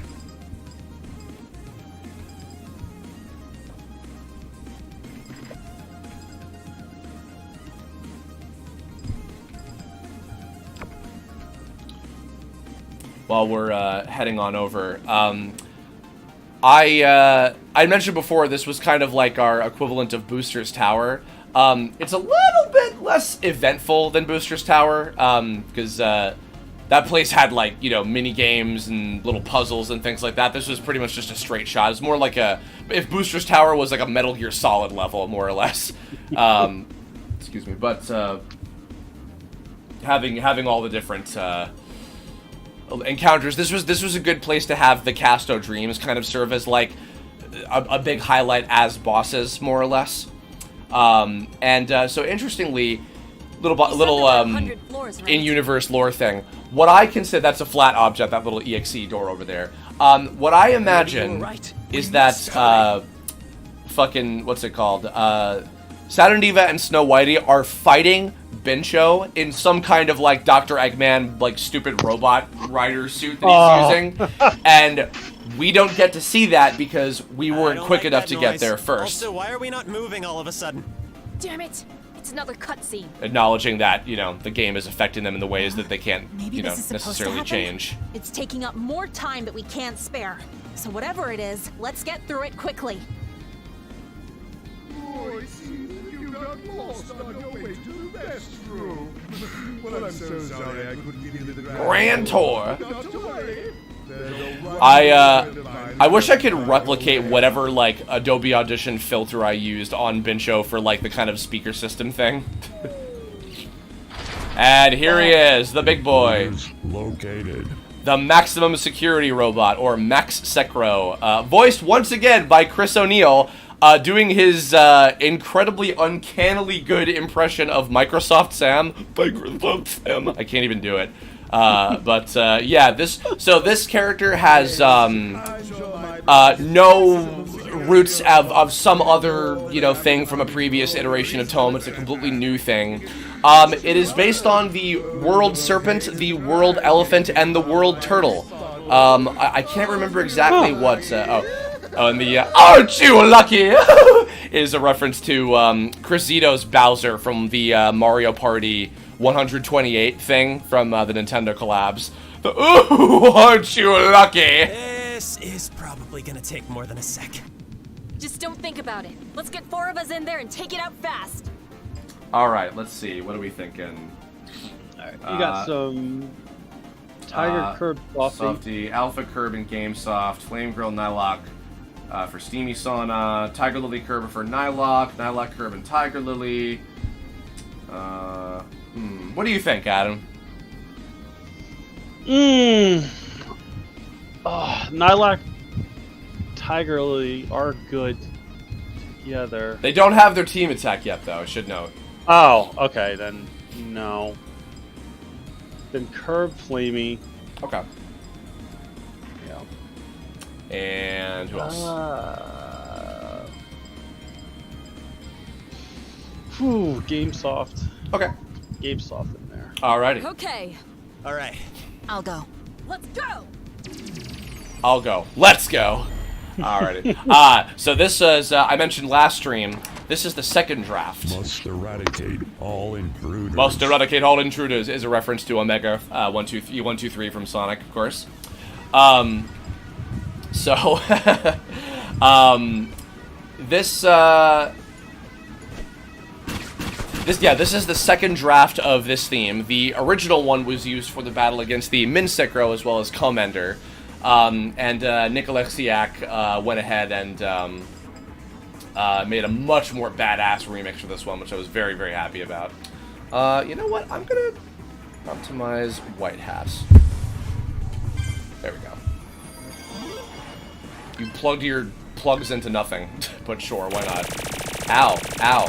Ow! Ow! Hey, don't you know that technique?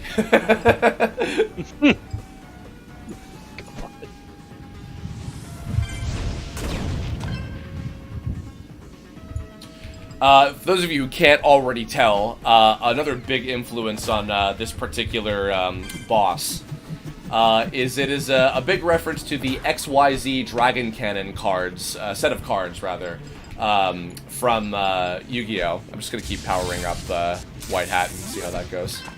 Hell yeah. Yeah, I loved the idea of this kind of toy-like weapon, basically, where it could separate into parts and combine into different ways and get different abilities by doing that. I thought that was really intriguing.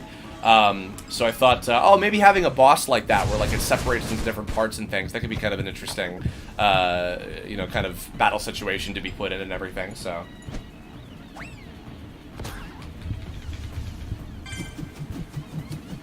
And well, I'll be reminded in a moment of exactly how the AI was laid out, where it basically takes a certain level of damage for it to eventually get to a point where, okay, I'm not going to, I'm going to start separating and you know, causing different abilities and attacks and things with the A, B, and C parts, basically. Rocket Punch! Gundam sound effect. That's just your whole show, pretty much. Well, yeah, but that was also on purpose. I very rarely TFS reference. Should be changing now. Oh, it's still not changing. Interesting. Huh. And I make my own sound effects now. Yes, of course. Yeah, Natalie actually got me obsessed with that shit. Oh, very cool. Number of forces There we go. unequal. Separation required. Transform! Maximum security robots. A, B, C. Now in formation. I was able to put some cool filters on Oni's voice with that and everything to make it kind of like Andros almost. Mm-hmm. So coming up with individual abilities for these guys was a lot of fun. The turtle part C has kind of more magical based attacks where it causes status ailments and things. The elephant part B is all about physical abilities for, you know, hitting you hard with a big fist and everything. And part A is more about defense because it has the main core of HP. So if you go after part A, and then eventually it will do a countdown sequence to self-destructing itself, which actually it may start doing in a moment if I triggered it correctly, with the way that the AI works and everything, so. We'll find out. Fist of 4.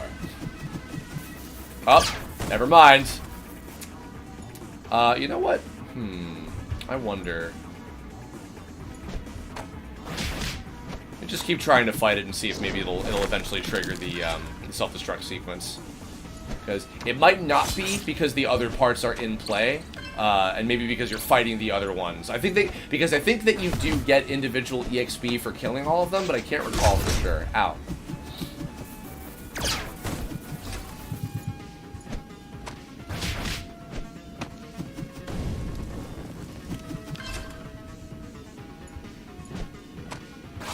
Oh, yeah, looks like we're gonna kill it.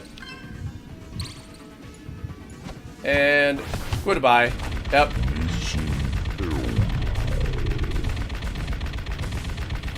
If it does do the self-destruct sequence, however, it will, when it does the 3, 2, 1 at the end, 0, have a nice day, which I found hilarious. So, which I think that's also from Spaceballs. So, is it done? Are we good? Can we go? Yes? No?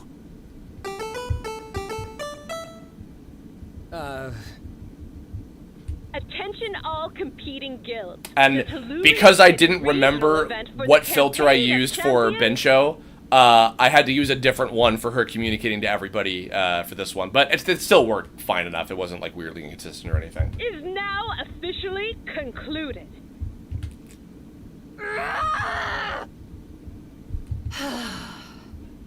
Please stand by. All players. And so, of course, if you lose at any point through all the stuff we talked about, the Castle Dream battles of the security bots, you get set directly here to this point. And here's Mike Pollock as President-Exec. Citizens of Telluria's City, President-Exec, very much alive and well. My now former associate, Vice President Bincho, has unfortunately deceived you all, and worse, taken this city for granted with his greed and dishonesty. Just over a week ago, I was ambushed within the walls of my own office by the new security machine Bincho. So a little thing about how this character went.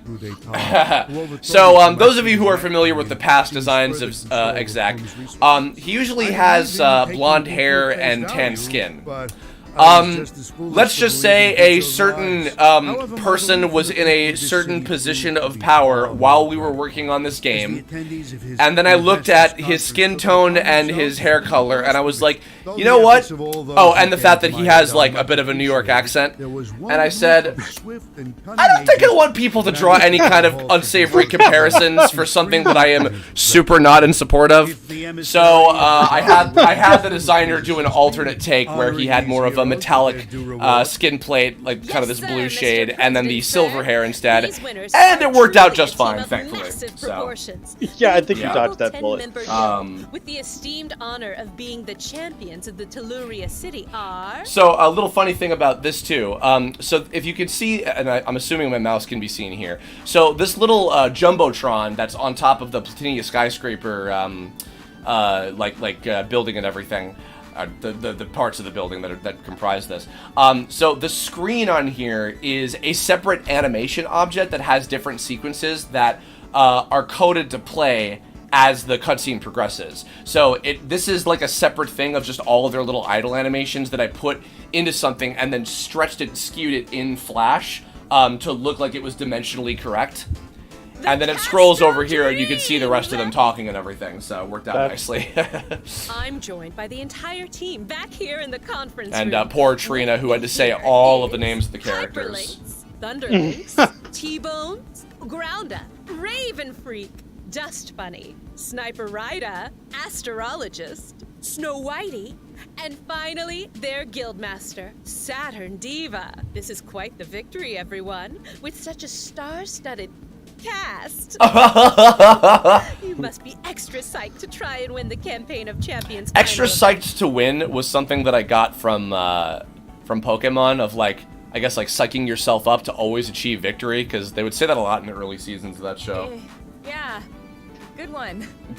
And that little remnant of Saturn Diva being constantly annoyed by Forever and how peppy she is. That's very flattering, but we don't want to get too up on ourselves, even with this win. The other guilds we're up against are all pretty strong in their own right, so it'll be tough to go up against them and end up so humble. But I am curious, with the largest amount of players for a single... When we first set out to enter the campaign, we knew we'd need as many capable hands as possible. We definitely wanted players who could bring something to the table. I wanted to give all of the kind of lead 4 members something to say, offering their perspective on everything, right? so. And trust us, there were a whole ton of stinkers mixed in there during the screening process. But once you wade through all the garbage for long enough, you'll always find some hidden treasures buried underneath. the most important thing is we wanted to share So of course, our victory with the Snow players Whitey and who are as driven Astrologist as are a we little bit more passive and, you know, less aggressive, whereas Saturn Diva and Sniper Rider are a lot more blunt and forward about, you know, how they feel about everything. And I think that kind of balance of those four is like the kind of founding members like make that work really well. So yeah, it's a good contrast. Ditto. And of course, you know, these two assholes. You know, Well, and there's these only one regional event for the starting tomorrow.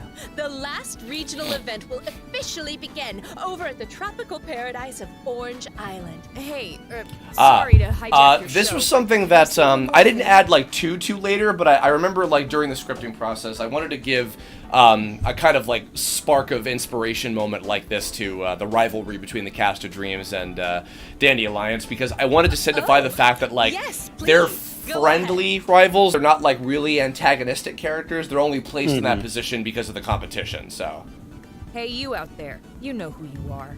Hear that? You got one shot left. A shot that everyone and their mom is going to be gunning for. It had damn well better be yours, because I'll be expecting to see you there. Got it? Oh, the tension. That was a lot of fun working on that one. Spicy note to go out And of course, you can tell that I made sure to place Snow Whitey to the left and Dust Bunny to the right, because they kind of ended up being also sort of an angel and devil on her shoulder, especially in the final sequence at the end and everything. So I placed them there on purpose to everyone who speaks in this cutscene is here, and the other four are still here too. They're just kind of off screen and everything. So That's it for me, everybody. I'll see you all again in one more week for the... Thank you kindly. I have one last thing to share with you all. A gift. Nothing fancy, but it's the least I can do for your valiant efforts to not only myself, but this entire city. I think I envisioned, if it was less complicated, having the little guardian robot guys down here in the front going over and giving the Orbs of Unity to each of the teams as a prize, but I was like, it's too difficult. I'll just have it be as simple as this, whatever. It's not important. Shall inform you all of the last trial you'll be facing. Yeah, for sure. I'm quite interested to see the results. Good luck, everybody, and thank you. By the way, I'm just remembering, and I'm going to put a poll in the chat real quick for a very important decision that is about to come up. I know you know what I'm talking about, Adam. What should White Hat do? And tell the truth or keep the secret? Now, two very, very different scenarios play out in terms of dialogue for the whole rest of the game, depending on this. I need to go double check real quick because I want to check what it was that I did for my playthrough that I put up on my channel, because I actually don't remember what choice that I went with. So let me go take a look at that super quickly. Give me a moment. Let me go take a look at this. I believe... Yeah, okay, so on the official playthrough that I did on my channel, I went with Keep the Secret. And I have a feeling, yep, I'm already seeing, yeah. Don't all celebrate at once. They want us to tell them the truth! What for? We beat a giant robot. That delayed us from coming in first. Woohoo. This line plays out differently if you did not reach Max Ekro. This sucks. The overcast of doubt reaches far and wide this day. I also love that. I think you mentioned in the first stream. She was talking directly to us. That it's not a game where your team tends to win. Yeah. A lot or ever. Yeah, there's victories and losses, and then as she illustrates here, and why I wanted to really emphasize this throughout this part. Win it, get into the finals, and take down a trio of cheaters. Excuse me. Best solo player Starting from this point, comprised of 10 people. This is where the stakes are the highest, because this is where what you do and how and your victories and losses really matter. Who knows how many guilds we'll have to outdo to even... Everything else that's led up to Chapter 4 is pretty much just kind of like build up and making your life easier because of the stuff that you've been collecting to make your resources stronger. But this is where things get like, alright, like you gotta win or the outcome is gonna be different depending on what happens. I have to do. We're gonna work harder than ever before. Beat down every other person who stands in our way. Get into that final and wreck house with the competition. This ended up working out really well for the trailer to use that line. Or high yeah. The Dandy Alliance and this will line be the winners of the Campaign of Champions. Faye did a great job. Oh yeah, no, she's fantastic. Gotten a lot better at that in just a couple weeks. Well spoken. This knight is proud of ye, Guildmaster Flame Girl. We'll do it. I'm all in. Not that I wasn't before, but now I'm 110% all in. That one chance is all we need, right? So we'll take it. We've got this. We've struck out 3 times this month, but this ain't baseball. You've won me over. So I don't know anything about sports. Have me. You got guts. All of you guys do. That was correct. So you're good. Thank God. We're happy to have you. I got one extra 3 strikes, you are out of the inning. I say. So Tiger Lily presents this idea once again in a way to get around to having one of the days of the week be another level. Because Chapter 4 is the only part of the game where there are 4 different levels to choose from for 4 of those 7 days of the week, right? So I wanted this to be a big turning point for the story. Sounds like a plan. And I figured that the choice you make and then what it leads to would be something that would take up a full day and be like a nice reward for beating.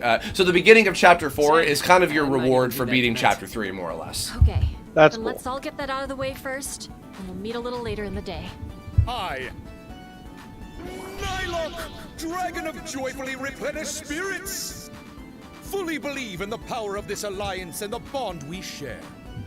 We must search deep within our souls to channel strengths we thought unreachable, and together we shall take the campaign of champions by storm. Also a good trailer line. No more pouting. Yeah, it was. And this one, of course. No more crying. And no more messing around. I hear this every time I go to my YouTube channel. Yeah. Everyone on the same page? Like you said, whatever it takes. Good. Let's call it a day then? Yeah. Dandy Alliance Plus, break. And always a scary thing. We gotta talk. When somebody says that to you and you're alone, oh boy. Hate your heart drops. It's important. But I need to clear my head and do a little thinking first. Also, I'd rather we keep it private, so I'll give you a call on Speaky in the morning. I'll give you a call on the outdated voice chat program tomorrow. That's always the worst. Like, I hope you can sleep well tonight. Yeah. But of course, I wanted to have, like, Tiger Lily's the type of person who, again, would be emotionally reassuring, so... Any chance we could talk about it tonight instead? Because that's what I would say, is like, wait, no, can we do it now? Let's just do it now, yeah. I don't mean to leave you hanging like that, but like I said, I gotta think about it a little by myself first. You're not in trouble or anything, so don't worry. But of course, she's reassuring because if I were in her position, that's what I'd say to try to calm somebody down. Meantime, yes, I am get some the rest. absolute worst all with handling that type of week's discussion. gonna be the roughest of them all. And with that, we end Chapter 3. 3. Seivu. Alrighty.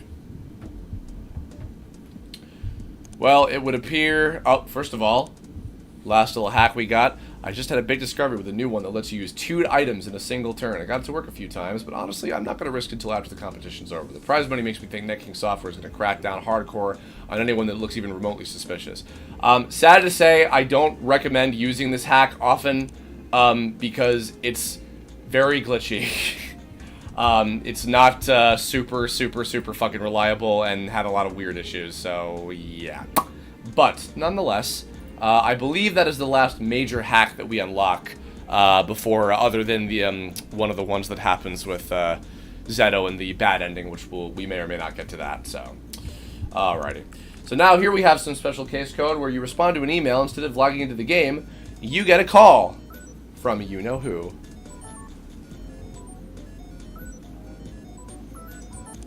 Morning, pal. How you feeling? Shout out to, speaking of Kira Buckland earlier, who was the voice of the prisoner, and she was the 2011 Forever. This is one of her cats. This is, Is that Jareth? Yeah, Jareth the Goblin King, the little pumpkin. I was like, hey, can you send me a picture of Jareth? And she's like, okay. And I'm like, cool, I'm putting him into the game. Fine. Oh, shit. So you wanted to talk? Yeah, actually, if that's all right. So, look, you know what my goal is here, but your friends Funnily don't. enough, this exchange here, Now, this whole scene, I'm willing to keep doing you this was favor, actually one 'cause of the you've done very a lot for me first over these things last that few I weeks. wrote for the entire game And script. we've got one last shot to because make this once I happen. had conceptually decided on Before we carry on, though, having you Tiger need to Lily make a be very like the important mysterious decision friend so we that can you move talk to forward. over the internet and everything, And that's if you either want to keep up this I charade wanted to for the settle sake of not causing dealing them with any this trouble, particular part. or I wanted to make if you sure wanna that tell them the truth. I wanted to make sure that this was something that I could figure out way ahead of time, and then base like the point that it would happen after whatever you choose. Like I wanted to make it a very, very important choice. On what you and I think is the even right at one thing to point, do. I know this isn't an easy I didn't know if we decision, were going to have like a so time think it limit or over. not. I think we decided ultimately because of how important this specific choice right here was. We wanted to make it so that there was no time limit, but I think we did have a recording of if you wait like 15 seconds or 30 seconds or something, she'd be like, I know that this is, if you might need some time, it's okay, no rush. And then you get the choice again or something like that. But we decided to just make it simple and just like, fuck the time limit, whatever. And, if people pause, then it is what it is. I'm gonna tell them the truth. That's fair. We've both been basically lying to them for all the time we've known him. Now that we're so close to this make or break kind of moment with the last regional event, I get why you'd want to be honest with your guild. But remember, both what I know about those hackers and what you've been doing to stop them, no matter how good our intentions are, it could all get us in big trouble. Are you sure you want them to know that? I'm sure. They deserve to know. All right, I'll trust you. I don't necessarily know what'll happen, but I promise I'll back you up either way. You're really cool. They're lucky to have you on their side. Well, that settles it then. Thanks for letting me get this off my chest. Let's round them up and meet at the hub town. I'll see you there. And off we go. We enter chapter 4. Definitely, this might be my favorite chapter of the entire game, actually. There is a lot of amazing moments that happen in this, and a lot of crazy levels, a lot of very difficult levels. I love the thematic duo of these two, and also of these two over here. Yeah, I'm very proud about how a lot of these stages went, and there's some really good material here. Even just starting with this. This character, Common Ramen, this is one of the ones that we got from the charity thing. And today, excuse me, just to reestablish. Today is Monday, June 22nd. And that's a particular day, as we'll be reminded I of. woke up very early this morning, and I have never been more hungry for ramen in my entire life. Gee, I wonder why. Yeah, maybe it's because June 22nd, really early in the morning, was the Nintendo Direct where Min Min was announced for Smash. Isn't Nintendo Direct tomorrow? Is there a new one tomorrow? Hell yeah. Very excited about that. I thought I saw someone talking about that. Maybe. You there. I've struck out I'm on gonna a look, qualifying I'm for the curious. last 3 campaign events. I'm waiting for But this Tokyo one will Game be Show. different. What do you say? You join my crew? Sorry, but I've already got a I guild think I'm From part of. Software. Yeah, there is one tomorrow. Very cool, nice. Whoa, whoa, I love this whoa. character. The last week of the campaign of champions. Who's that lucky winning team gonna be?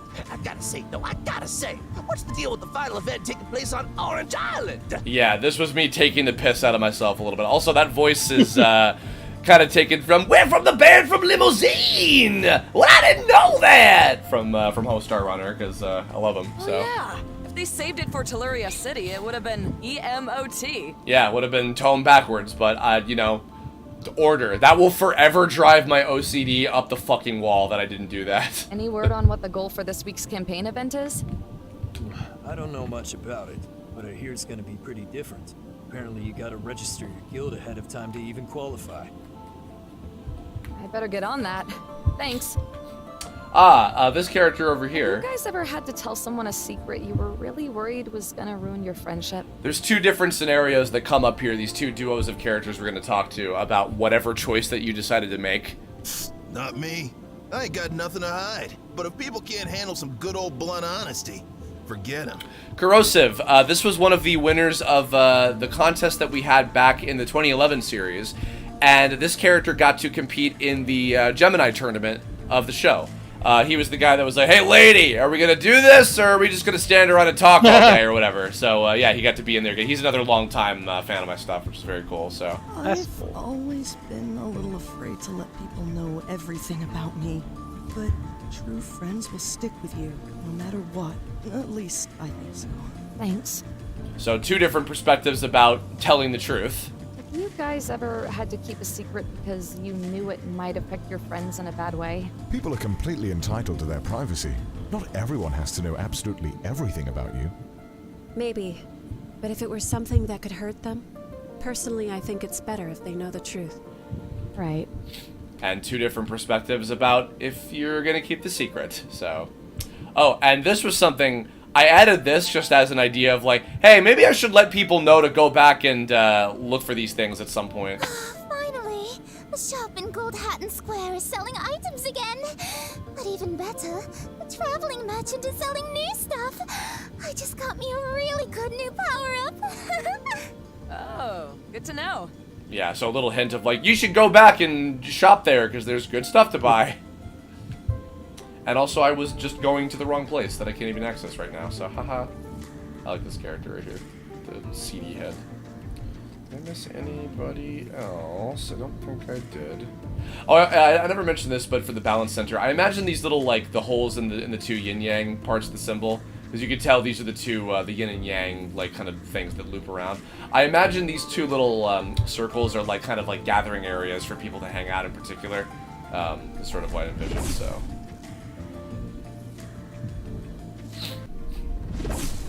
Alrighty, here we are. So, Orange Island. Blackgirl Beach, specifically. Hospitality capital of Tome. That's the hospitality capital, because hospitality and relaxation is very important. Oh, very, very much so. There is no big secret back here. It was just for set decoration. Those are the same little stands that we had as the food stands in the Lychee Lagoon level, just recolored. I think Casey McDonald, I think, was the one that did the graphics for those. Touch the save point over here. I'm not going to trigger the cutscene just yet. Talk to some of these guys. Mount Mulberry's gonna be erupting at the end of the week, so before the island gets destroyed by the volcano, I'm gonna do what I never had the courage to do before. So them all just sounds so sad. Them all just kind of accepting that, like, yeah, we're all gonna die anyway, man. Found all across Tome are filled with water purified from the island's volcanic. This explains where the healing station water comes from, so. So you don't have to be a ghost if you don't want to. But we wanted to be ghosts. The kind of dark idea that the villagers of this are all, they were people that sacrificed themselves to the volcano to become spirits like Kinder Spirit is really fucked up. But I thought it'd make for kind of an interesting thing to go with. This is what you need. I am going to buy a few more mana shines. Here you go, friend. And a couple more. No, I'm good with the full meals, actually. And yes, I think we're good with that. Okay. Need anything else? See you around. Cool. Alrighty. Oh, I had the arena. I had be just like a mat where you just fight people like in the middle of it. The beautiful Siren Lass is our town's dojo master. She's not a ghost, but rather a furious demon who can teach you some of the most advanced combat techniques in all of Tome. Her power is not to be trifled with. She's also voiced, we'll get to her in a moment, but Siren Lass is voiced by Cassie Iwulu. Actually, no, fuck it, I'll just go fight her and they'll talk the other two afterward. Salutations, visitor. You have indeed reached the one and only Orange Island. Cassie Iwulu was also the singer of Kinder Spirit's song. We'll talk about that when we do Honeydew Hotel at some point later on. Very well. She, GK Bose, who's the voice of Kinder Spirit in the RPG, she was not, like, the most amazing singer, and I wanted the song to be, like, really, really, like, high-octane and crazy and stylish and shit. So, Cassie ended up matching her for the final version of it and everything. Also, welcome to one of my favorite themes in the entire game. The battle theme of Orange Island is fucking fantastic. A lot of the music for Orange Island was composed by Aaron Plasterbrand, who did the music for Epithet Erased, Jellopocalypse, the series, and she's also the sister of Jellopocalypse, funnily enough. Oh. But yeah, this is one of my favorite themes, and I actually made it the ending credits theme for the bad ending. Because I liked the tune so much that I wanted to throw that in there. So, oh god, no. Welp. All right then. It would appear I have more power in my single hand than you do. Visit again. I know what I'll do. Rude. I'm gonna equip myself with something that I need right now. Strategize. Haha. There we go. How do you like me now? In my studies across the 4 regions of the terrain, This guy's looking at the destroyed, brittle graves of many people who died. means to you, cherish it as if it were a priceless treasure. This is Chiplock, I believe, is that scholar guy.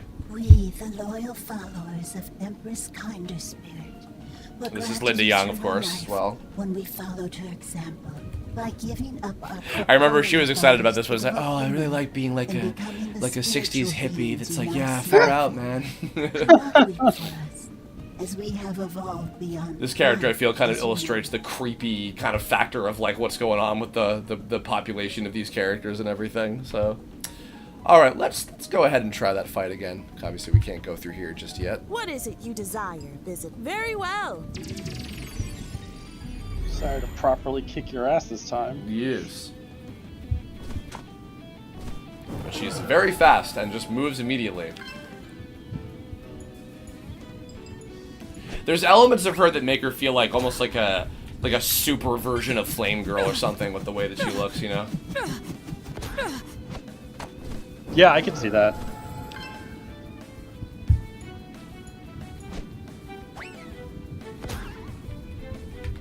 2002 Dash, yes, you did miss the reboot fight with Commander, but this stream will be archived, so you can go back and watch it again, no worries. And now to finish you. Shalom! Also, notice I gave actual damage sound clips to the Dojo Masters, because in the world of Tome, they are real, so when you're hitting them, they're actually feeling the pain, unlike the other players. Yeah, unlike the other players who wouldn't say anything because they're just playing a video game, of course. So. That's cool. I didn't catch that. Yeah, a little subtle Now, thing. choose the special technique you wish to be taught, and it shall be so. Alright, let's see. I think that I'm going to go with... Be thinking there's I do like dark metal points because I just like firing off energy bullets everywhere. That's a pretty fun one. I'm gonna go with dark metal points. It feels gratifying to pass on one of my techniques to such a deserving warrior. Use all that you've learned to make an honorable name for yourself out on the terrain. Good tidings to you, visitor. The dark metal points and dark metal palms attacks, much like the other abilities that were like summoning the spirits of the Net Kings to perform a really powerful elemental attack. The dark metal points and dark metal palms and like the sanctuary one, the heart pillar, those were all meant to be kind of like webmaster inspired abilities and stuff as well. So, like I said, all the techniques that here we have all the final moves of each of our heroes and everything, of course. Sorry, we were both lagging behind. I wanted all the different moves that White Hat could learn to be references to other characters, basically. So, a lot of the ones in this particular chapter are all kind of like inspired by the Net Kings. And here's the queen, or the empress, rather. Excuse me. Greetings, salutations, and all So GK manners Bose of a is super warm cool. welcome, I warriors got of to the know her terrain. working on a couple other It is projects many years back. Kindness, I had the good I hope fortune you're of all directing taking in the gorgeous surroundings of Walking my Dead orange virtual island reality paradise. video game for I am the lovely guys communicating over to at you all from my Servios. penthouse suite atop the And ever so we needed to get a voice comfortable match for hotel. the character The Michonne, power I believe her of name astral was. projection And is just we couldn't one get the of original actor to come abilities back I and do the acquired part, so when we I had gave up GK my Bose physical come in form and do 3 it. months ago. And I got to know her, and I was like, hey, I love your work. I know you from all the anime stuff that you've done and everything. And I reached out to her, and I was like, hey, I've got this character for you. I'd love for you to play them. And funnily enough, I believe she's part Polynesian, I think. And I thought it'd be cool to have like kind of like a native islander actor play this kind of version of Kinder Spirit as kind of like an island empress and everything. I thought that'd be kind of neat to do that. So, far worse than that. and she's so much fun. The fact that she's like, oh no, like everybody's gonna die. The volcano's about to erupt. She's just completely biz casual about it. It's like really funny to me. So. But fret not, for there is still hope. She was certainly very complicated to animate because of all the crazy little, like, you know, piercings and tchotchkes and rings and stuff everywhere. But she was really, and as you can tell too, she's kind of like half angelic and half demonic. Because I thought that'd be kind of funny to have also that juxtaposition in the way that she's presented visually.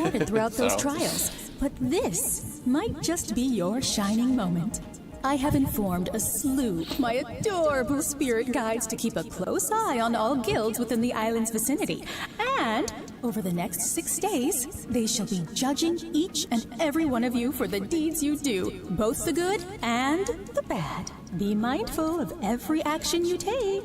On the 6th day, based on the collective total of good and bad I know that all of deeds these Net King cutscenes were fairly long, but I hope that the characters themselves were all entertaining enough to make them, you know, fun to watch and all that. So. and dispel the horrible curse. Oh, you can tell by the way that the purple flame animation for this little pyre that she's like communicating to you through. I used this for the Nylok and Naxamor cutscene that's coming up later in the chapter as well. So. So please don't let me down. Though we are in a desperate and something good situation, here, a little hint for later. Remember these sage words. When things get tough, just look for that silver lining. There she go. Facing the wrong direction. Don't judge me. Entire region of the terrain. It's not nothing.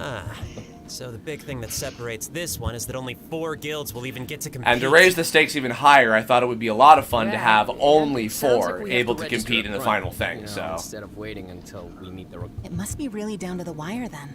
They're only this was a little bit inspired by the fact that during the Atari Sword Quest tournament, which is a big thing of you know what this was inspired by and everything. It's gotta be destiny. All right. Let's take care of the next step. When they did the second of the 4 competitions, a couple of which never actually happened, the second one had far too many entrants. And so to make it a little bit wired down to a certain number of people, they made people write in like essays of what it is that they liked about the game, and somehow based on that they chose however many entrants they were going to have for the tournament for that one. So I thought that for this one, and I think it might have even been Fireworld if I'm remembering correctly. I can't recall, but oh, this guy. I love this character. Remember, I'm always watching. And that is Bryce Papenbrook, of course, who is the voice of Shugo from the Dot Hack Legend of the Twilight Bracelet anime series, and tons of other stuff, of course. But that was the main reason I wanted to work with him on this. The 4 guilds that will compete in the 4th event shall be selected and announced by end of day. All right, here we are. So. This is a complete... And by the way, I should really mention, this is a big moment that if you have not played the game for yourself, you really should, because at this point we're going to be spoiling a lot of stuff about the plot. So kind of last warning on that. Otherwise, you know, We're going to keep on going, but I do hope that you will experience the game for yourself. So and her ghostly guides. I intentionally picked the keep the secret route for this cutscene in the official playthrough that I did because I wanted people to be able to see this for themselves. So, that's my last little warning about that. Sounds delicious. In essence, all we need to do is split up into groups. I don't like oysters, by the way. As many missions as we possibly can over the next few days. They range from taking out enemies, to finding treasures, to helping certain NPCs, etc., etc. But you'll also be ranked for how well you accomplish the mission, too. Since we have 7 members from the get-go this time, I say we try some bigger groups. At least 3 or 4. So we can cover some decent ground each day. Setting up everything for the levels you're about to choose. I've got a small handful of missions already lined up that I researched about this morning. So I'll send out a few emails to everyone for some suggestions. Otherwise, starting tonight, grab a few folks and start hitting up as many areas as possible. Real quick, I'm also going to put a poll in here. So we have 4 different levels to choose from. Which level should we go to? So we have Citron Shipwreck. We have Tamarillo Town. We have Lychee Lagoon. And we have Honeydew Hotel. So, I'll put a poll up as this cutscene plays out, and you guys can pick which stage we're going to be visiting first. All of them are pretty cool and have some pretty heavy shit in them. At every turn, there'll be something you can do to add up to our good deed count. Sounds good to me. I also thought that the whole good deed thing would be vague enough of a concept that lends itself well to just all of the kind of character development type of stuff that's about to happen. So same, and I made sure to have nothing else going on this week, so I'll be around for whenever you guys need me. Great. Then I say we take a little break and then get back to work. Actually, not so much a question, but we've got to talk about something real important. So here is where everything starts to diverge. I should also mention, back to Plasterbrain again, sure, go ahead. I made sure for her to have the Hubtown theme of Blackcurrant Beach be pretty somber and low-key like this. I need to be the one to start, because so that it would be appropriate for this whole interaction and everything. Your whole guild's been built on trust, which is fantastic. I super commend you for that, but the truth is, I haven't been 100% honest with you guys. What about exactly? Okay, there's no easy way for me to say this, so I'm sorry in advance for being blunt about everything. She's so sensitive to everybody. What I haven't been honest about is why you guys have been up against such overwhelming odds since the Campaign of Champions started. This whole competition is being rigged by a bunch of malicious hackers. What? That single what is so massively loaded. Neither you nor any other individual player and guild alike have had a truly fair shot of winning. Except for the 3 winners of the last few regional events. Oh my god, I knew it! We could never prove it, but those little cheating brats, they were hackers! No, you're wrong. I know Saturn Diva and Snow Whitey. They'd never do something like this. So of course Kirb is very quick to, throw shade at Raccoon and the Troublemakers, but Flamey's a little more devil's advocate when it comes to thinking about, her former friends. I'm sure they wouldn't. Friends, I should say. They probably just don't know they're being manipulated. 2 of their newest guild members helped their team cheat.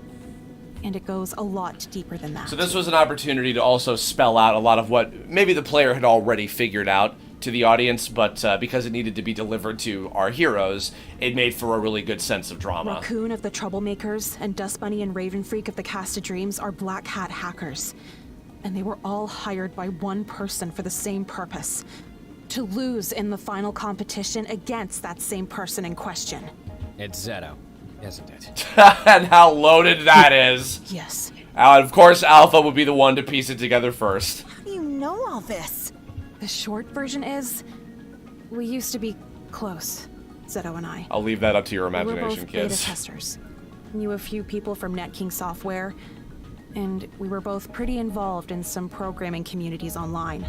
He knew a lot of people on the, we'll say, less than moral side of things. That's how I'm familiar with a lot of folks in that world, and it's how I know what he's been up to. He hired all of those hackers from a little So the irony, of course, so Debuggers is not an organization, of course, in this version. It's a website. So it's funny how I was trying to twist a lot of things where it's not an organization. It's just a place where people, hackers and modders and things come from. And of course, Tiger Lily in the previous version, that was the pseudonym of Kizuna to hide herself. And in this version, Tiger Lily is her real screen name, and who is what she kind of semi goes by. But although then again, it's possible maybe she goes by something else in the hacker community, and who, as it turns out, is actually her real name. So it all makes sense. And the fact that the players are all entering from home, there's no way for the developers to know for sure that anyone is cheating. It gives them a huge advantage to do whatever they want and completely get away with it. Who knows? Maybe Tiger Lily is Voltarius. Maybe she's Kizuna. Who knows? And of course, ultra drama here. No, but I am. No way. It's true. There's no use hiding it anymore. Morgan had a lot of fun with the really, the rare dramatic moments that Hattie would get, so... You've both been using us this entire time, haven't you? No, listen. If you should blame anyone for this, it's me and me alone. I asked them to help me, and you guys were never intended to be dragged into this. I wanted to instill a little bit of fear in the scene. I wanted to make people think, oh my god... By choosing the right thing, is this going to be the end of the Dandy Alliance? Because when you see by the end of this, it's pretty split down the middle. So, while I gave updates on anything I could sniff out. So, we got caught up in this just because of that one day we happened to cross paths.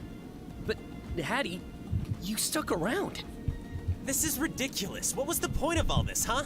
None of us could have really helped you stop any of these guys, so yeah, why stick around? Tell me.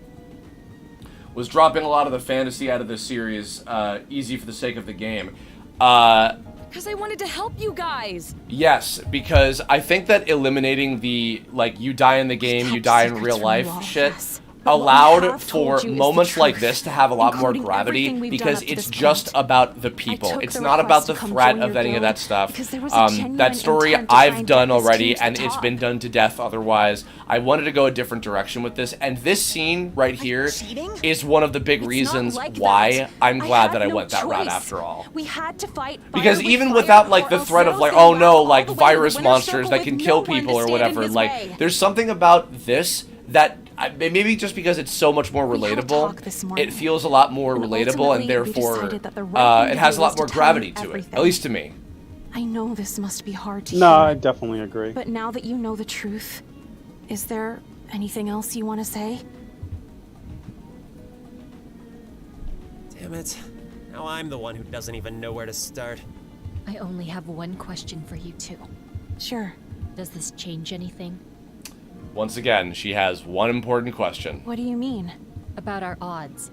Does this change anything about the odds? Her eye is still consistently on the prize. Actually winning? Like I said last time, I don't know for sure. Zeto's plan was to have the other 3 guilds in the final competition either take the fall on purpose or be bogged down with duds that'll cause them to lose in the end.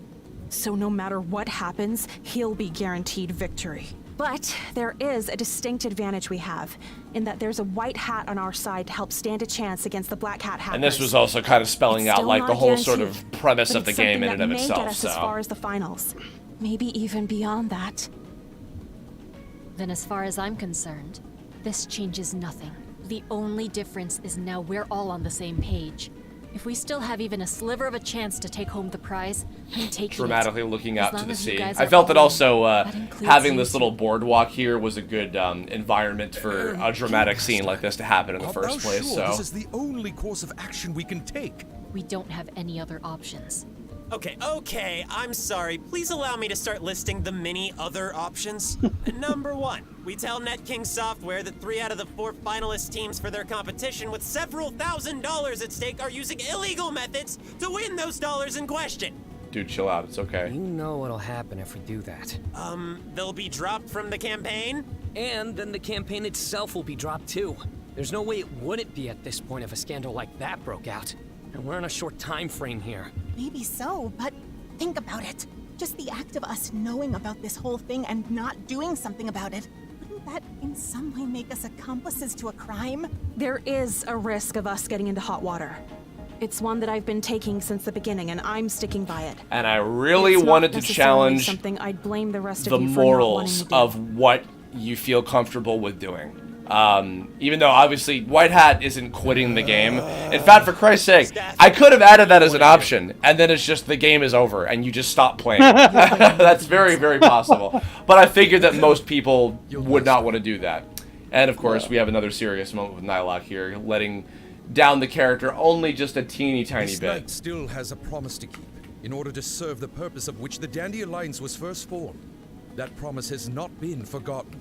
However, lies would be uttered if certain reservations were not spoken of. I know. I'm sure all of you have good reasons to be uncomfortable. I get that. So, this is it. This is where you all need to decide right here, right now. If you're in or out. No pressure? Can we not even have just the day to think about this? No, we don't have time. And most of it is already over by now. Break I suggested? I'm doing that now. And then I'm immediately putting the next 5 straight days into getting entry to that event. If this is the line for you guys, then I understand. But I'm not quitting. This knight is stricken with utter confliction.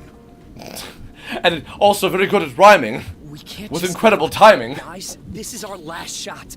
We're so close. I know, but this sucks. This is like the actual worst thing right here. I don't know what to do. I would love for this screenshot right here to be a meme of some kind. This is the actual worst thing and I don't know what to do. I'm echoing her sentiment. My goal's still set and I'm going for it, regardless of how this turns out. If you guys want me on board, I'll stay. So we have Tiger Lily, Alpha, and Flamey in one corner, and Curb, GameSoft, and Nilok in the other. I'm so sorry. I don't want to just up and leave, but... I said before, I'm willing to do whatever it takes. Even if that means not playing entirely by the rules. Especially if our direct competition isn't either. Hell, they're making the rules into their plaything. But we still have a chance. That said, if this is where the Dandy Alliance has to come to a close, I'll understand if any and all of you want to leave. It sounds like you, me, and Tiger Lily are all in favor. Herb, 9, Softy aren't quite sure. Is that about right? Yeah. We're literally split down the middle. Except... And now you make It's the down to choice you, pal. that, you know, What do you want either to do? way, you already made the choice. But, I don't want to cause you guys any trouble. I must confess something. Oh boy. Whoa, that's rare. No title? Sorry, go ahead. It's unnecessary. Several weeks ago, while questing in the forest maze of the Adotis Woods, the troublemakers insinuated that Squire Hat possessed powers similar to theirs, and seemed to be quite weary of this. In thanks to the assistance being lent to the Alliance, a blind eye was turned. Wow, I didn't even think about that. I never realized what was happening that day. With the situation being made clear Added that now, line with despite GameSoft the shades of after gray we that added her clouds into this that knight's scene sense and of right and everything, so. wrong. Perhaps it was thanks to Squire Hat's intervention from the shadows that we ever had a chance of overcoming this hidden enemy. Yeah, even on our first day when we both logged in and met you guys. The troublemakers were caught off guard then too. And Raven Freak and Dust Bunny. When we had to deal with them. I guess, when you think about it, we've really all just been doing the same thing since the beginning, even if we didn't know. Maybe that doesn't necessarily make it right, but we are fighting for a good cause, aren't we? Sure, but does that make us self-righteous and selfish to put our good cause above everyone else's? I mean, who's to say some other guilds competing that we haven't even met yet I aren't out wanted there to trying to very win much that make prize money this for point. something I felt like equally this was important? very, very necessary to have in there of like, hey, like, I know that we're the protagonists of this story, but, you could totally make that argument, but these are the facts. Either we give it the best shot we possibly can to beat all the odds, or Zeto just wins. It's one or the other. And with even just the tiniest chance of winning, I'm not gonna let the latter happen if I can help it. We made our choices on what we thought was the right thing to do. Elsie, So you're now, so good. it's all Oh my of your god. calls to make. And Steph said we ain't got much Yeah, time. she's really talented. So what's it gonna be? At the end of the day, I think we're doing something good for someone else. And this is the first chance I've had in a long time to do that. I'm staying. If he's staying, I'm staying too. That is from Chaozu when Tian Han decides to stay behind on King Kai's planet. Well, if he's staying, I'm staying too. I don't know why I still remember that, but that's where I got that from. This knight left one guild behind in order to fulfill a vow of the utmost importance. To be a hero to someone in need. I, Nilok, master of everlasting loyalty, shall not abandon mine comrades when they are in need. You helped me in a time when I needed someone, and I owe it to you to see this through.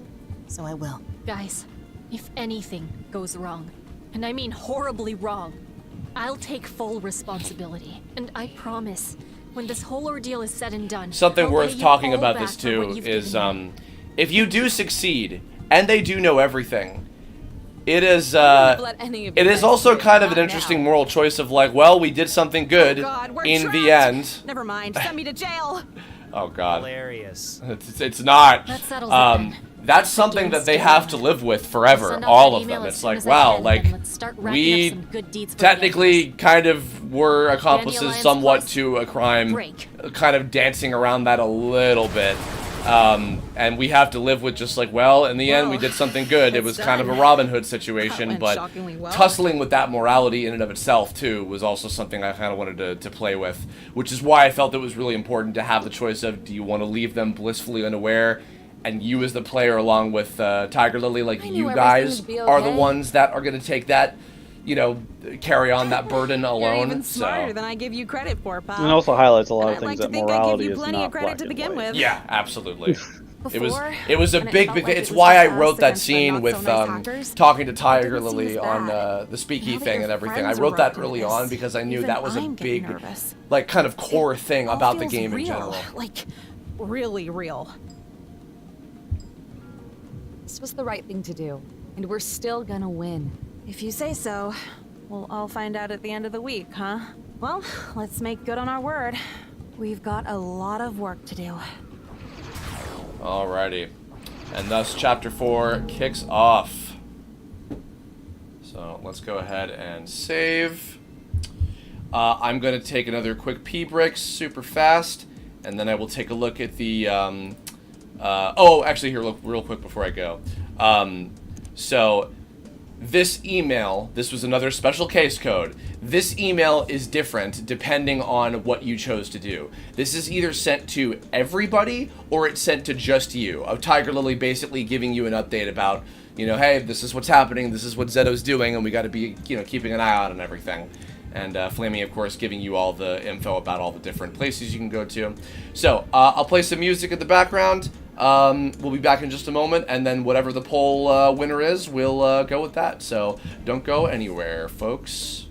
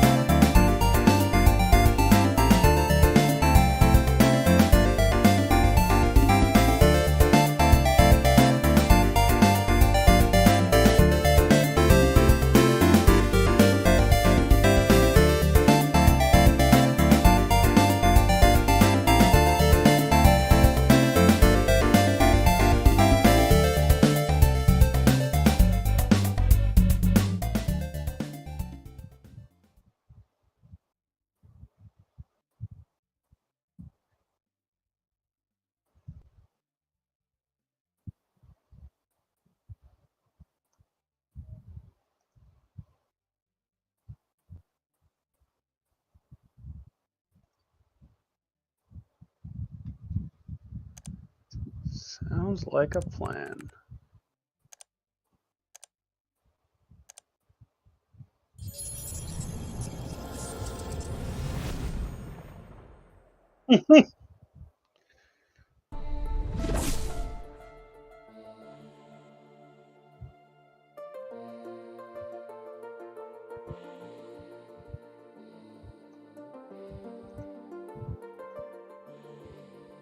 Oh no. Oh, a chair. Oh, a chair. Do you guys think people who do really bad stuff should ever be forgiven? There's always gonna be good guys and bad guys in this world. The Oh, bad I think guys we're still always get muted. their just desserts. I think they're saying they can't hear. Oops, sorry. Okay, okay, I'm dumb. Sorry about that, guys. Wow. Okay. Thank God. Sorry. You didn't miss anything crazy. You're good. Okay. We're going to Lychee Lagoon, winning with a 33% vote. So here we are talking about moralities again, because of course this is the big troublemakers level.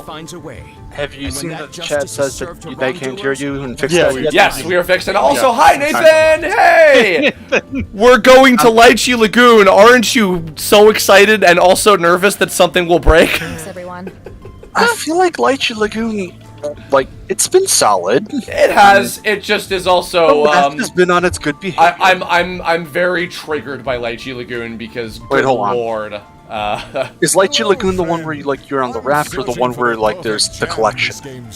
It's the beach level. Okay. With the freeze. We'll get to that. But thank you for joining us. We have Nathan Lindley, our lead programmer. I was actually, I'm still working, so I was just popping in to make sure you knew that you were completely silent. Oh yes, okay, thank you, I appreciate it. Well, if you want to chill out for a little bit, or either way, you're welcome to join us.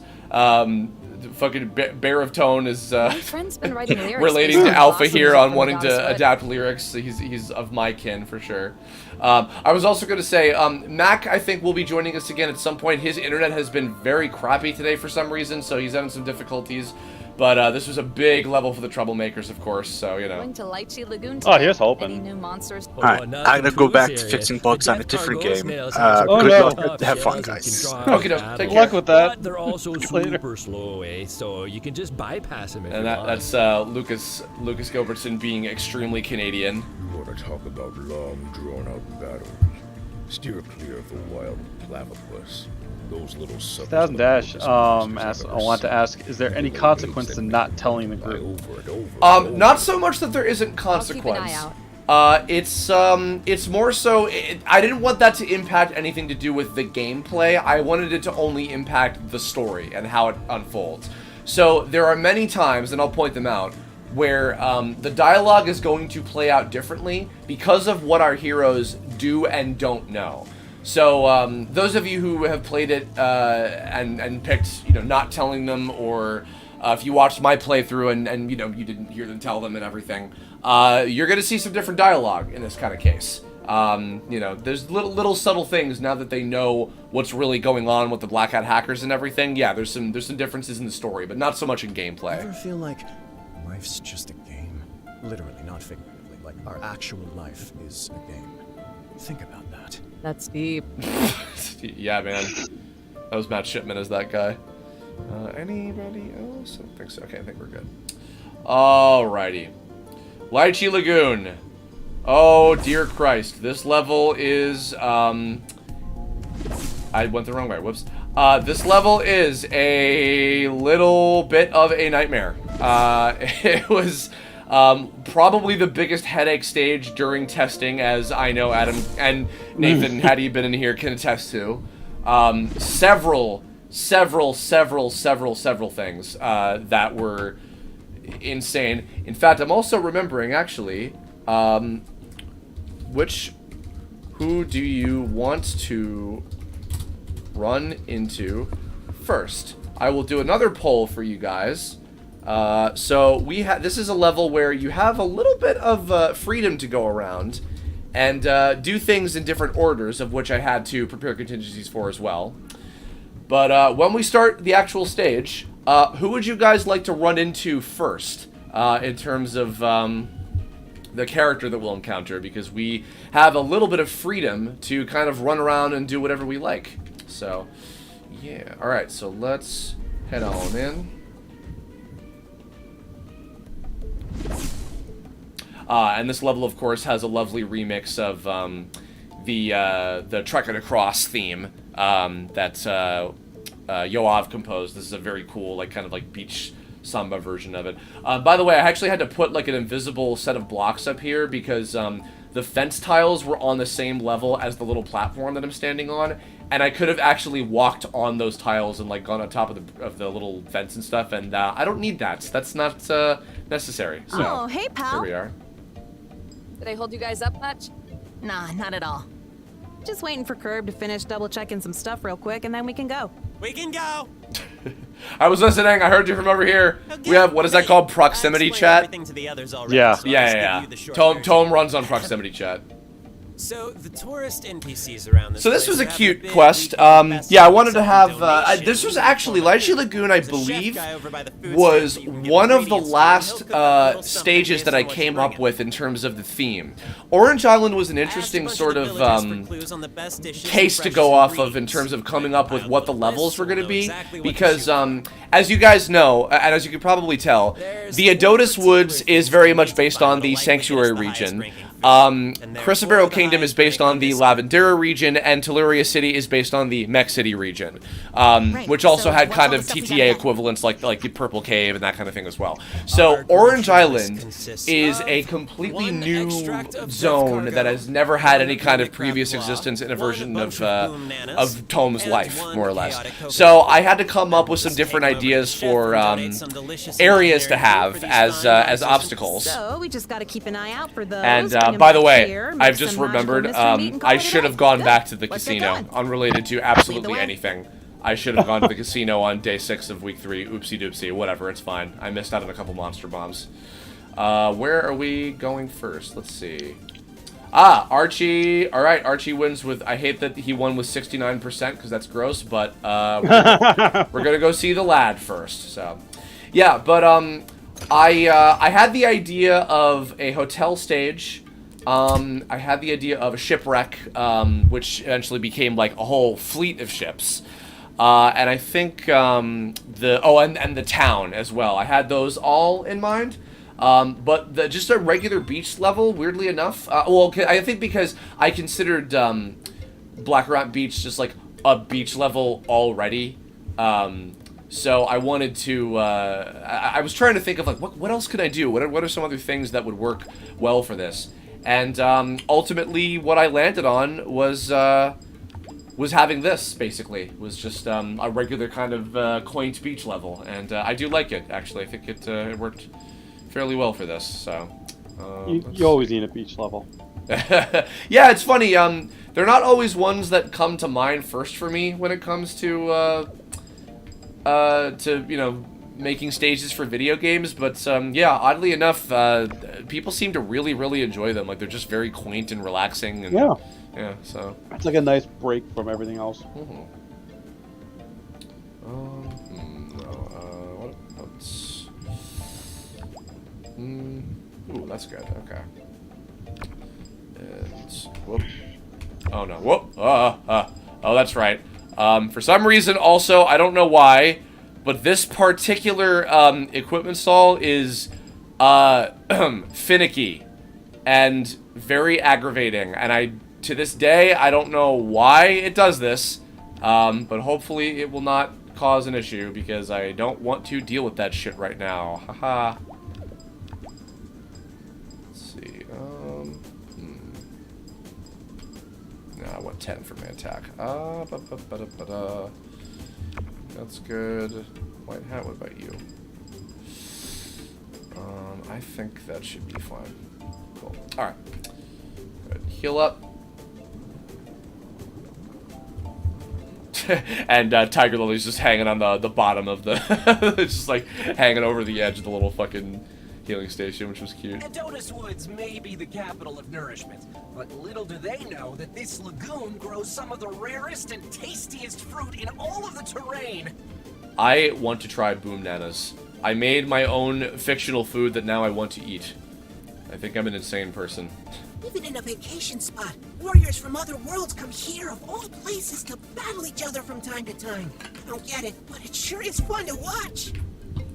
We have Pyroach, the last of the 4 regional Roach versions, which by now are probably a joke if you have water techniques. So Alpha can wipe them out very easily with Poseidon Wave, of course.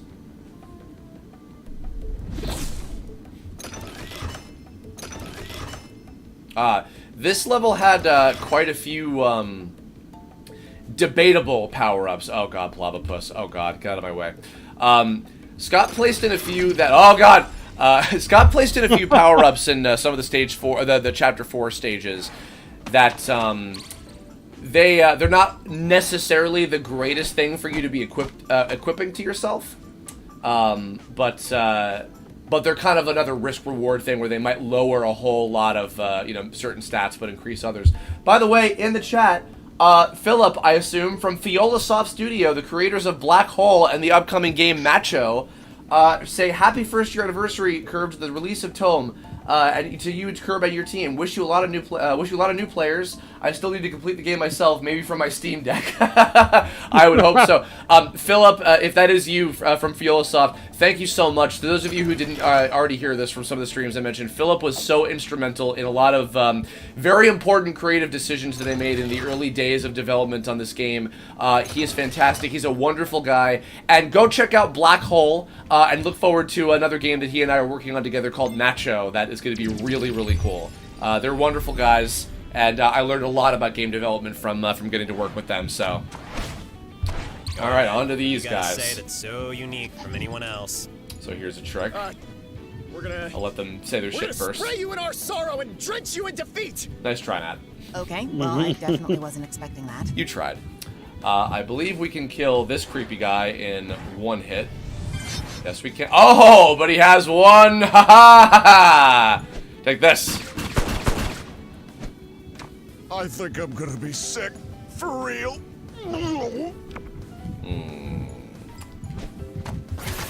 So now we have, of course, all 6 of our special techniques by now.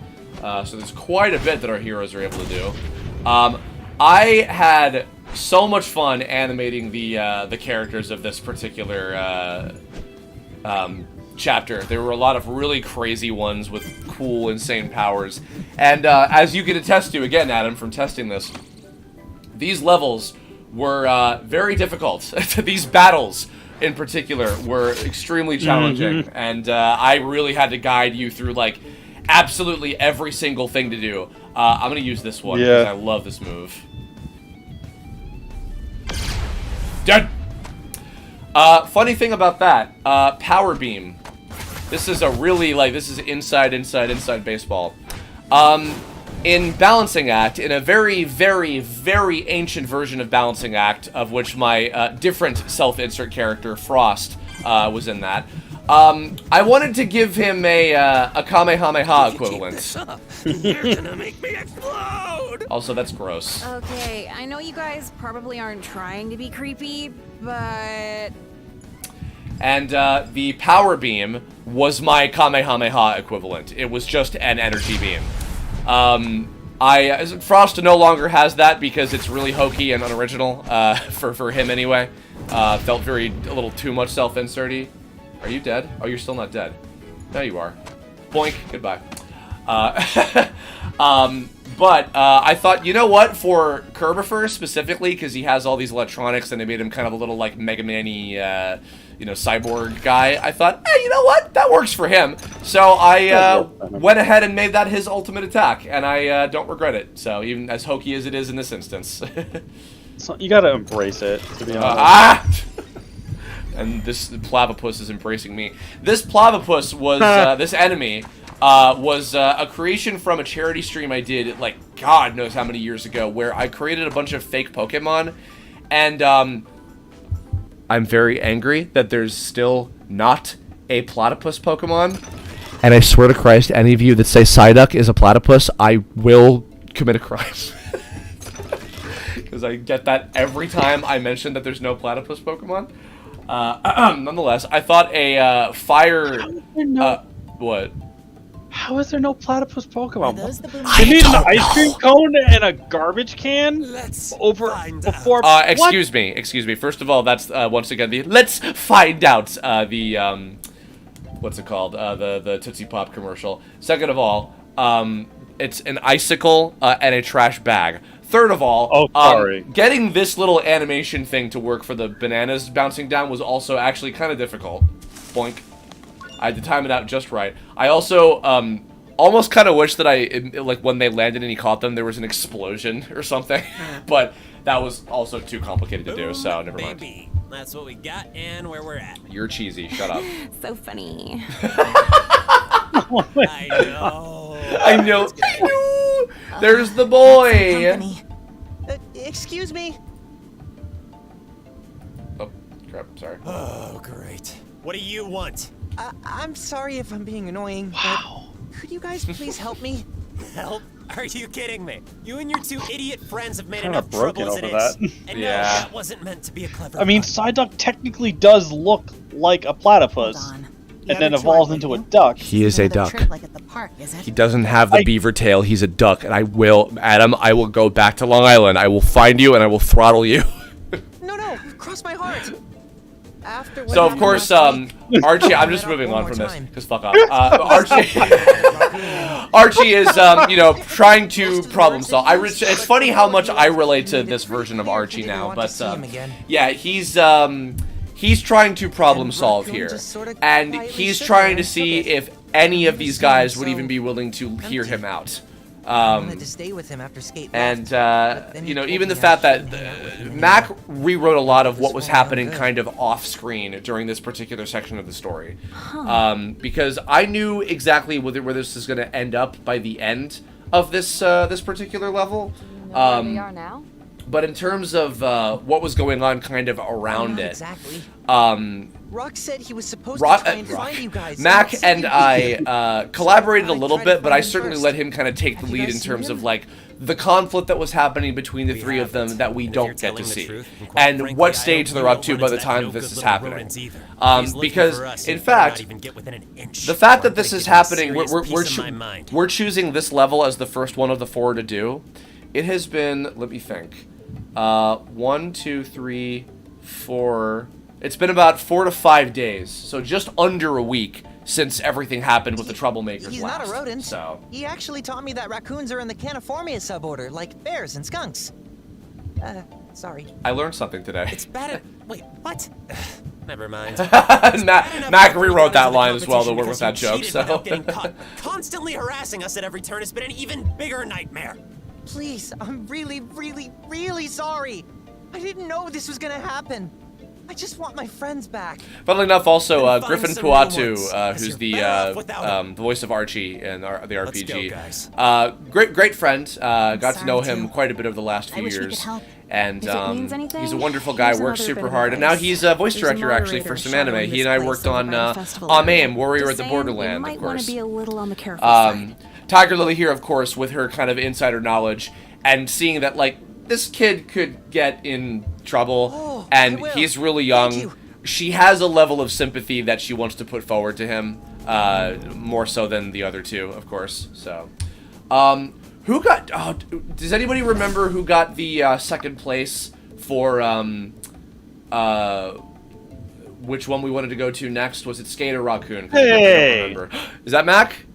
That's Mac. Hey, how's your internet doing, buddy? Off and on. I'm still dealing with tech support. We'll see how this holds. Okay, I'm very sorry that that's happening today. I know that's a pain. Let's see, the Amaterasu Mirror. See, okay, yeah, big risk reward. Boosts your defense and speed, but way lowers your attack. And your HP as well, so.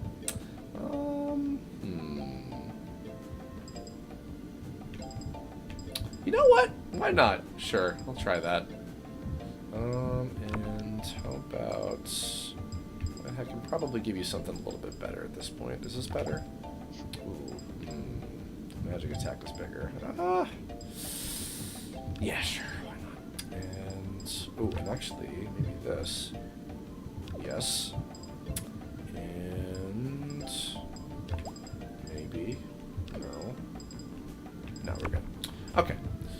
Heal up. Rocky next? Okay, cool. We'll go to Raccoon next.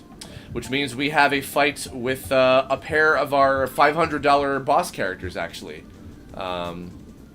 We get to take on the one half of the new victors. I placed this moderator here, by the way, because I kind of wanted to plant that there's a moderator looking around and keeping track of things. Because by now, there have been at least enough reports of foul play that it's like, uh-oh, we should probably do something about this. Also, I'm gonna, while I'm here for a moment, Whoa, not yet. This will take us to the festival area, but we gotta get those ingredients first. So this was another, kind of like the thing I mentioned in Moonstone Mines, where I needed to come up with some reason for why they wouldn't progress. Same kind of thing where I'm like, you know what, I'll just have a character tell them why they don't need to be going over there so you can focus on that. Because the whole layout of this level is there's the 3 paths that you could do in any order, you get what you need from each of them, and then you move to the final part and just kind of progress in a straight line from there.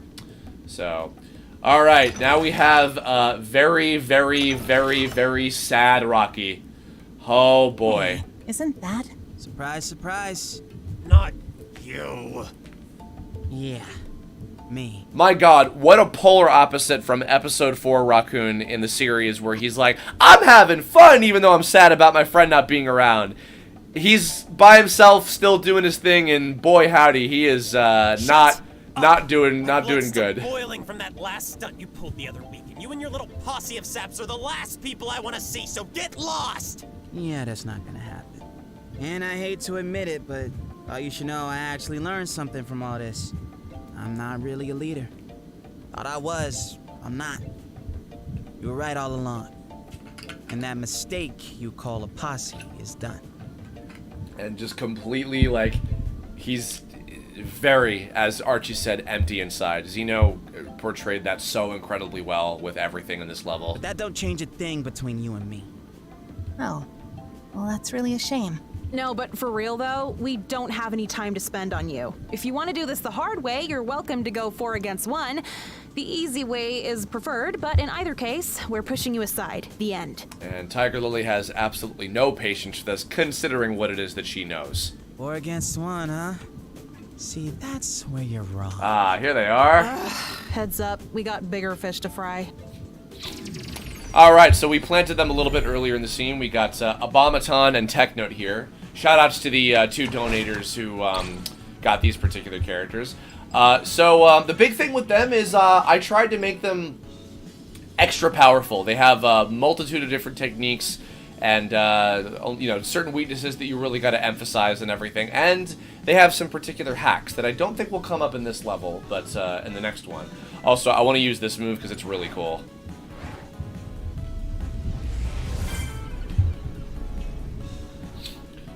Game Craze theme. Ah, good. They were both paralyzed. Oh, paralyzed and cursed. Hell yeah. The particular theme with these guys, and even the theme music as well. Sorry, the particular theme that I wanted to go with for GameSoft's abilities was I wanted to have her be like, you know, game-altering sort of ethereal type of stuff. Oh god, I hate Mana Plunder. I hate you so much. Only 2 characters in the whole game can do that. Ah, it didn't hurt. So she has stuff like summoning giant Destructo Disc CDs and you know, that kind of stuff. And I thought that the computer virus ability, which would hurt everybody and cause different status effects, it's a little bit inspired by like the Crush Card virus from Yu-Gi-Oh! Was kind of the aesthetic that I was going off of with that. So I thought it'd be kind of a little cute thing to go with for that. Time to use some Mana Shines because we're hurt for a squirting. Technote was interesting, particularly. He was I think originally the creator of him wanted him to kind of utilize like a spell book, and I pitched the idea of having it be a tablet instead that could basically manipulate like the world, like kind of this technological. It's kind of cross between technology and magic. So the pause button that freezes a character was kind of a cute little thing that I had to to like, you know, emphasize that. And then there's another ability he has, I don't know if he'll use it, but where he like creates a sample image that's a photo of a flower to turn you into a flower. And I was like, oh, this could work. This could be kind of fun to throw in there. So, try System Crash, why not? And System Crash is kind of a reference to the Dark Bomb ability that GameSoft had in the original, so in the TTA from way, way back.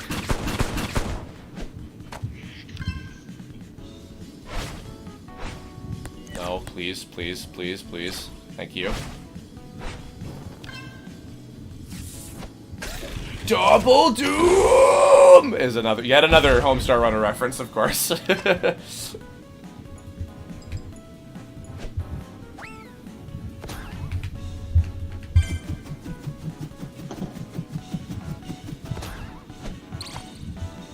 This was also people liking the music a lot for these guys. This was a great track. I remember this was actually one of the last music tracks composed for the entire game, I believe. No, please, no. I hate it. Yeah, Mana Plunder, which steals your mana, and it's Technote is one of 2 characters that can do that. Tormenta is the other one who will be fighting in Camarilla Town when we get to that eventually. There she is. And she's so strong that her strike damage does too. Oh, here's sample image. There it is. That is a photo of... Oh, no, that's not good. Oh, dear. Oh, okay. I got here just in time. Oh, I better end this battle before GameStop's turn, because I don't want to have to deal with that. Please die, please die, please die. Oh, thank God. Okay. All right. Woo! Oh, God, that's terrifying. Okay. Yeah, that photo of the flower, that is a picture of a flower that was outside of my house I lived in from, like, literally at this point 2 moves ago. I've lived in 3 different places since I moved to LA. Don't complain. Let's return back here quickly. And that was Alex Gross and Mark Swint, respectively, as the voices of these 2. All right, Mac, you ready for sad? That went better than I talking expected. about? Things are going great. Yeah, you're right. This is Raccoon's best day ever. Recognize them? His other best day ever. It's my best day ever. It's your bad fur day. Yeah, they're with a guild called the New Victors. I don't play that game. No, I don't want to play that game. These are the big guns being sent out by so-and-so I mentioned in that one email. So, of course. Here for the express purpose of impeding us from getting the best rank we can on the mission. This is her being very direct about how the New Victors are, which, by the way, I think, Mac, I think I remember you gave me some flack about, like, oh, it's gonna sound like it's like the New Day or something like that. It was like, oh, no, I think I was gonna call them like the New World Order or New something, and you were like, that's gonna sound like a wrestling thing. Call them the New World Order. That's what it was. That's what it was. Yeah, and you were like, I don't think you can use that. I was like, never mind. Never mind. Isn't that hilarious? Oh, Lord. I don't want to piss off Exactly. Hollywood Hogan does not take kind to that. Adam and Mac know wrestling stuff way better than I do. I don't even care. He doesn't even care. He's so cool like that. You know, now this is really just more sad than annoying. It's like saying you sports even think ball. You're doing anymore. I'm finishing what I started, and that's all you need to know. This can't all be for nothing. But you don't have your script kiddies anymore, huh? I told you, they're out of the picture, and they're better off for it. No more leading them down a bad path, no more wasting their time or mine. That's where you're going with that, right? Yeah. Sad. Okay, this is pointless and we need to keep going. Let's just leave him. Fair enough. Nothing else to say to this guy? You kidding? I've already had as much annoyance as I can stand. Oh, I get it. You're scared. And then the shift here. You're scared, aren't you? You just said it was 4-on-1. Well, I ain't scared. Step up. Step up. Just it's absolute manic. What was kind of the idea behind this, Mac? Of just like this is him like reaching his breaking point, pretty much. You seem to be good at paying attention to minor details, but not so good at actually listening. And despite that, Softy's still trying to be sympathetic towards him through everything, even while Curb is just like kicking him while he's down so hard. All I got is me, and that's all I need. He doesn't like looking vulnerable. Yeah. Really? Because it looks more to me like you've got a complete and utter dead end of a life. And yet they see right through him in this instance. Hey, you know a thing about me, man! Nope. and I thank my lucky stars for that fact every night. Unfortunately, I'm still unlucky enough to have you shoved into my life every 2 seconds. But you know, I feel even worse for those 2 kids being so unlucky that they might run into you again, especially because one of them is wasting his time chasing after you. So, as I'm sure you could probably guess because of the openness of this level, this line is also different depending on the order that you did things. So because we met Archie already earlier, Kirb mentions like, oh god, yeah, great, like all of you, I'm getting sucked into this whole drama that I don't care about. You mean you saw him? Are they doing all right? Oh, now I see. The line is way ties better with them when you because see you him do first, actually so I'm care glad about it their happened. well-being. Yeah. That actually makes Well, you it can even thank the more chat for sad. voting that then. Guys, sorry, we really should go.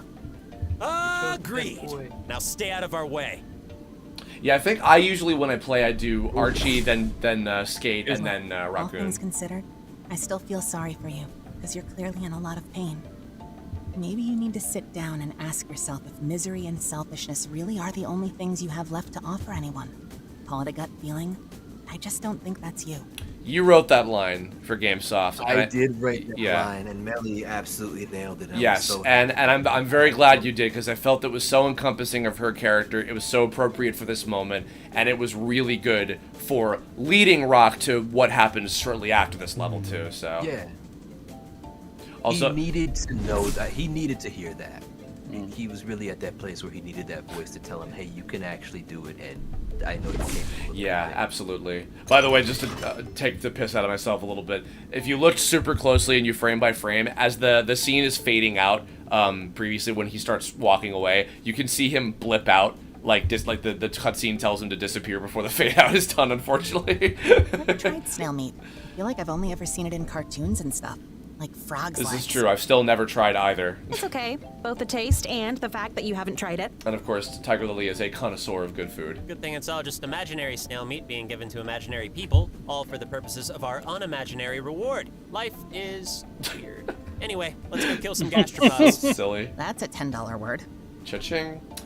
So, this little part of the quest here, this little reveal of this. So only one of these Death Cargo, which is the one that's right over here by this kind of edge, this is the one that has the item that we need. So before that, get this little treasure box hidden behind here, and if you look very closely, you can see another rainbow cube. Haha. One more to the collection. So, whoop, come on, Kirby. Right. Fight this one guy, get our extract of Death Cargo, which is snail cream, and that's disgusting, and I'm really sorry that, for my sins. Oh no. Oh no. Oh yeah. Somebody's actually tried frog's legs in the chat below. My girlfriend's trying to get me to try it. I'm like, I'm making fun with that. Yeah. I'll leave that to you.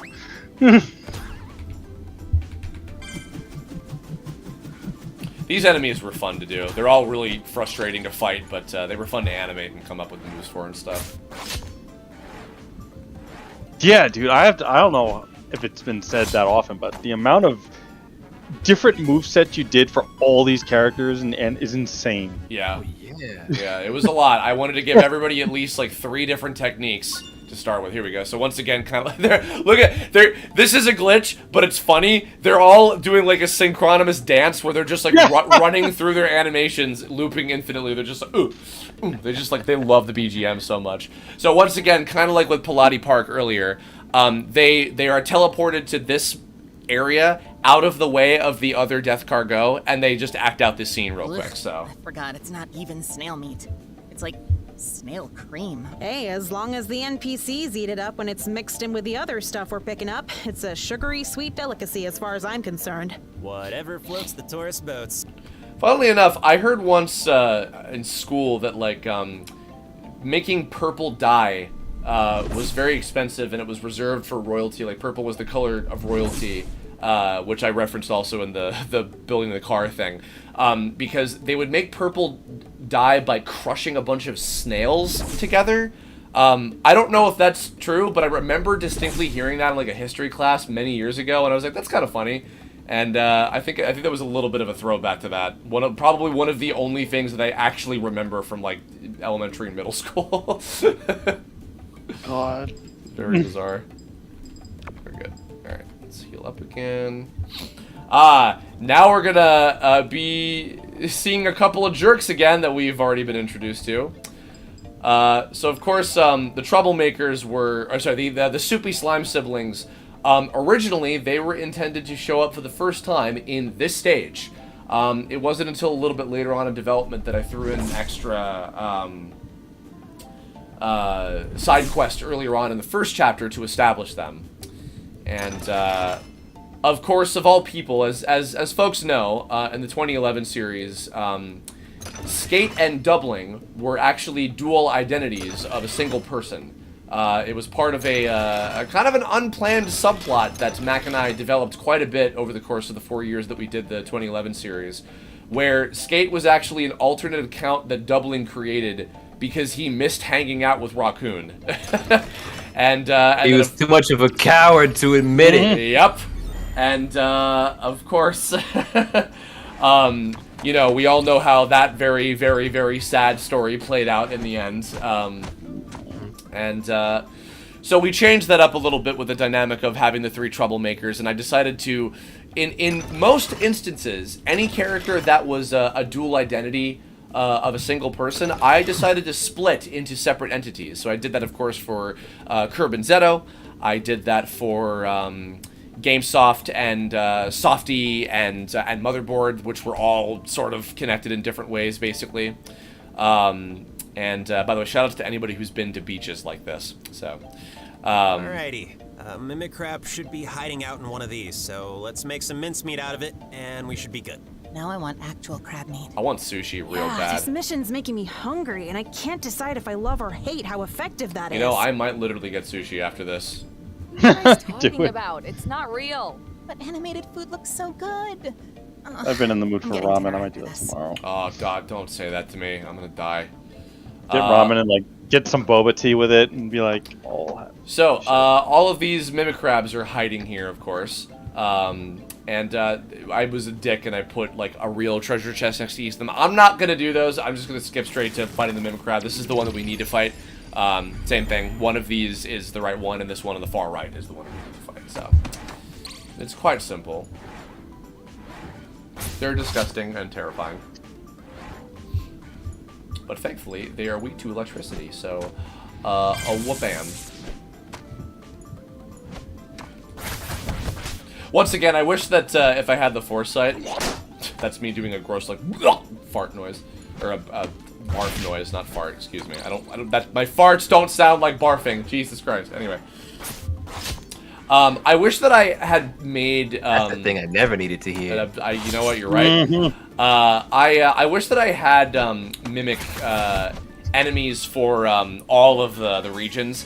Had I been able to, I would have had Mimic Cream, which would have been like a slime thing in the first region. And then I would have had in the third, in Telluria City, I would have had Mimicron, and it would have been a treasure chest that transforms into a robot. Oh, kind of like a bot, like a Transformers bot, funnily enough, Mac. Oh! Yeah, I would have loved to do that. Oh, that takes me back. Yeah. Well, don't reach into your monitor and devour it before we get there. Oh, man. Okay, I should watch Botbots. It's a good show. Yes, watch Transformers Botbots. Probably airing on YTV or Teletoon, one of the two. Probably airing on Netflix. That too, yes. Here's a couple of jerks. No such thing. Excuse us? Nope. No excusing. So this is, yeah, the Soupy Slime siblings back again. We felt it was quite appropriate to have them show up where Skate shows up. Slime Wave and insta-kill. So they're not very subtle Black Hat hackers, as you can see. Let me repeat. Excuse like the us? results, though. This thing had the crab in it. These chumps already took the ingredient. Oh, so sorry to rain on your parade. You want to explain what just happened? Nothing to explain, really. Yeah, really, really good job, guys. Oh, hold the phone. There he is. I feel like you're me in another life or something. Yo, I just saw y'all take down them dandies in a hot second. You the ones, ain't ya? So, of course, they've been gaining a little bit of a reputation since the first chapter as well. The ones? The Soupy Slime siblings. Everybody's been talking about you.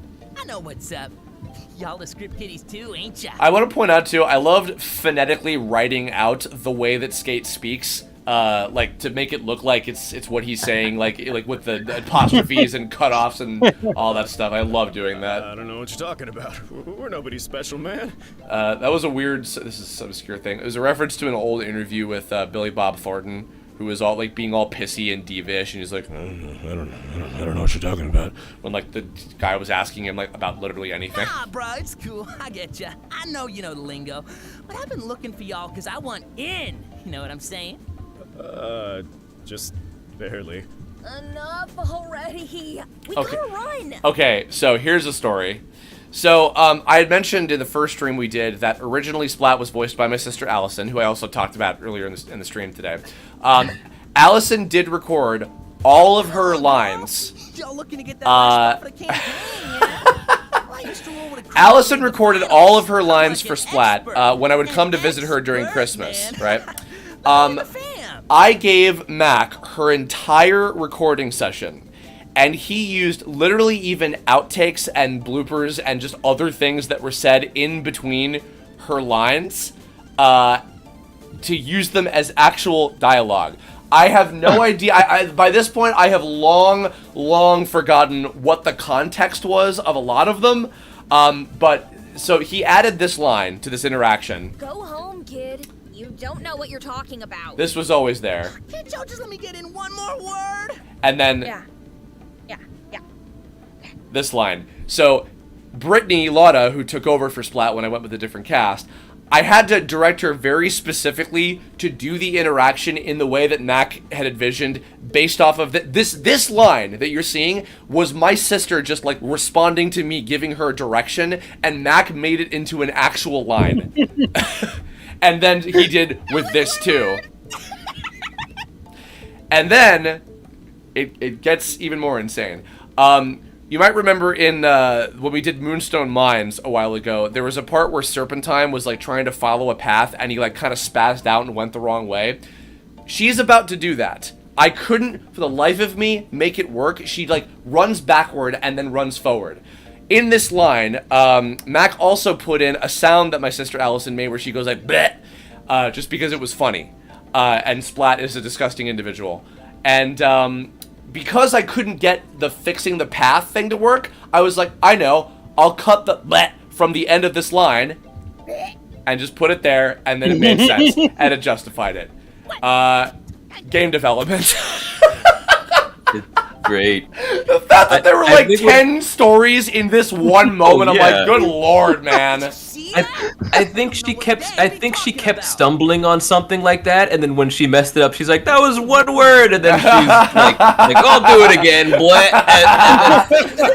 Oh yeah. She used to be a professional voiceover actor and everything too. It was so funny. Oh, good lord in heaven. I decided I'd get in a little something because like I did want to write stuff for Splat and Doubling, but I didn't have time. Yeah, of so I did get. There's one line for Doubling later on that I wrote as well. Yes, which is really funny. Which we'll get to. Yeah. Also, by the way, Privates, everyone within a 100-mile radius can hear you. that is a line that Mallow says to Valentina in Super Mario RPG. Like, we're having a private conversation. That's how I heard that delivery of private. Everyone within a 100-mile radius can hear you. I've heard that delivery in my head for that line in Mario RPG for like 20 years of my adult life. Wow. I'm just gonna catch up with him. I ain't even got to deal with y'all no more anyway. So long, chumps and chumpets. And speaking of Valentina, so long, chumps. She says that as well, so. Okay, I've witnessed some cheating crap jobs the last So what I gather is that you enjoy Super Mario RPG. I mean, it's okay. I never noticed. No, yeah, that was pretty obvious. 999 damage with a first turn, all enemies. GameSoft being very analytical yet again, of course. Interesting. Let me guess. Were those two a couple more of the goons Zeto's been trying to send after us? And of course, is a Curb acknowledging this here because they know the truth about what's going on.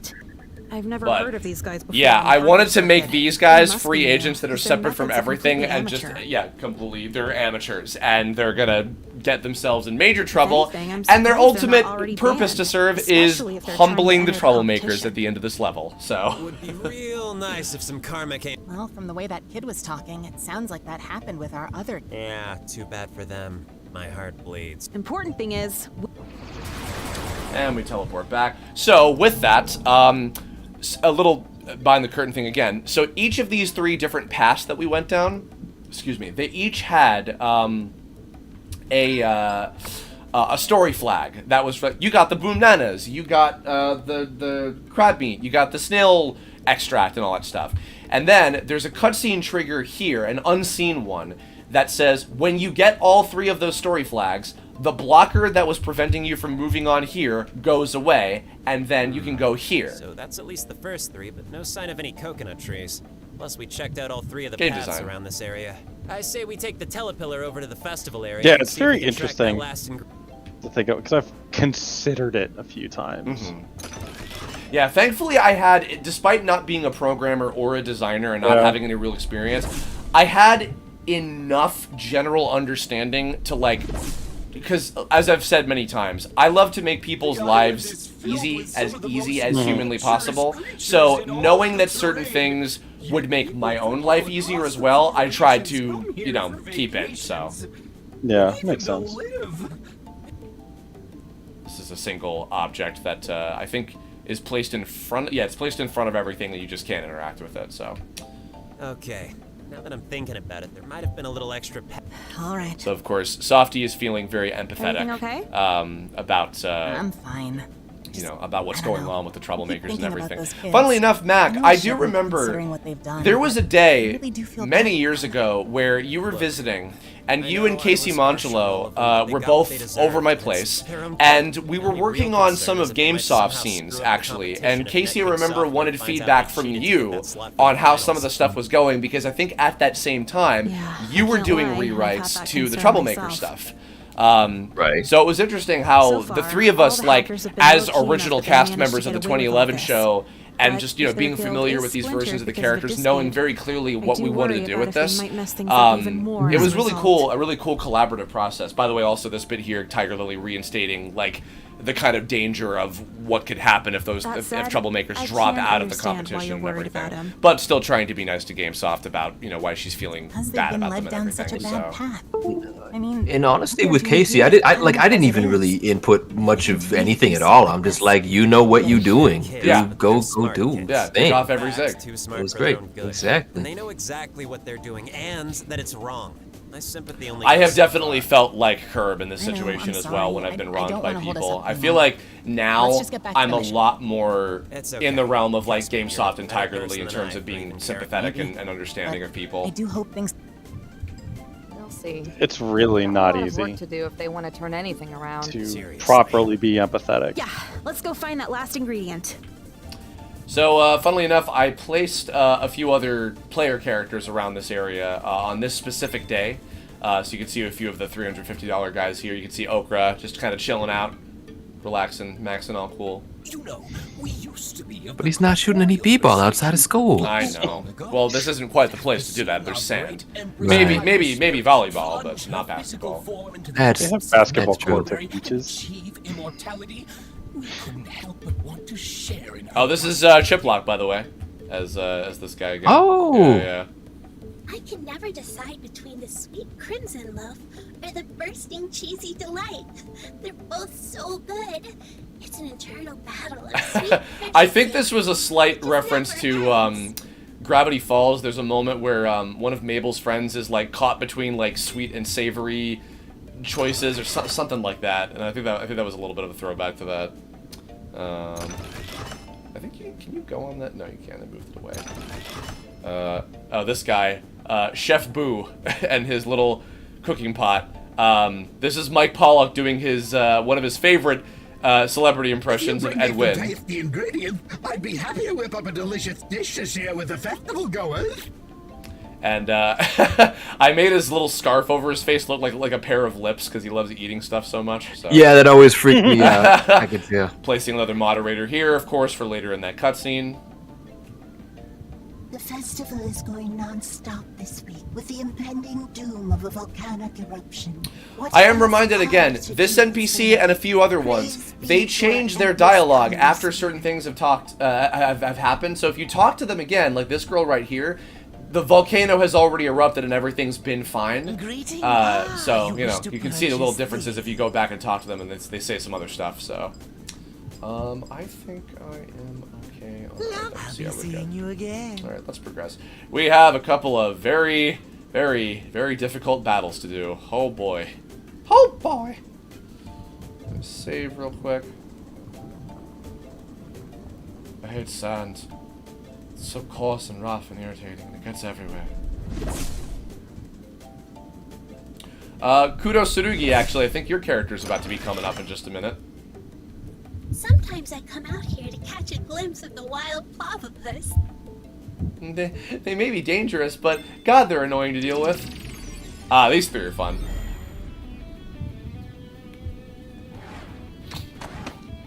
The theme of change. On, you lot. Let your creativity paint the picture of a great battle. Wow, I think you just spoke art. I sliced her skinny little body apart. Sorry about that. Yeah, look, God, again, I know I keep saying this, but like these characters were so much fun to animate. I'm gonna use her ultimate. Yo, check this out. Uh-oh. Oh boy. That ain't good. Oh. Oh no. Uh-oh.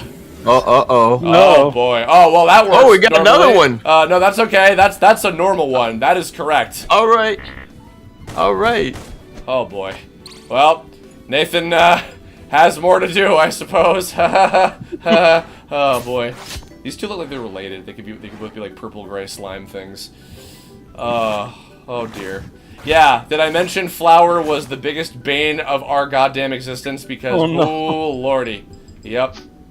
This was fun to animate though, the Jungle Blast. Jungle Blast sounds like a flavor of like drink or something. Like a Mountain Dew flavor? Yeah. That character, by the way, Nathan programmed him to. Oh, hold on, let me let her talk. Your trial has expired. I expired in this trial. Oh, no. She's like a robot girl. She didn't get to do any of her attacks, but she has like rockets in her feet. She's a robot girl, and she has like a chainsaw in her arm. She was a lot of fun to animate. I think he's gonna say something now too. Things are constantly changing. Are you firmly prepared to adapt? He speaks through his glowing eyes. That was Jonah, by the way. I think Nathan programmed him so that like he has 4 different elemental attacks like for each of the elements that exist in the game, and all of them just immediately cause an elemental status ailment. So he was targeting Kirb multiple times because he knew that as if like he was scanning Kirb's data and realized, oh, I should use a natural technique on this technical guy. So we made him kind of a smart enemy. But, also, yes, I'm very glad that whatever the hell was going on with the flower didn't break everything, because hoo boy. Alrighty.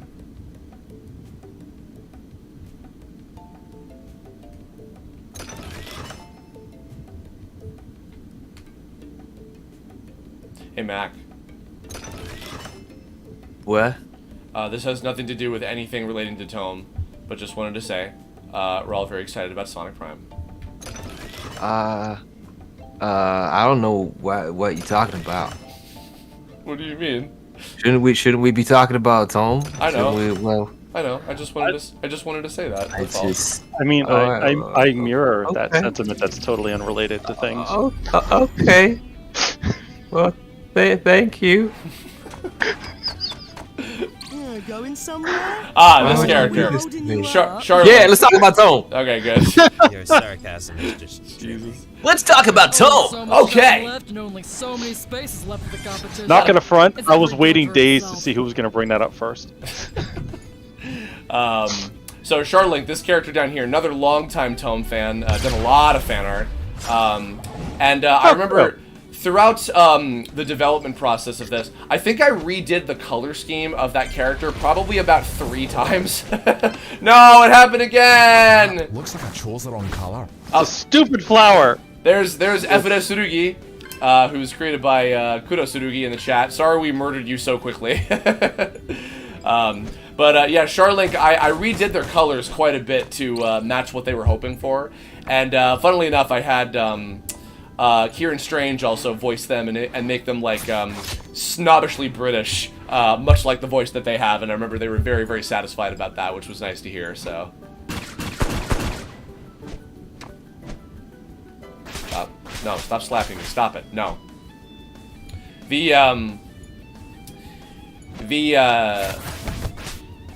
The morphological characters, they were often very rare when I would get them submitted, but they were a lot of fun. They were some of the most fun to animate for sure. So.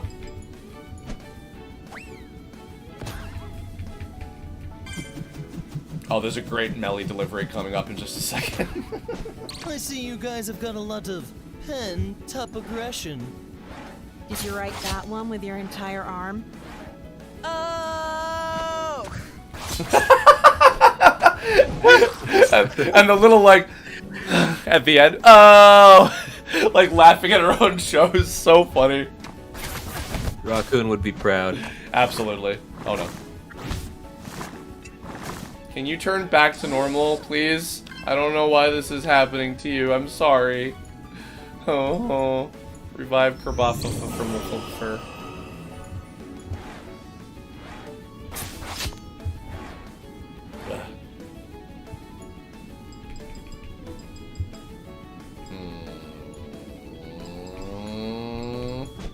You got the beam.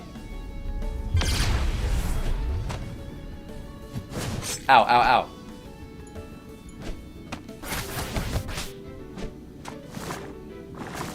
Bonk. Has it been enough turns? Can you turn back now? Oh no, oh no, oh no, oh no, oh no, oh no, oh.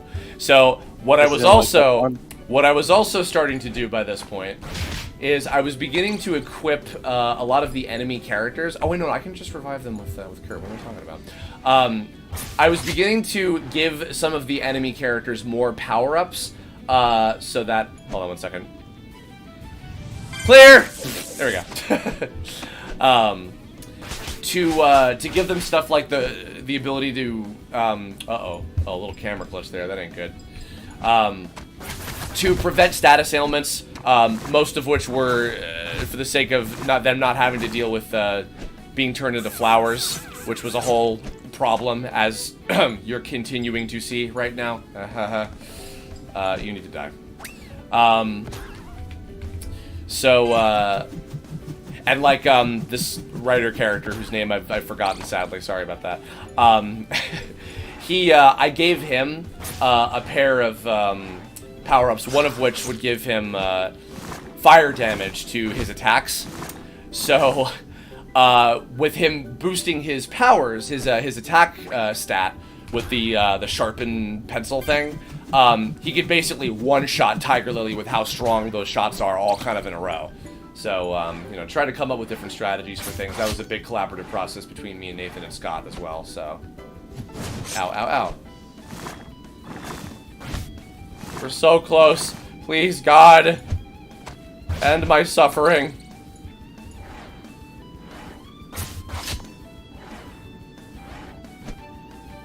Ow, ow, ow, ow. Oh, oh.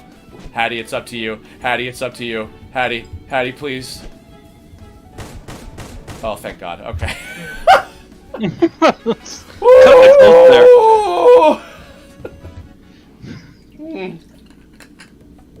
Oh my God.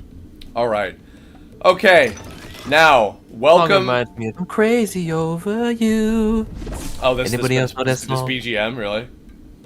No. The other one, the battle music. Oh. No, I've not heard that. Okay. So. I think Nelly was in that song. Yes, I know that song. If I heard it, I'd probably know it. Okay, so here's the story, a little story all about how this level turned me upside down. We placed this save point here way late in development because the following sequence of events was the most heavily retested and everything ever. Oh, dear God, what a pain in the ass this was. I was with Kelly Rowland. Oh, no. Were we too late? What's right? Lime in the coconut. Hey, skater boy, drop that coconut! Drop that coconut! That was a Donkey Kong Country thing, of course. Back again, Marshmallow Man. Stop calling me that. We got a job to do, and I'm fresh out of patience to deal with you or your compadre's little family dispute. And it's been in my face all day, because I keep running into one of you every 2 seconds. Man, you don't know nothing about nothing. I ain't doing nothing with those fools no more. Stop saying nothing. You said nothing like 5 times in the last, like, But second. not me. They don't give 2 hoots about this winner. Ugh. Do people ever quit? Yo, fam! Want me to hook you guys up? Are you just bad at taking hints or completely brain dead? Beat it, She's kid! so nasty. Y'all want this fruit so bad, maybe I'll keep it for myself, just for kicks. Hey, kiddo.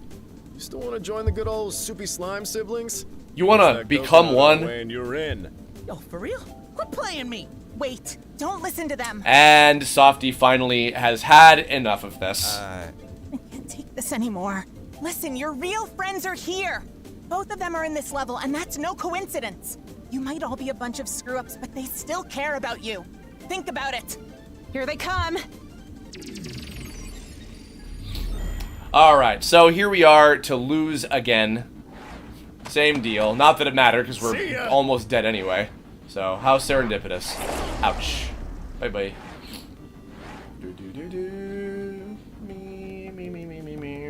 He's booking it! Oh, I never mentioned, by the way, real quick. Well, I'll get to that when we fight them again in just a moment. Wait, hold up, man. Alright, so now we're gonna get teleported back to the earlier area where the festival is. I wish they'd just open their eyes already. Hold on, I've got a little idea. And Let's Tiger start back Lily to that is last going healing to make station. a very large bet. Yeah, sure. Why not? Let's see how this goes. Now we play the waiting game. Oh, good. I got the high score on that one. Shush. Let me just go ahead and send a little message out real quick. All right, be ready. Heading them off the pass. Out of the way! We weren't in your way, dude. Chill out. Should have seen this coming. Yeah, planning doesn't seem like you guys' strong suit. Here it is, Mac. Well, she likes to Yep. insist it's hers, but you also wouldn't believe how many times she's been dropped on her head as a kid. I think she kind of liked it. Yo, man. It's not nice. Don't say that. It's so real! It's so real! Skate learned something from Rocky. What do you know? Yuck. But Sound like... Hey, kid! Yeah? What you want? Want to see something even he realized it. cool? He's like, oh god, I hate myself for that. Okay, so real quick, before oh, sorry, go ahead. That doubling line, yeah, I needed to give him something. I want at least one uniquely weird, funny line, and that was it for me. Of course. Very clever. Yes, I am. And just to better establish their siblings who treat each other like that. Yeah, it's funny. Our mutual friend and again longtime fan artist of the series, Ty Toy Drill, who did some art for the game as well, a little bit of stuff here and there. So Ty seems to have a very distinct fascination with some of the most awful characters in the Tome world, Oddball in particular, and funnily enough, same thing with the 2 slime siblings, as we've seen, and they're great. Yeah, so I feel like Ty's fandom in particular really made you like more intrigued than I ever would have imagined you to be over doubling and Splat. Because, you know, Oh yeah, 100%. yeah, absolutely. Funnily enough, also speaking of that kind of connection, these 2 and Oddball share the same kind of wacky battle theme. It's called One Big Jerk. I think it's called something like that. Perhaps. Yeah, and funnily enough, this was a tune that Cadget composed kind of the first half of, and then he got busy and never finished it. but it was originally intended to be a Troublemaker theme. And I was like, nope, it's gotta be jazzy. Yeah, and it was too. It was but I liked it. It was good. Yeah, and I didn't want to get rid of it, so instead, I had it finished up by Plaster Brain, and because it was kind of, it reminded me a little bit of like the Deadly Six theme, a touch from Sonic Lost World. So it also reminds me of the Digital Troublemakers theme from the web series. Yes, yeah, which was also based on that same kind of feeling as the Deadly Six as well. Oh, okay. And he gets too nervous, he screws up, and there we go. So yeah, we repurposed it for this, and yeah, it's funny, they both happen to share the same theme because they're all three of them collectively are idiots. Here's Carol Ann Day, who I mentioned earlier as the other moderator voice, of course. Sorry, what? It's too late to play innocent. I've been receiving reports about you two for the last couple days, and this just about clinches it. You've hacked your character stats to be nigh invincible. Clinches or thought clinches? you could get away with it while the campaign's happening? I may have screwed that up. Oops. Get away with what? I don't know what you're talking about. Stop Billy Bob Thorntoning. It's over, dude. Oh, give it a rest. It's over. They know when they're caught. You are both hereby Over. banned from the game for the remainder of the competition and blacklisted until further notice. No, don't do that. Bye-bye. There they go. I like them. You shouldn't. But I ain't that guy. Gee, I wonder what that could possibly be. My apologies to him and all Had to get that in there. for participating in any missions associated with the Orange Island regional event. The problem has been taken care of. Please resume play. Thank you. And off she goes, and in they come. You got off easy. Here we are. All of you guys did. Hey, man. What y'all doing here? I was checking out the cute slime girl. Get it. That's what I wish I wrote. Oh man, good lord. What for? Cause the gang's all here again. The gang's all here. Oh! The gang is over. If there even was a gang in the first place, man. Didn't know script kitties meant charity cases. I love how the others are just like, we're here too, I guess, just kind of watching this happen. I let you both down. I took you for granted, and I can't begin to say. You spent a long time, but both of us, we spent a long time on this scene. Oh yeah, a lot of revisions up until like this was, I think, one of the last revised scenes up until like the last couple months of development. I think even. Oh yeah, really happy with this. Yeah, because I think there were, even when you were directing Zeno, Michael, and Griffin, there were little minor tweaks that we would go in and fix within everything as well. So hey, rest of you. A little After bit. all the trouble I've been, no pun intended, you probably ought to hear this too, so here we go. Zeno just killed this. He's so good, yeah. Oh boy. This ain't easy. Okay, back to you guys. Some background. Probably wondered how exactly we've been able to do all this crazy stuff. Walking through walls, making us unable to hit you, cheating at winning a competition with a lot of money on the line, that stuff? Yeah, that. Well, the reason is we're hackers. I mean, I am. I've been doing it for a couple of years. Very specific, kind of stuff that we came up with for the backstory and the lore and things that we don't see on screen, of course. The last few months, I've been teaching them how to exploit flaws in TOME's code. But I swear, that's all they know. Right. Well, sorry to break down the first part of your big speech, but... And this line is different depending on what you were already told or why not. don't you enlighten us on why you've been doing all this? Oh, well, it's because I... Rock, may I? Yeah. Rock was letting him paying speak us. very politely. Every time we were playing with, well, bothering you guys, he said it was okay.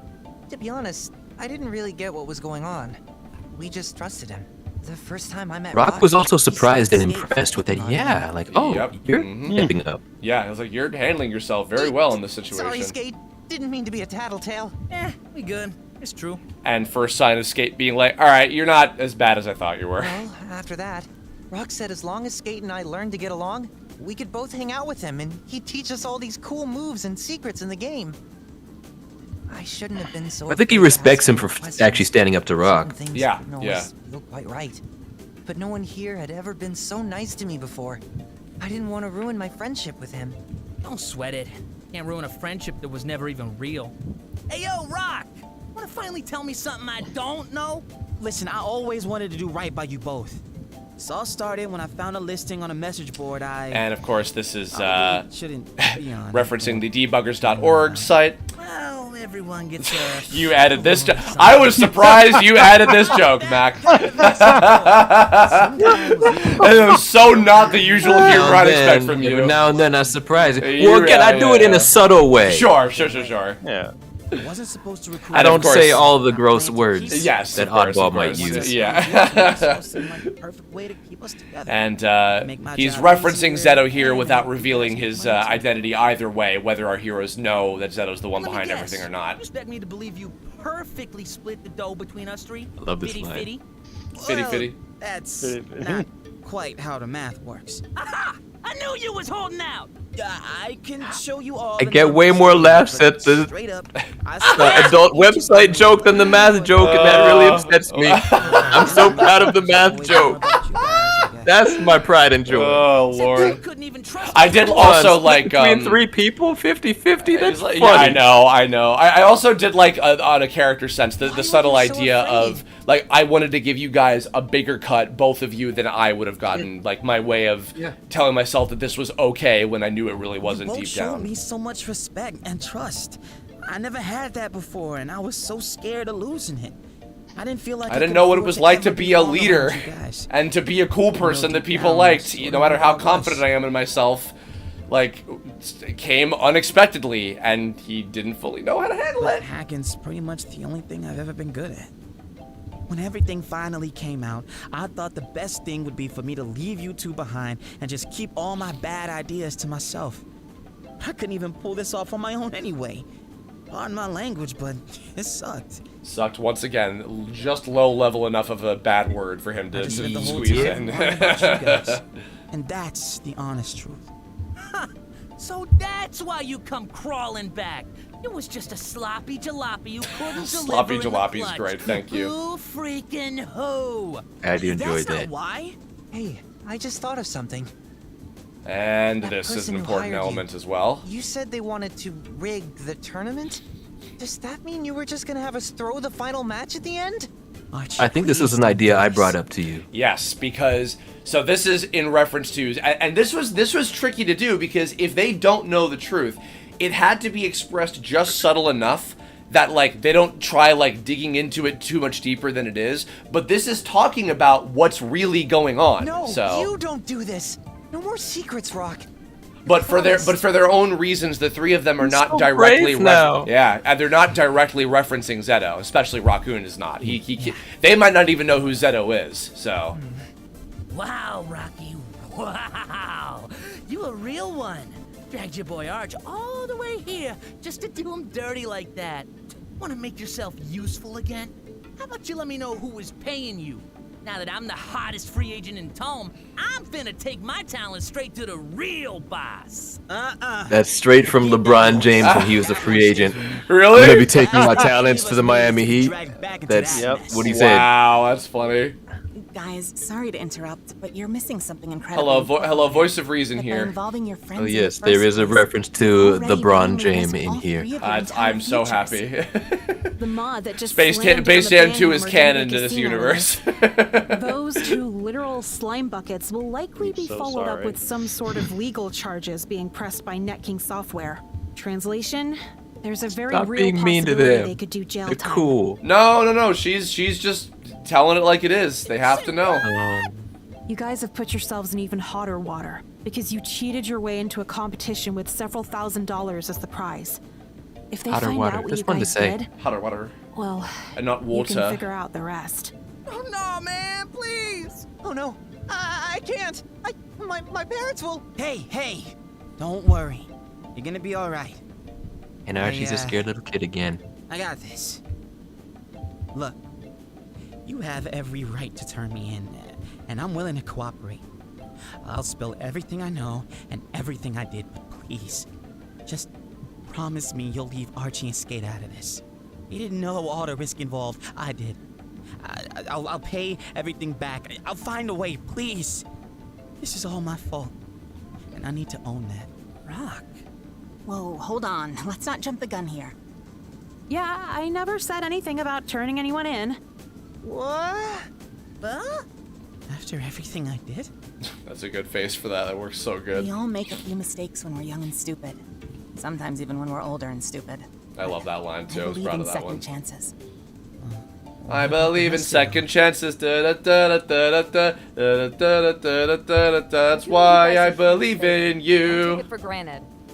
Nah, not at all. That was for you, Mac. Personally, I'm a Oh. believer in second chances remember. being last chances. My mom likes this. So Oh. it's as simple as this. If you guys promise not to use your powers played that for song evil for me while I anymore, was then dying we on a won't couch. report you. I But if we sure find did. out you ever do anything fishy again, then, you know. I like to think that our heroes are all being incredibly fair here. I won't. And being I very take full smart responsibility. considering, you know, Count what's on that. going on Say in the that bigger like we picture. ain't a team no more. I just thought that. Hush it up, you. Aww. Sorry. You're way better at cheering me up like this when I'm down. What I want to say is, even though you made mistakes, I know I still learned a lot of good things from you too, including that it's okay to stand up for myself. That'll never change. You were ready to give up everything to keep us safe. You really do care. None of us are done learning yet. And I think we're way better at it when we're together. Yeah. And Pardon Curb me? comes in to lay down the Prove it challenge. right now. Take us on in a match fair and square. Doesn't matter who wins. I just kept him no silent tricks. for a lot of Then this and only scene then because I am wanted on him board to with keep this. his mouth shut and observe before he spoke his mind. I knew because he had already Well, like hey, unleashed that sounds like his fun. like justifiable Steve, anger at them what a do you couple say? times before. But considering he was like, okay, this Y'all is couldn't more do jack squat complicated. without me. Whether they know the truth about what's really going on or He- not, they understand this is Remember Jack complicated. Squad, by the way. Oh yeah, and he remembered. See what I did there? Yep. Boss man. Yeah. Well, looks like it's your move, Captain Your Rocky. move! Shall we do this? You guys are the best. Ready? Okay. Let's try this again. Also, Archie is playing full-on leader during that last Oh, bit yeah. right there. Oh, He's the one who's inviting Skate and Rocky, like, hey, so hi, what do you guys think? Which he never would have done at the start of the game. Absolutely. And shout outs to Plaster Brain for this awesome remix of the Troublemakers theme, by the way. Good lord. I'm gonna get rid of it. This. By the way, this is a tough fight. The last couple of battles against the Troublemakers are not easy. Oh, good. Hey, it he worked. got actually turned into a flower. Thank Christ. All right.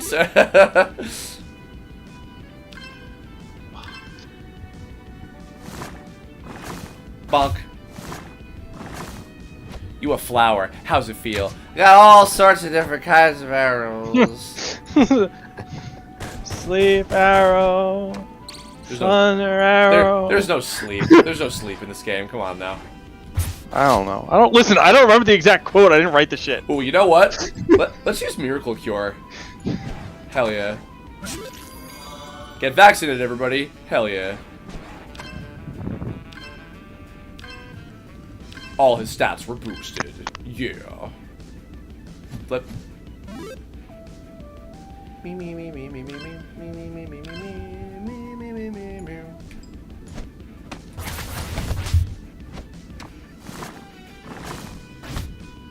Mac, remind me, I forget. Did you play this?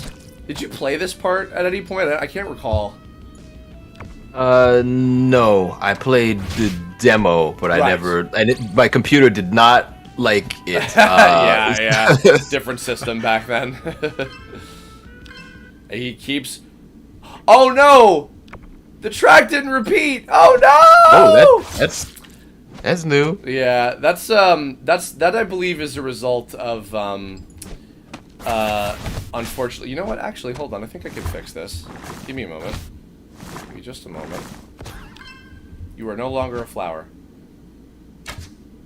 Ouch. That hurt. Give me a second. I think I can fix this. Music. OI. Trouble makers. Never mind. That is the... No, that's the Morgan Valley. Oh. Where are you? There you are. There we are. Hooray! Can you guys hear that? I can't. Okay, well, the chat can, and that's mainly what matters. Sorry about that, haha.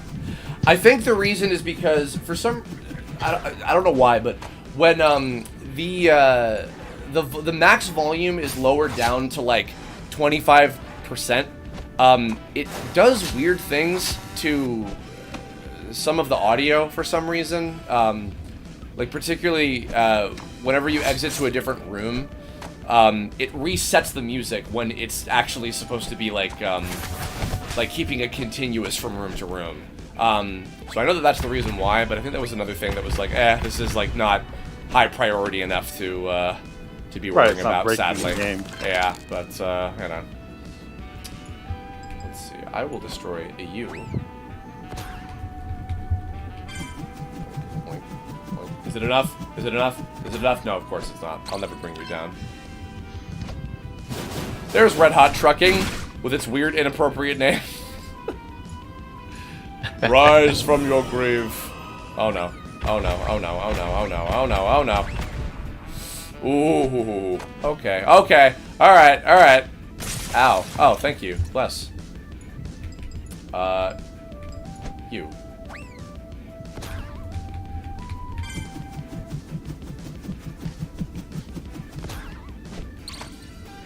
Go ahead and use a good old... Have a full meal, everybody. I need me one of those after this. Ha ha ha. Ouch.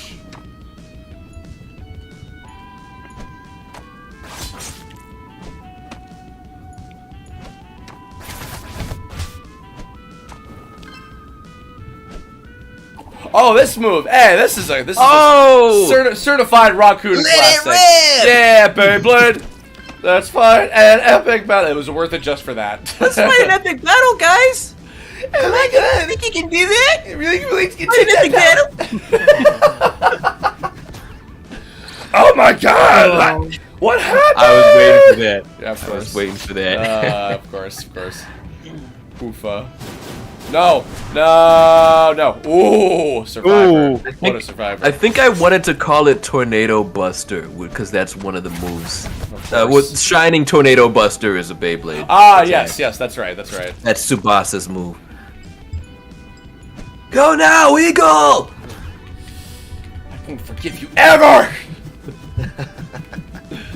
To anybody that gets anything we're talking about, you're a cool person, and also I'm sorry. Dead? Yes! Hell yeah. I didn't like it. I don't like this. Ooh, 380, thank you. What's kind of funny is I don't like this. The way I delivered that became the definitive placement for the voice. Oh yeah, absolutely. Oh, that's the line where he needs to sound like that for the rest of forever. Someone would have told me 2 weeks ago that I'd actually enjoy. You got an orb of unity for the power of friendship. You've proven you're capable of change.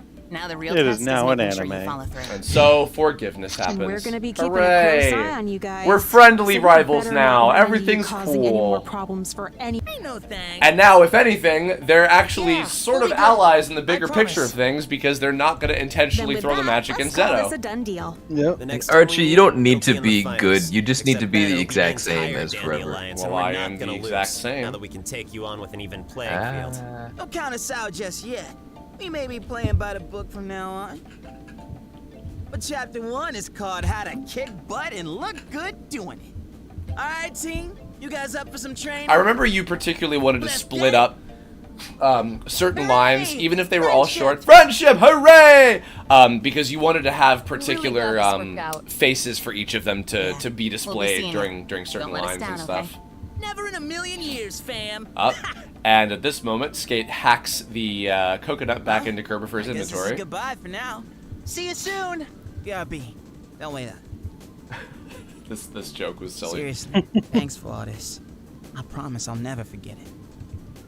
Why would you go that way, Raccoon? Did you just give it a second? I feel like, sadly, because of the way that I designed the geography of this level, the joke didn't work as well as hasn't wanted to. You know, it's still cute. Yeah, I still liked it. I mean, who hasn't done that? You've said goodbye to somebody, and then you're like, oh no, now we're going the wrong way. Oh. No. Yeah, we did. And we also made the only call that would have worked out for everybody. You could tell where I was going with that, right? I figured, yeah. When it gets down to it, if we actually did report them, there's a good and chance. Of course, here's a moment where it has to do with. And then nobody wins in that case. This is a moment that has to do with, you know, whether or not they know the secrets or not. So that's why I tried to be pretty careful with my wording. Wins in this city. You guys have more guts than me. You just You're never gonna let me win. Bluffing beats lying. I genuinely wanted to set them straight. After watching the way they Softy, you're too precious for this world. I couldn't stay quiet about it anymore. Would say. It would have been a huge shame to see them go down an even worse path never gonna let than they me were already win. on. I just hope the little scamps And Rocky's really like, do follow nobody through wins with what in they this learned, city. or I'm gonna feel extra stupid. Nah, don't be Nobody such a wins in Mech cocoa City. nut. Don't be such a note. The coconut! The coconut! We forgot. All Donkey Kong country all the time. The crystal coconut. Them if they haven't left yet. Wait, Curb, check your inventory. Yeah, let's see. We got the bunch of boomnanas, the extract of death cargo, the mimic crab claw, and one big beautiful glass of chaotic coconut milk. That sounds delicious. I don't even like coconut. Clever little sneak must have slipped. Clever into your little item bag sneak when you is were- Zigbar. Pretend you not hear that. What? Oh, sorry. I'm sorry. You don't like it's not my favorite flavor. I'm sorry. It's an acquired taste. Also, clever little sneak is reference to Zigbar from Kingdom Hearts 2 when he fights you at the castle at the end. To overlook the fact that he probably hacked it into my inventory. Think of it like a reverse version of what they did in the park last week. I'd say that's using your powers for good. Let's go get cooking. Let's go crash the game. Oh wait, no, it's not here. It's Nope. not yet. It's coming up. All right, so We'll use the first of death all, let's cargo listen to him. extract to the base. Then we'll saute in the mimic crab claw and add a dash of chaotic coconut milk. Finally, we'll serve with some sliced up bunch of boom nanas and voila! Your ingredients were cooked into an extra delicious tropical crab meat surprise. I know this is really for all the festival attendees. Also, I love these little but does the animations chef he was have a little doing. love too? Ooh, this is simply heavenly! What a dish! Oh my God. I'm a genius. So funny. But this genius couldn't have done it without the remarkable choices of ingredients by you, of course. I really should take you on as my apprentices. You were really on the ball for picking out that chaotic coconut milk. Our beloved Empress' kindest spirit particularly loves its rich taste. A hint about the final puzzle in the volcano. Riveting. Thank you for donating your precious time. I wish I could remember where I stole that from. That riveting. It's from something, but. All right, so here we are at this is the most anxiety-inducing sequence of the entire goddamn game. I actually kind of wish that Melly was here to talk about this because she actually has to do with fixing it. I'm almost jealous I can't have a bite. Shout out to Bryce as this little cute ghost guy yet again. Thoroughly search for the best ingredients to make I rate your actions on this deed as Very good. Thanks, little bear. I'd say the same thing for what you guys did just a couple of minutes ago. I feel like they make that same joke with every one of these missions of like, your mission is rated very good. We did a good deed that was also very good today, guys. Anyway. I didn't. Also, Tiger Lily's a treasure too. Softy was so bummed out, and I started to feel kind of bad about it myself. So I went ahead and gambled. Since one of them ran off with the last ingredient anyway, I figured at that point we had nothing further to lose. At worst, they'd have continued down this sad little path they were on, and the mission would have been a waste. So this is stretching reality just a little bit, I know, but it worked enough for the stage, and it was more about the actual character development and the lessons learned and everything. So hopefully everybody bought it. You're wonderful. You sure are. Hey, we pulled it off. That's all that matters, right? Yeah. We still got plenty left to do this week, though. I haven't tried to bother Steph much, but hopefully And we'll of course, get together this is again our soon. first stage that we went through, so. No, when we make it to the Okay, finals. this is the I know moment. this will sound a little cheesy. This is one of two moments. I hope we can give those kids Okay, an honorable so match. after this, there is a menu off screen below what we're looking at right now. That is the choice window. Ooh, my heart skipped a beat. If you take a look over at the ring on the right, the time limit is not going down for your choice. We spent days upon days upon days upon days upon days trying to figure out why. We never did. So, after messing around with a bunch of things in how this conversation went, we just left this part as it is. It doesn't go down, which means you have infinite time to choose what you want. So this was the first thing we somehow managed to squeeze through fixing. Honorable? You know, like one of those, you were once my enemy, now my friend, and now we meet on the field of battle and only one side can walk away victorious kind of moments. You're right. That is totally cheesy. An honorable floor mop and beatdown that'll go down in history for its pure essence of vengeance and discomfiture. How's that? I can live with that. Well, I can't. I'm leaving. Good work today, folks. See you. Take care. Later. Alright, so this part. This day was a little on the awkward side for you, So, things considered. But this is a being so line that cool changes about the whole depending on what, Hattie knows or not. Okay, so, during a couple things about what you're about to watch. I can't speak English. Jesus Christ. Okay, so this is a moment where Curb is having an introspective kind of thought about relating to the troublemakers and what they've been through. As I'm sure you guys can probably guess for a multitude of reasons, this is something that I rewrote many, many, many, many times because I learned a lot about life, about myself, about doing what's right, about being understanding to people, about forgiving people, about being forgiven by people, a whole lot of different things in the entire 4-year course of doing this game. This moment with Kirbopher was an opportunity, much like the time where the gang gets to make up with each other in Chapter 2.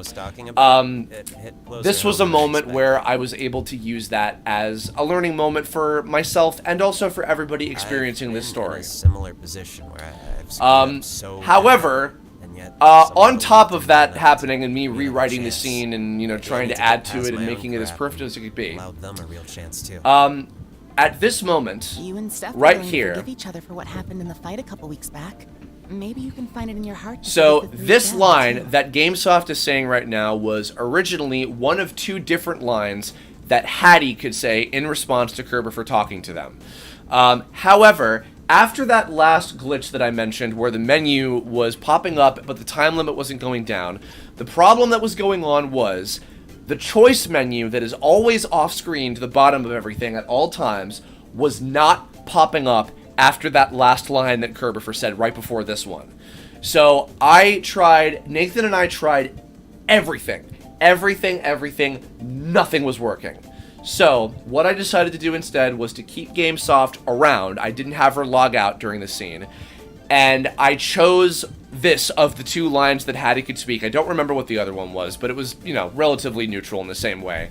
And I just had Softy say this, and the conversation continues. Hattie doesn't say anything, because I didn't want this to be a moment where, Hattie just automatically says something and you have no choice because that didn't feel right. So, I kept Softy around. It just unfolds as it is, and it still got the point across that I wanted to have, but it was extremely frustrating. This whole entire part, I am very proud of it. I'm very glad that it worked out mostly the way that I wanted, but my god, I see this place, like this little platform with the pot and everything, and I just get the cold sweats. It's insane. So, but we did it. We made it work. So, ooh. You don't need to apologize. I think we made the right choice. Same thing. This line as well was originally a Hattie line, and I changed it to GameSoft instead. Yeah. So, guess we'll wait and see. I'll catch you later, okay? and off we go. Alrighty. Well, and oh, that's right. I think. Oh boy. Ooh, okay, right. I remember now. That was another fix we had to make. the menu that pops up. I'm gonna do the Shipwreck level, by the way, next because I just want to. So the the menu that pops up that asks if you want to save your game or not was also freezing and would soft lock the game. So our way of getting around it was it just spits you back to the main menu, or the desktop, that is, and you just continue, and then you have to go find another save spot. So it was a little bit of a band-aid fix. I'm not thrilled with it, but it was the best we could do. We really tried everything possible. That is a tangerine. Hello. And it was what we wound up with. So I apologize to anybody that's that had to deal with the early releases. That was a pain in the ass. I'm very sorry. Thank you for staying patient with that. And, you know, it was the best that we could do in the end. So I'm going to go for just a little bit longer until the top of the hour. You guys are free to stay or go if you want. I don't know. I mean, I'm working while playing, so I'm good. Okay. Matt, do you want to stick around until the top of the hour, or do you want to head off? You might have already left. I don't know. Oh, no, you're still here. Oh, and Germ's here. Hi. Oh, hey, Germ. Hi, Germ. I don't think there's that much more to add for me, especially since there's no Rocky for a while. Yes, we'll probably do the finale on Wednesday. I'm doing it every other day, basically. Nice. So, yeah. Okay, yeah, well, hey, thank you for being around to talk about all that stuff. It was super cool. Thank you for working so hard on these characters and making them as great as they were. And I hope that you were still proud. Thank you for letting me do the stuff. Yeah. I'm really happy with, again, how those scenes went, and and your characters interacting with mine, the stuff that you directed. It all just seamlessly blended together. It was, I'm really great. glad. I'm glad. I hope that I did make you proud with this, because you know, that's often what it's all about for me. So, like, a lot of the writing stuff from like you two as a team are easily some of the highlights. Yeah. That I've I agree. Experience in like writing or just in a game in general, and I think it brings a very unique taste to this game that a lot of other games don't really hit upon. Like a lot of raw, sincere, genuine, real emotions that are not like overdone or like caricatures of like things. They're very, very tangible, and not a lot of people can do that well. This guy over here is very tangible because he's a tangerine. All right, Mac. Thank you. I gave you that. Thank you so much. Seriously. We'll hopefully see you in a couple days. Yeah, I hope so. I'll try to be here. But Sure. Again, I'm really grateful for everything and the fact that people enjoy this. It's literally the only creative outlet that I've ever really felt a strong connection to. I've never liked anything I've ever written. So you helped make a lot of people happy, because the fact that Raccoon is a character that's so dear to people, very much because of everything that you've done for him, performance-wise and writing-wise and heart-wise. I will be always eternally grateful to you for that. So seriously, thank you. Right back at you. All right. Hope your internet is fixed, by the way. I hope so too. Oh boy, I'm gonna leave tomorrow. Lord in heaven. Oh jeez. This is a good time. Y'all have a good rest of your evening / night / whatever, and I'll hopefully catch y'all again soon. All right, take care. You too. All right, take care. Bye. Alrighty, and welcome, Germ. We're gonna talk to some NPCs real quick. That are entering this final regional event. I voiced this blue-haired guy. I'm definitely keeping my eye on. Goes by Neo Mutant. Hadn't entered any of the He's really cool. He's so sexy with his 4 this guild of arms. 4 players the day before this one started. Neo Mutant, huh? I'll remember You're like that. a Thanks. pitch away from. You're like a pitch away from like losing your mind over Blue Eyes White Dragon. I like to think that my acting is better than that. Thank you very much. To be on the lookout for? Just a smidge. There's a whole bunch of treasure This character's ships scary. scattered all around. It's perfect for exploration. Yeah, but mixed into those treasure boxes are some mimicrabs. And she can. They're way tougher than the mimiclusters in Morganite. Take them out with a technical attack. Germ, you know. Nah. Have you run into a glitch where suddenly the elements get reversed? This is a spider like girl. A crystal attack causing double damage to a technical player. This is, of course, teasing Neo Mutants reversing the elements hack as well, as we'll be seeing a little bit later on. Everyone thinks I'm just a conspiracy theorist. I loved animating this guy. He looks really scary. The real bad guys He here. does look slightly frightening. History that seemed glossed over. I like to think that little divot is like his nose. Thanks for the advice. Also, I also feel like he could put like a floppy disk in it. I feel like, oh yes, thank you for my floppy. Man. Yes, you gave me 2 kilobytes of information. Against peons like us. And this guy over here, this crazy guy from the 50s, is like, yeah, man, I'm a big Zeto simp. Yeah, Zeto's pretty unbelievable. I hear some people get scared and run off when they see him, but I'd jump at the chance to take him on. I'd jump on him. I'd totally pounce him if I could see him. Ooh, woo. Anyway. Oh, Zega Axeron is asking something that's going to be getting a little bit later, but while we're doing spoilers anyway. Did I make a scene in case somehow you beat Zeto at the end of the ship mission? No. And I think that either of you guys who have tested the game had been around at some point where somehow something glitched out and the breaker beam didn't end the battle.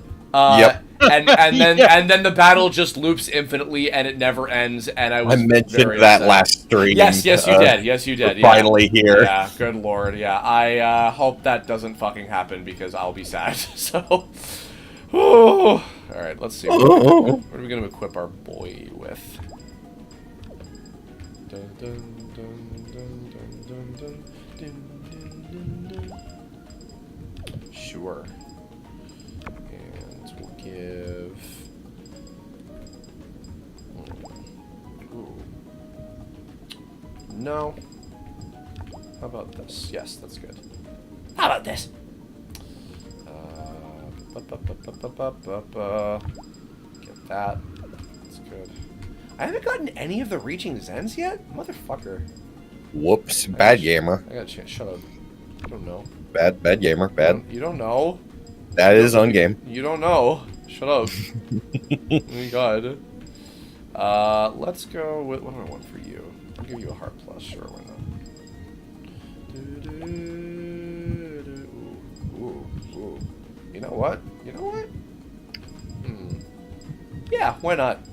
This is another, like, kind of risk-reward one, the Susanoo prank and the Amaterasu mirror, which are some cute references, of course. This would have been so much more fucking, like, overly complicated if we went with, like, 10 slots of power-ups, you know, instead of just the 5. It would have been way too much to handle. Yeah, I'm glad we didn't go that route. Me brain would have crumbled. You know what? Yeah, sure, that's fine. And... Yes, we're good. Okay, and I think that should be alright. Alright, cool. Let's go plundering. Oh.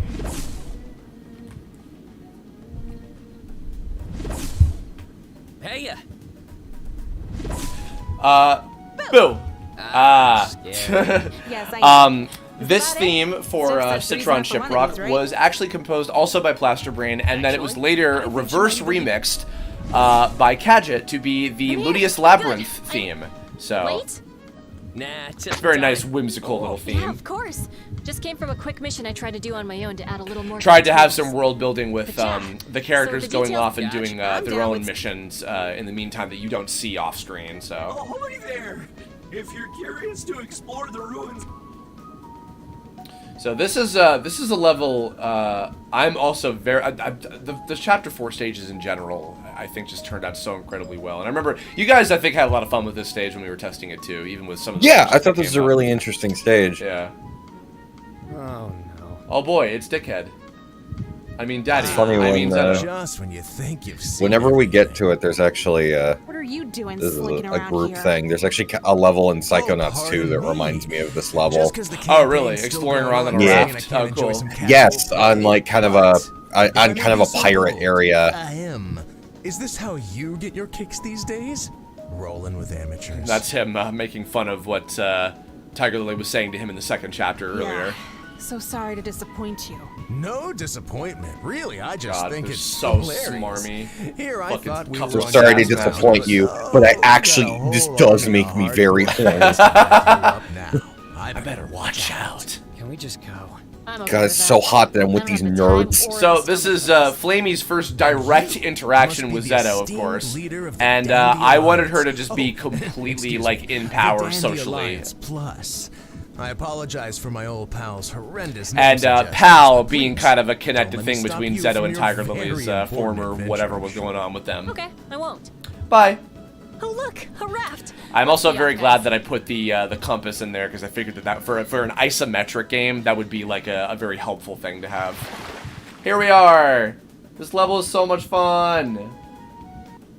And here's a guest. I'm so happy that we got. Me levels of cold. Yes. Got the floating barrels around here as well. The reason I have the goal to say stuff like that is because he's not Flamey asserting her dominance and Tiger Lily keeping everybody, you know, on task with what's going on. He's out here, but we should stay alert. Like I said in that email, now that he knows I'm aligned with the biggest thorn on his side, them he's about got people the fact out on that the they know, field like, thorns okay, on yeah, our no, side. he can I know pull the stuff risks. out here, I just can't and let he any knows of what them we're get to doing. me. He knows that we're the biggest thorn on his side. We'll So cross that bridge when we get to it.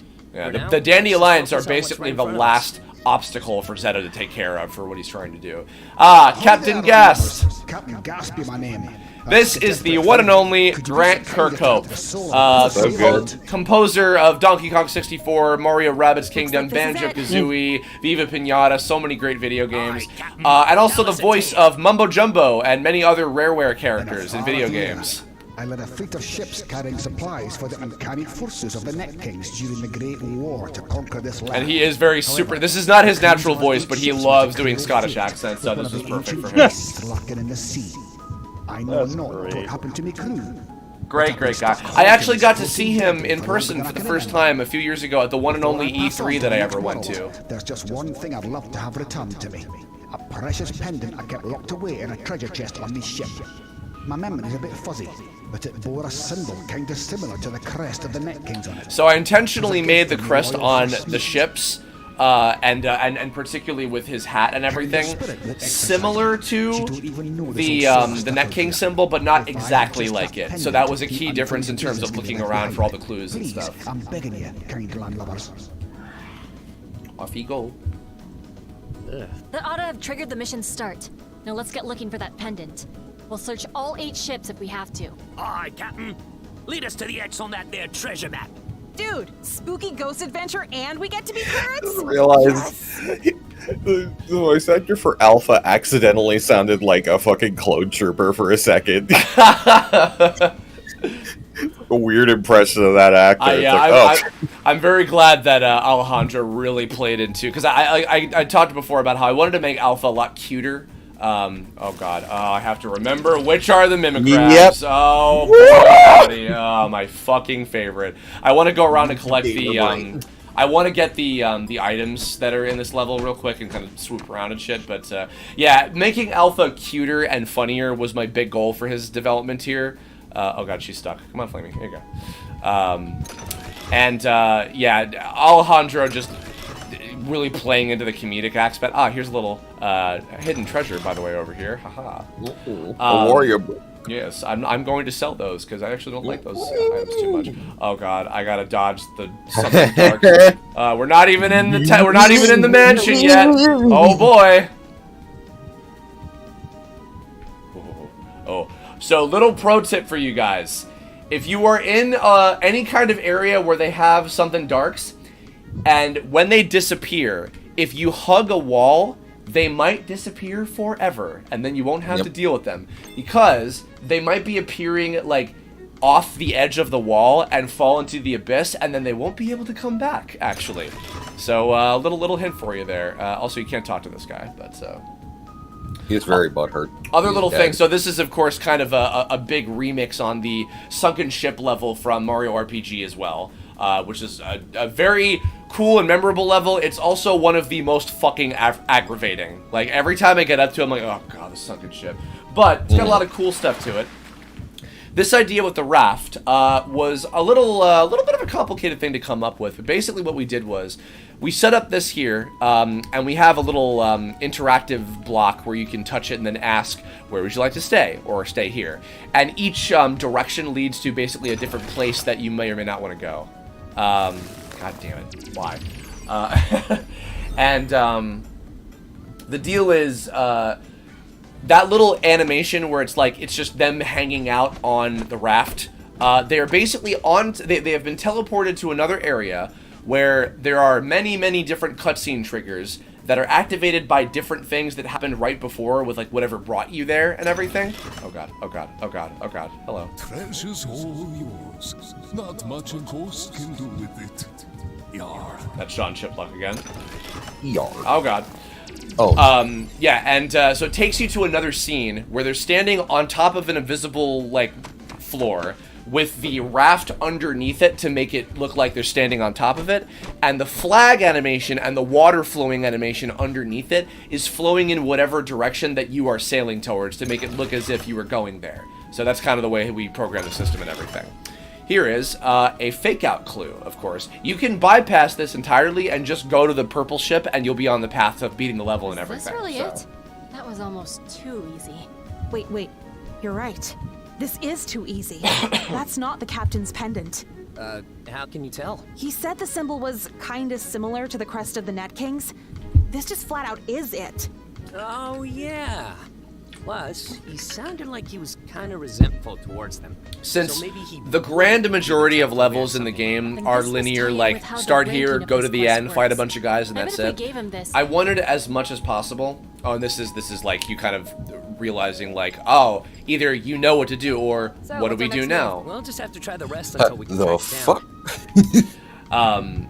I wanted to have a few cases and levels, even though like it's still ultimately kind of linear anyway.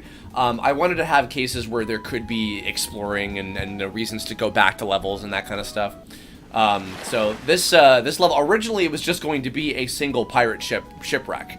But I felt that this would be a lot more unique, and it ended up being one of my favorite levels. And I remember you guys liked this one a lot when we were testing too, so.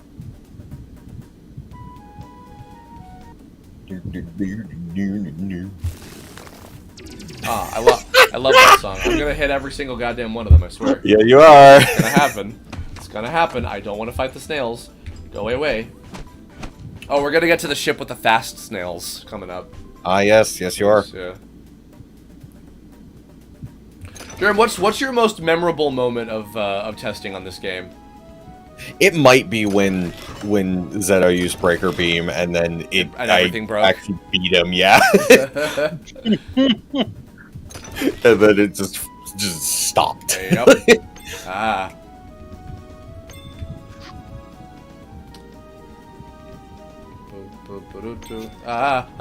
Oh. All right. I almost forgot. After the first stream where you mentioned how you almost had what's her face be an idol character.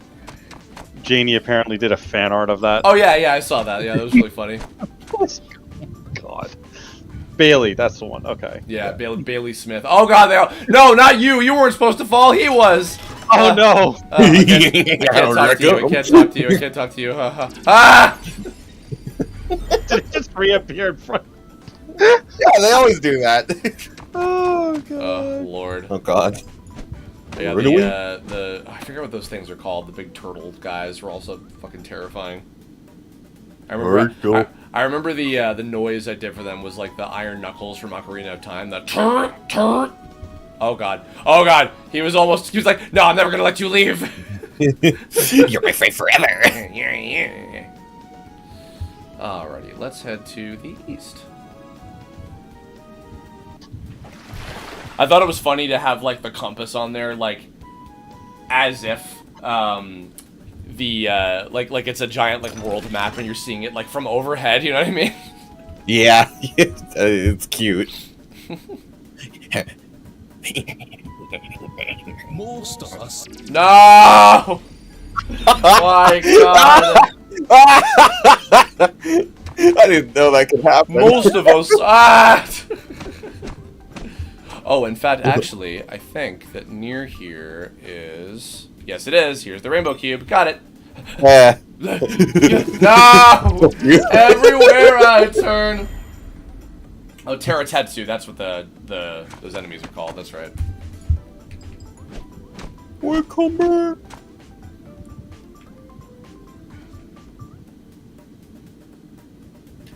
This one's okay. And... Get away from me. Most of us sailor ghosts moved on to the next life, but a few stayed behind with some unfinished business. Now the mini crabs make their homes around these sunken ships. Planting these little ghosts around was also kind of a reference to, in the sunken ship level of Mario RPG, there were notes kind of scattered everywhere that would kind of tell the tale of like what was happening and everything. Oh, you know, if I don't get interrupted with something else that's relevant. So I actually had an idea. I don't remember if I told either of you guys about this. But let me grab this real quick. Talk to you real quick. Stranded? No, I like it out here. It's fine. I live here now. Do you have any food? So, later in the level, you find the actual pendant that you need, right? And then, oh yeah, because the place where you get the Orb of Unity is you just happen to run into Neo Mutant and then you fight him, and then that's it, and that's, you know, it's as simple as that, right? I wanted to see about if it were possible to have something maybe a little bit more interesting than just like, you fight Neo Mutants, okay, cool, bye. So there was a concept I had where, in between when you get the actual pendant that belonged to the captain, and then you get teleported back to see him again and give it back to him, and then after that, you go back to the original dock and you fight Zeto and everything. There was an idea I had where you would be on the raft traveling back to give the pendant to the captain again and everything. And on the way, you would get intercepted by like some kind of like Kraken monster thing that would be kind of similar to the kind of goopy, creepy ghost things with the eyes like something dark. And it would be basically, it would be like a little miniature ship that would be chasing after you, and it would be a racing battle, where instead of you being in a car, it would be White Hat, Tiger Lily, Alpha, and Flamey on the raft, like paddling to try to outrun the monster thing. Yeah. I think you told me about this idea. Yeah. It sounds familiar. Yeah, I would have loved to do that, but it was way too, like, it would have involved so many complicated things, because I would have had to, like, draw, like, 4 different versions of the raft with, like, each of the different white hats on it, all this stuff that was like, this isn't worth it. It's just for this one little, forget about it. Because the point of it was supposed to be, actually, hold on, let me trigger a little something over here first. Here's the fast snails, by the way. And here's another hint. During the Great Net King War, I regret never getting to tell the captain of the pink sail ship just how sassy his coat was. Seriously, you should have seen it. He really rocked the color pink like no sailor's business. Oh, now it makes sense. So the ship with the pink sail must have belonged to the captain. What? So I planted this and the false pendant around, basically as just clues for, like, where do we need to be going? And the fact that, like, you don't know where the pink ship is, it's through kind of a secret area. Like, you could miss some of the stuff. Like, I wanted it to be completely left up to just, like, how you go through the stage and everything, so. Yeah, but to finish the thought about the Kraken boss idea, the whole thing would have been, if you beat that racing battle, then you would have come back with the pendant and everything would have played out like normal. And I think based off of that, you would have gotten an Orb of Unity. And then if you lost, if you lost the racing battle, the pendant would have fallen into the ocean, and then like you would have lost it, and you would have had to like come back with nothing, and like it would have played out differently. But yeah, I think that ultimately what we went with like worked perfectly fine, so it was no big deal to me, thankfully. No. Nope. Yes, there we go. And how about you? No.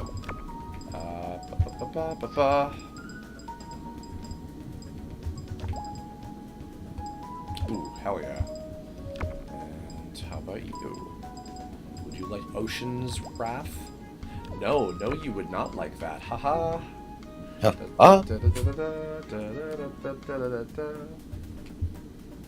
Here we are. So, also, of course, because, God damn it.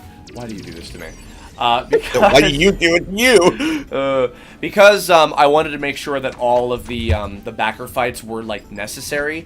I didn't want to place any of them into the other pirate ships and everything. Although, I guess I could have maybe had, like, Okra, like, somewhere around there hanging out.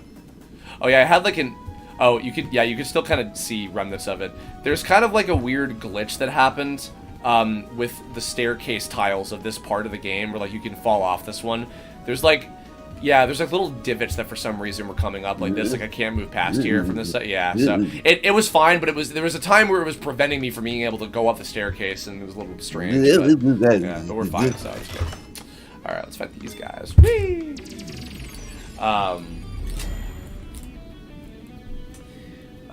Yeah, so I made sure to place all of these enemies like in the way of the I love her voice. Intentionally in the way of the main path that you had to go through to make sure that you'd be fighting all of them. So thankfully that worked out. Warbam. Bam. He can hold lightning. How do you feel? Hold. Ow, ow. He can hold this L. I can break these cuffs. You can't break these cuffs.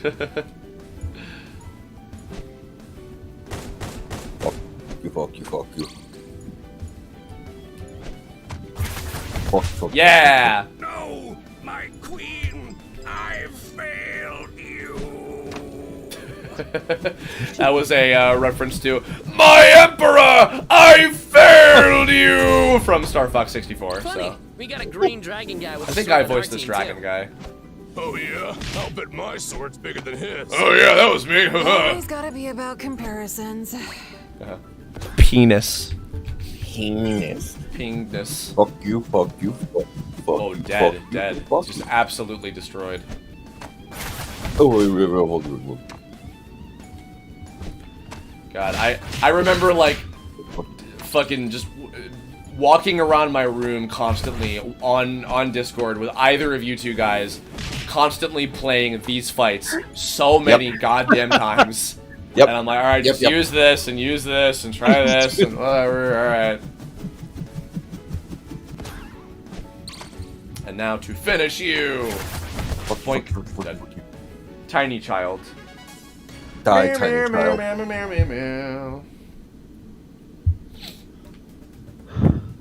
It's not a mimicap. It's not a mimicap. Oh, thank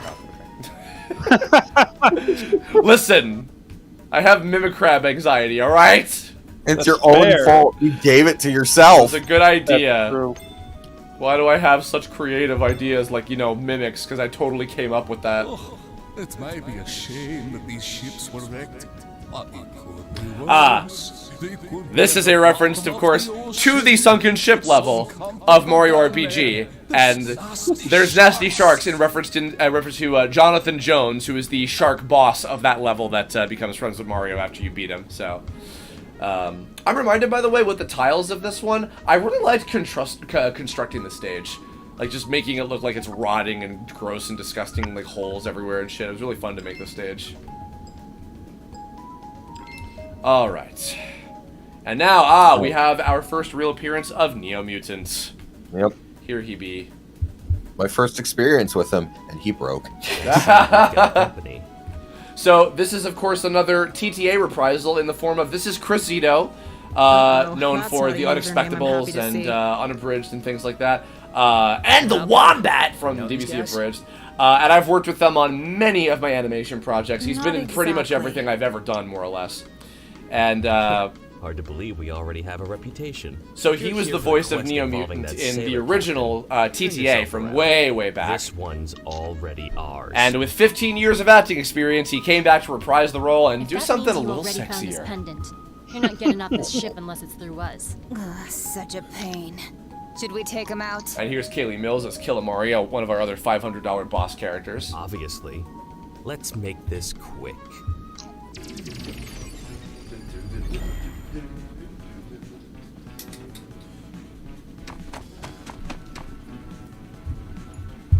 Skibidi-doo. Let's hope they don't do anything stupid, guys. Let's hope, please. Oh, come on, what are the chances? Somebody else joined us? Oh, never mind. I thought somebody else joined us. No, that was me. Okay. I had to mute because I had to cough. Gotcha. Oh, well, we're not good enough for you to cough? Huh? I'm sorry, you wanted to hear me fucking blast out my mic with my cough? I wasn't aware. Yeah, you know what? Yeah, maybe I do.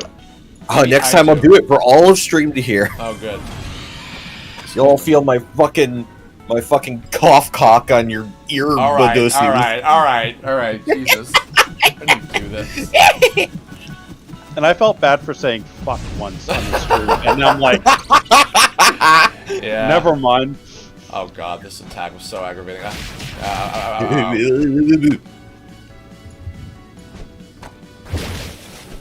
Get rid of her. She's gone. Her Kage Bunshin no Jutsu. No, yes, Dad. There we go. Haha. Yeah, no Scooby-Doo. No fucking Unity moves for you fuckers. Whoa. I know Kung Fu. Coming up with attacks for this version of Neo Mutant was kind of interesting because he had the samurai helmet kind of thing going on. I felt that he's kind of interesting. The summoning the kanji and everything to like buff himself. That was something actually that I think Suzaku and Shogun, which were the old versions of the Twin Blade characters, did stuff like that to empower some of their weapons and things. The Dandy Alliance Plus. Maybe you've heard of us? Oh, right. The guild that's lost 3 of the regional events in a row. I feel so honored. Man. Fuck off, though.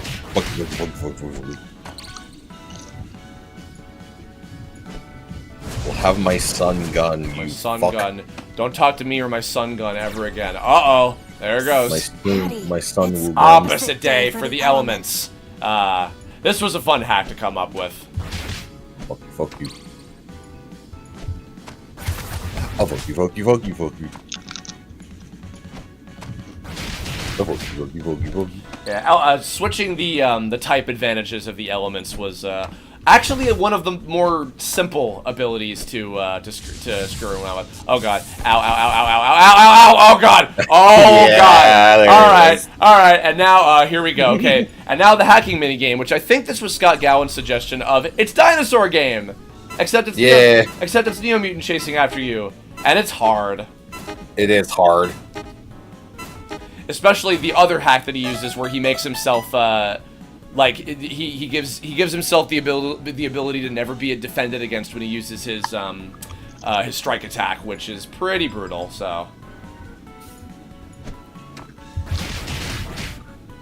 can we finish him? Can we finish him with a Vulcan rocket, folks? Can we do it? Probably. Let's find out. The win button. There we are. Tiger Lily's like, I'm celebrating with you on the inside, guys, I promise. And Thanks for playing. See ya. Trust me, you probably won't. Because you people won't even be close to entering this last event. Not if I have anything to say about it. Ta-ta. Nice bluff, by the way. Yeah. Sounds like they thought they'd already gotten what they needed. But I say we move forward and keep up the search. So, by the way, also, you were saying you didn't know them, but... Oh, okay, this is her explaining, of course, more about in fact, she's the leader of the guild I mentioned in that email. The one Zeto's the slimy executive producer. They're lasting obstacle for the to get express past. purpose of giving us a hard time. He'll be our biggest obstacle this week, so we gotta stay on our toes around him. So, of course, if you didn't tell them the truth about what's going on, Well, she's just way, like, he's they're just a really another person strong you gotta guild beat. that Let's we head down have the to be hall. careful of and everything. They're so epic and their peepees are big. Oh god, no. Good. If you do all the lose scenarios of everything, you'll hear it, but Neo Mutant had a great line that I lifted from the Mega Man X episode of the Ruby Spears Mega Man cartoon, where Vile is about to finish off somebody. They had Vile from Mega Man X show up, and he has this amazing line where he goes, "Well, I'd say it was nice knowing you, but I'd be lying." And I'm like, that's way too cool for this show, so I had Neo Mutant say that if he beats you. Full meal. I loved that episode. Bet you anything there's a trick to these shipwrecks. That episode made me so happy. So this, by the way, this little interaction here. Ghost guy we talked to on the blue sail ship. This is him acknowledging the hint that they got before. And if we're on the purple one, the pink one's gonna be close by. Right? So this was set off by a story trigger that happened from talking to that little ghost guy that was on the blue sail ship. So it just gives you more information about you're on the right track and you're doing what you need to be doing. So that one is a mimic crab. I know it is. I know it is. This one isn't. You tried. I was right. I did it. I done did it. Oh, don't worry, Kudo. We'll be seeing a lot of Vulcan rocket from here on out. Much Vulcan rocket. Oh god, this fucking part. Oh boy, yeah. Can Chris remember which ones were the real ones and which ones were not? He didn't. Nope. Christopher loses. I will donate all of my life savings to charity because of that. Lamau. Goodbye, goodbye, goodbye, goodbye.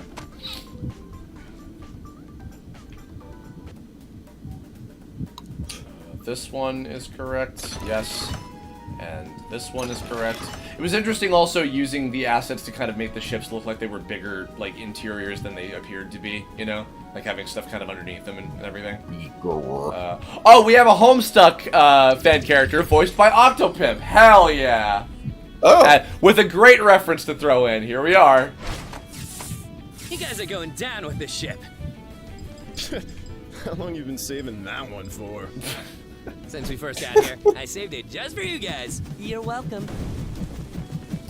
Funny story, King Guy, that guy with the metal claws in the middle, he originally had a different name that I don't know for sure if the creator understood was actually very offensive because it was in another language.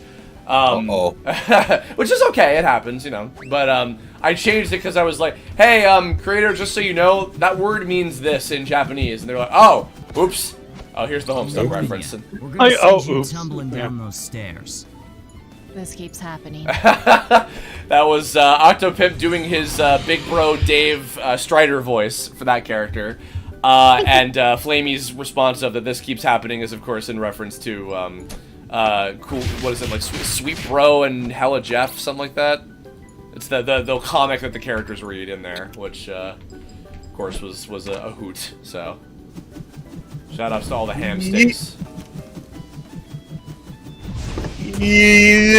Speaking of, you remember the time Kira drew us as fucking... Oh, as larva? Yeah, it was funny. I love the larvas. Ew. Yeah, there was a time where our buddy Kira Buckland was a hardcore fan of Homestuck, and she liked to draw little sketches of the troll characters and things like that. And there was one time where she was like, I'm gonna draw you guys as the little troll larva. It was cute. Dead. Yeah, they were spot on presentations. I love that move. That was really cool to do. I'm surprised that honestly the graphics didn't like break the game or something from doing that. Well, beautiful. Ow, now I'm cursed.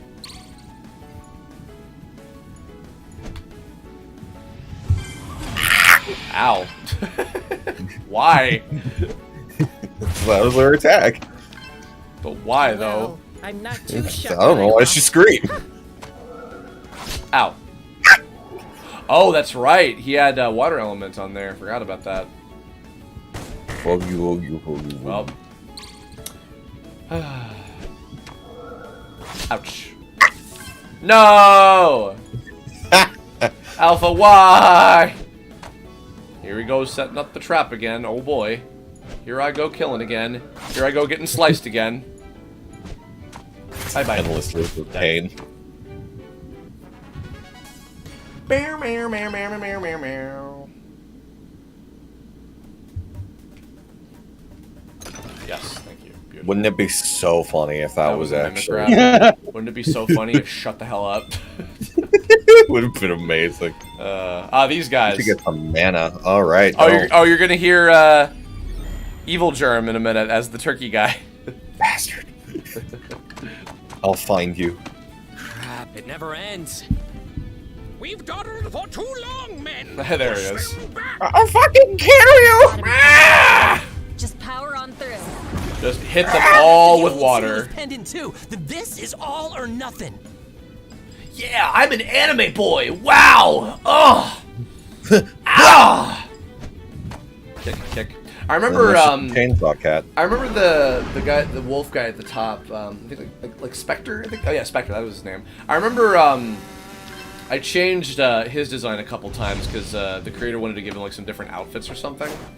But these were some fun characters to animate, all kind of collectively fire themed.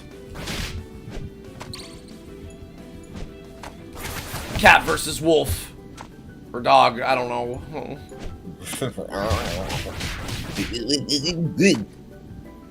Row! Yeah, no, keep just roaring like a fucking Pokemon enemy that doesn't realize they're about to get murdered.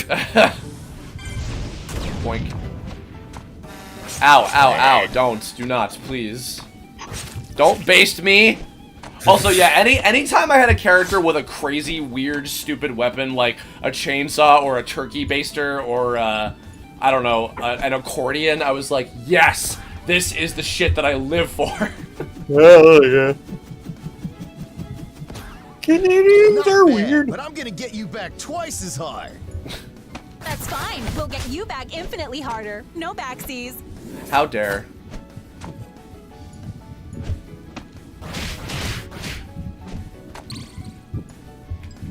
Ooh, that's right. I love this move. Let's hope this works out good. Cool. Here we are. Don't fuck it up. Yeah! Ba-boom! Almost fucked it up, but you got it. It's a good one. Yeah. The Rainbow Flame is actually another TTA callback. Ow! That's another TTA callback too, because she's fucking dead. She's not dead, thank you very much. Goodness. Well, she's back. Damn it. Oh, come on, man. This is what you get. Poseidon Wave! Flame Girl had a battle in the 3rd season of TTA where she was fighting against another kind of flamethrower robot-y looking character called Dark Blazer, and in that battle he was using like a spectrum of different flames and stuff basically, and she only had red flames. So part of what she was sort of learning from that battle was how to use other different colors of flames, and how depending on the Roy G. Biv order, they would be able to do they would be able to have an advantage over different specific flames and things like that. So this was kind of a subtle little reference to that. Ba-boom! Hell yeah. No, not Cozy Catnap. No! You know what? Shalom. Duedo, yes. Duedo. Suck my fucking dick. Come on, come on. Yeah! Oh, forget it. I'm taking a nap. A real one. My parents never loved me. Which is bullshit because I'm a cat. Ah! Oh, God! Okay. I was more of a dick about this room than I should have. You want to collect all the little treasures and get all the extra netty, but you got to be careful to not trigger the zone that activates the little cutscene where you open up that treasure box. So here we are. You found a captain's pendant, a symbol of a long-lasting friendship. There it is. This looks like it's the one. Whew, how was it so? Other than the creepo demon ghost things, yeah, totally. Let's get this back to the captain. Alrighty. I think also originally there was a part where you were gonna have to fight a bunch of something darks during that part, but I'm like, whatever, that's not really necessary. So that little state in between there would have been when that Kraken racing battle thing I talked about would have happened if we had time for it. We did it. Scurvirin spook's eyes to see them? Me precious pendant from my first mate, and here I thought it might have been lost to the watery depths. Oh, thank you, kind landlubbers. Oh, thank you. Now I can go be the king of the pirates. I had a dream once. Now I can finally pass on to the next world. Also kind of related to Project Dream, which was sort of a pirate adventure game concept that Rare had that eventually transformed into Banjo-Kazooie. A little bit of a throwback to that with this character and having Grant do it as well. So a stupid fucking bear took my place. A bear stole me dream. Well, way to demotivate the whole working for kinder spirit thing. That's freaking ominous. Well, that's freaking ominous. Reference to abridged Mr. Popo there. There you go, Team 4-star. I'm happy for the guy. Hello, it's me! Thanks to the pendant you found. Bryce's voice for this little spirit guide thing reminds me of Double D from Ed, Edd n Eddy a little bit. But whatever. I'd rate your actions on this deed as very good. Alrighty. How fitting that we're going to end the stream with the end all be all. This one went Yep. pretty well. In my mind, we got an S rank. Here, my commentary on I don't know what the fuck S rank stands for in Japanese video games when they have those. I don't get it. Before we call it a day, Well, you know what they say about curiosity. It murdered you. that it shows a strong desire to learn. Yes, I'm very smart and don't get killed, except for when I do. Now follow me. Whew. Shut down. I deserve this for my puns. Oh, you. And here we are back again. And, of course, Zeto is mingling with his underlings here. You know, no big deal. Bye. Oh, hey, welcome back. You chatting Oh, hey, up with shut some up. friends? Oh, you know, just tossing some advice to an up-and-comer. Gotta give the aspiring little guys somewhat of a Uh-huh. What? If you had half a And brain, here we are. you'd get that we know Starting from here, this is where the conversation gets extremely different depending on if you know the secret or not. The truth, huh? The truth that I'm gonna massacre the rest of you and win this whole thing? Or was it something else? Oh, I don't know. What do you think? A lot of posturing back and The end forth here. result's gonna be the same. You know, I'd commend you people for even trying, because I'm sure having Tiger on your team gives you a little hope.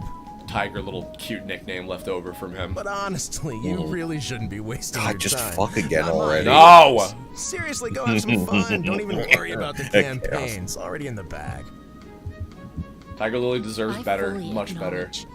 Yes. Probably the best This scene player was this one that I game in the envisioned for a long time. Her getting up real close and like standing around and be like, I am not fucking afraid of you. You're just some asshole. I am not probably. I am not fucking And he's you. just like, I'm so hot. I don't care. Whatever. I have no doubt Your flip. this will be one of the most difficult undertakings of my life. And you got my respect for giving it a shot. I'm such a and nice having guy. low Look at me. expectations. If you kept the secret from the others, she says next, listen. But because you didn't, Shut up. XD. ice cold. You have no idea what my level of dedication is. Why my drive to If I had more competition is budget to far have greater certain than scenes yours or anyone else's. animated, like fully animated, So great that even this a would be little one of guy them like for me sure. Could topple an elitist snob from his precious throne. And here's a reference that I love.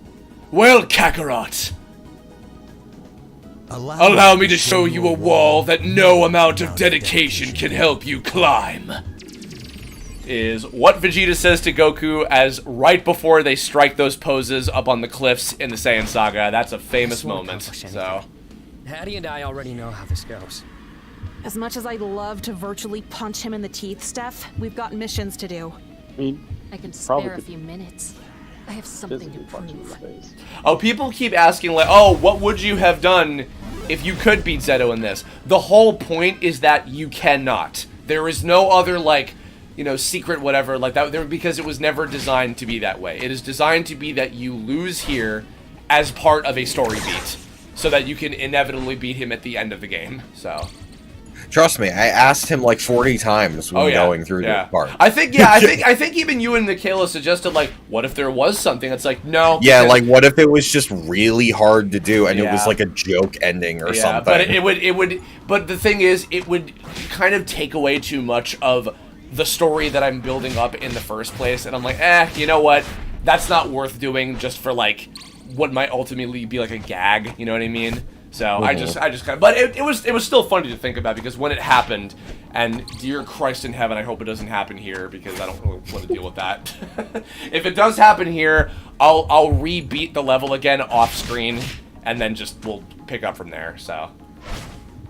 Look, you can just do what MGS3 did and just go paradox. Yeah, Snake, you can't. What? You've created a time paradox. No, Zeto. Bum bum ba-da-dum.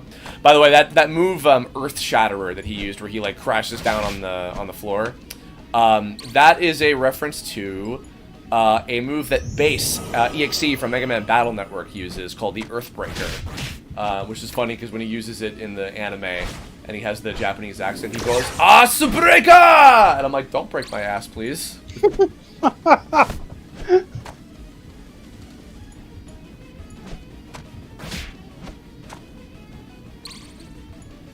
Just biting my time. Any day, buddy. And now also this interaction So here. tell me, honestly, This line. how badly do you think you want to win this? That is like a Zeto line that I feel like encompasses everything about his character that I had in mind for like since the beginning. So, and I'm glad that worked out. Oh yeah. Oh, by the way, Plasterbrain was also the composer of the last thing you'll see, which is his theme here, of course, and threw in some of those heavy metal vocals, which later inspired the Smooch song as well. So, I know you love his little like ow, jeez, the little like the clanking metal noise is so fun. Charging. This is his guard after the charge. Like, oh, stop! Like, do something. Leave me alone. Oh Lord, yeah. It's like, stop! No. It's like two kids like slapping each other. I'm like, oh, Mom. Yeah. Oh, we saw it earlier, but animating his strike combo where he like teleports all around you and just beats the shit out of you was a lot of fun to animate too. I need that prize money more than Yeah. anybody else in this competition. Therefore, I can't afford to lose. It's as simple as that. Are you for real right now? Are you? You think this is about the money for me? Here's a little news flash. I got all the money in the world. Not that that's any of your business, but FYI, it's an inconsequential factor on my life as a whole. I'll give that prize money away to like 3 charities for all I care. Whatever it is that's driving you so hard is equally inconsequential. I don't even have to know what it is, it simply doesn't compare, because for me, all this competition, Yeah, this was another this scene that I title, think I this had crown, in is the mind most like for a important long thing time in the because world this is the to whole me. definition of what your main villain is. And I'm willing to do anything to win. So am I. Good to know. Yeah, that whole posturing, like, you know, peacocks killing each other, like, interaction between him and Zeto was planned. Yay, thank God! That was planned for a very long time. Glad we all understand each other. Oh, I've been affected by this. I've just about expended all the fun around this dump, so I'm out. You got anything else to share? Just go. Goodness gracious, look who's the touchy one now. Hold on to that perfection as much as you want, but you are capable of losing. I just imagine she's a little tiny ghosty around him, just like, ooh, Zeto, you're a dickhead. You're a fucker, I hate you. I'll be there to see it again. That'll be a cold day in hell. Dress with layers. I love that line. I think I stole that from something, but I can't remember what. So, what exactly were you trying to prove? That I'm not afraid to stand up to him. Like I would any other bully. Oh, come on, this isn't the schoolyard. You know that doesn't matter in the long run, don't you? But you've always got a quip to dish back at him at any moment. Is that any different? It's a force of habit. Smack talking isn't the key to winning this. Now that he knows I had to go looking for help, I can tell he's feeling more in control. Like he's running the whole 2002 show. Dash asked, this is a great question actually, and we'll be talking about this later, but the requirements for being able to do the breaker beam is some crazy ass button sequence that's a lot like the Rainbow Flame one, but it's like extremely complicated and you can only do it like you have to do it like 3 times in a row, not get interrupted, all these different things. It's just hyper advanced, and Zeto's like the one guy that can actually do it. This entire week, If this game ever got DLC, I was going to fucking twist this man's arm until he made that an actual move you could use. But it would have to be with Okra. It would have to be with Okra, though. But if anybody can use it, like, they just have to equip it. Money's no object. At this point, it's not even about winning fair and square. He's already mastered every aspect of the game's combat system. Yeah, this goes back to the thing that I mentioned before, where Zeto is legitimately the best solo player of this entire game, and also Flamey kind of like, this is a Robin and Slade moment of like, I do have some things in common with this person who is my adversary. And I took a risk that's way out of my league. And there's other things I could have done. Her admitting that her choosing to do this instead of other ways that she could help her sister. I chose to bet everything on a game that I don't know 100% for sure that I can win. It's a flaw of hers that made her, I think, a lot more compelling in that way. She knew that, didn't she? She has to know, right? Wouldn't she have stopped you? Believe it or not, she would have tried stopping me if I And did it how any stubborn other way Dandelion is, Not in just turn. because of the state of the world right They're now. both fucking Considering stubborn and myself. stupid, but they're cute. Yep. Rather, because of how much Tome means to the two of And us. one's a furry. I guess that just goes Don't to tell show. them that. Hey, that's enough with the No, water. they don't You know. understand something here. When it comes time to step up and face Zeto head on, you gotta keep your cool and stick to your guns. Because And you somebody in the cannot chat pointed afford out to as break well. down. This is a good kind of setup. That's what it's This all was gonna this come was down a to in step the to the end. setup Sheer of force how the of final will. battle with him is going Ours versus his. to turn You're the out, one with leading the him charge. basically So breaking if down. you don't keep believing in us, yourself included, then we can't either. You're right. I'm not quitting. I didn't mean to come off that way. It's just hard. But that's not an excuse to start doubting myself now. You know we're behind you 100%, right? Of course I do. Then are we gonna stand around feeling bad about a fight that didn't matter, or keep racking up the good deeds? Spoiler, the answer is not the first one. Yeah. On that note, I'm getting back to work. Well, Thank this you is a guys good for all note the to help end on on, this. Keep it finishing up up and this make sure level. to check in with it. You got it. Want to thank you guys once again for being around for commentary. I think that the next part that we're doing is gonna be the final part. So Oh, nice. yeah, I will. I'll let a few other people in the cast know that I think Wednesday will be the last part of this, in case we can get them to join us and everything. Hopefully, we'll have maybe a little bit of a bigger room. We'll see. The only That'll be way cool. is by sheer force. Right. Are you okay yourself? Don't Check worry it. about me. Tiger check. I'm pissed, but I'll deal. Let's get out of here. Later, pal. All right. And that's going to do it, ladies and gentlemen. Thank you very much for tuning in. Once again, I will remind you all that the Terrain of Magical Expertise RPG is currently 50% off on Steam if you would like to pick it up for yourself. And fucking buy it. Please experience the story. The next stream that we're going to do, I believe, will be the final one. We'll be finishing up the rest of Chapter 4, as well as doing the finale chapter and all the other extra, side quest stuff and everything. Hopefully I can fit that all into 6 hours. Yeah, it's going to be quite a bit to do, but I'm looking forward to it. I hope you guys have been enjoying it and learning some fun, interesting things on this. But yeah, I will. Oh, thank you. There's a link in the chat and the description where you can pick up the Terrain of Magical Expertise RPG. Thank you, Adam and Germ and Mac and Andy earlier for joining us today. Hopefully, we'll have some more guests on the final stream on Wednesday, probably around the same time. And go enjoy. We'll see you all in the battle grid. Bye bye. Good. Take care.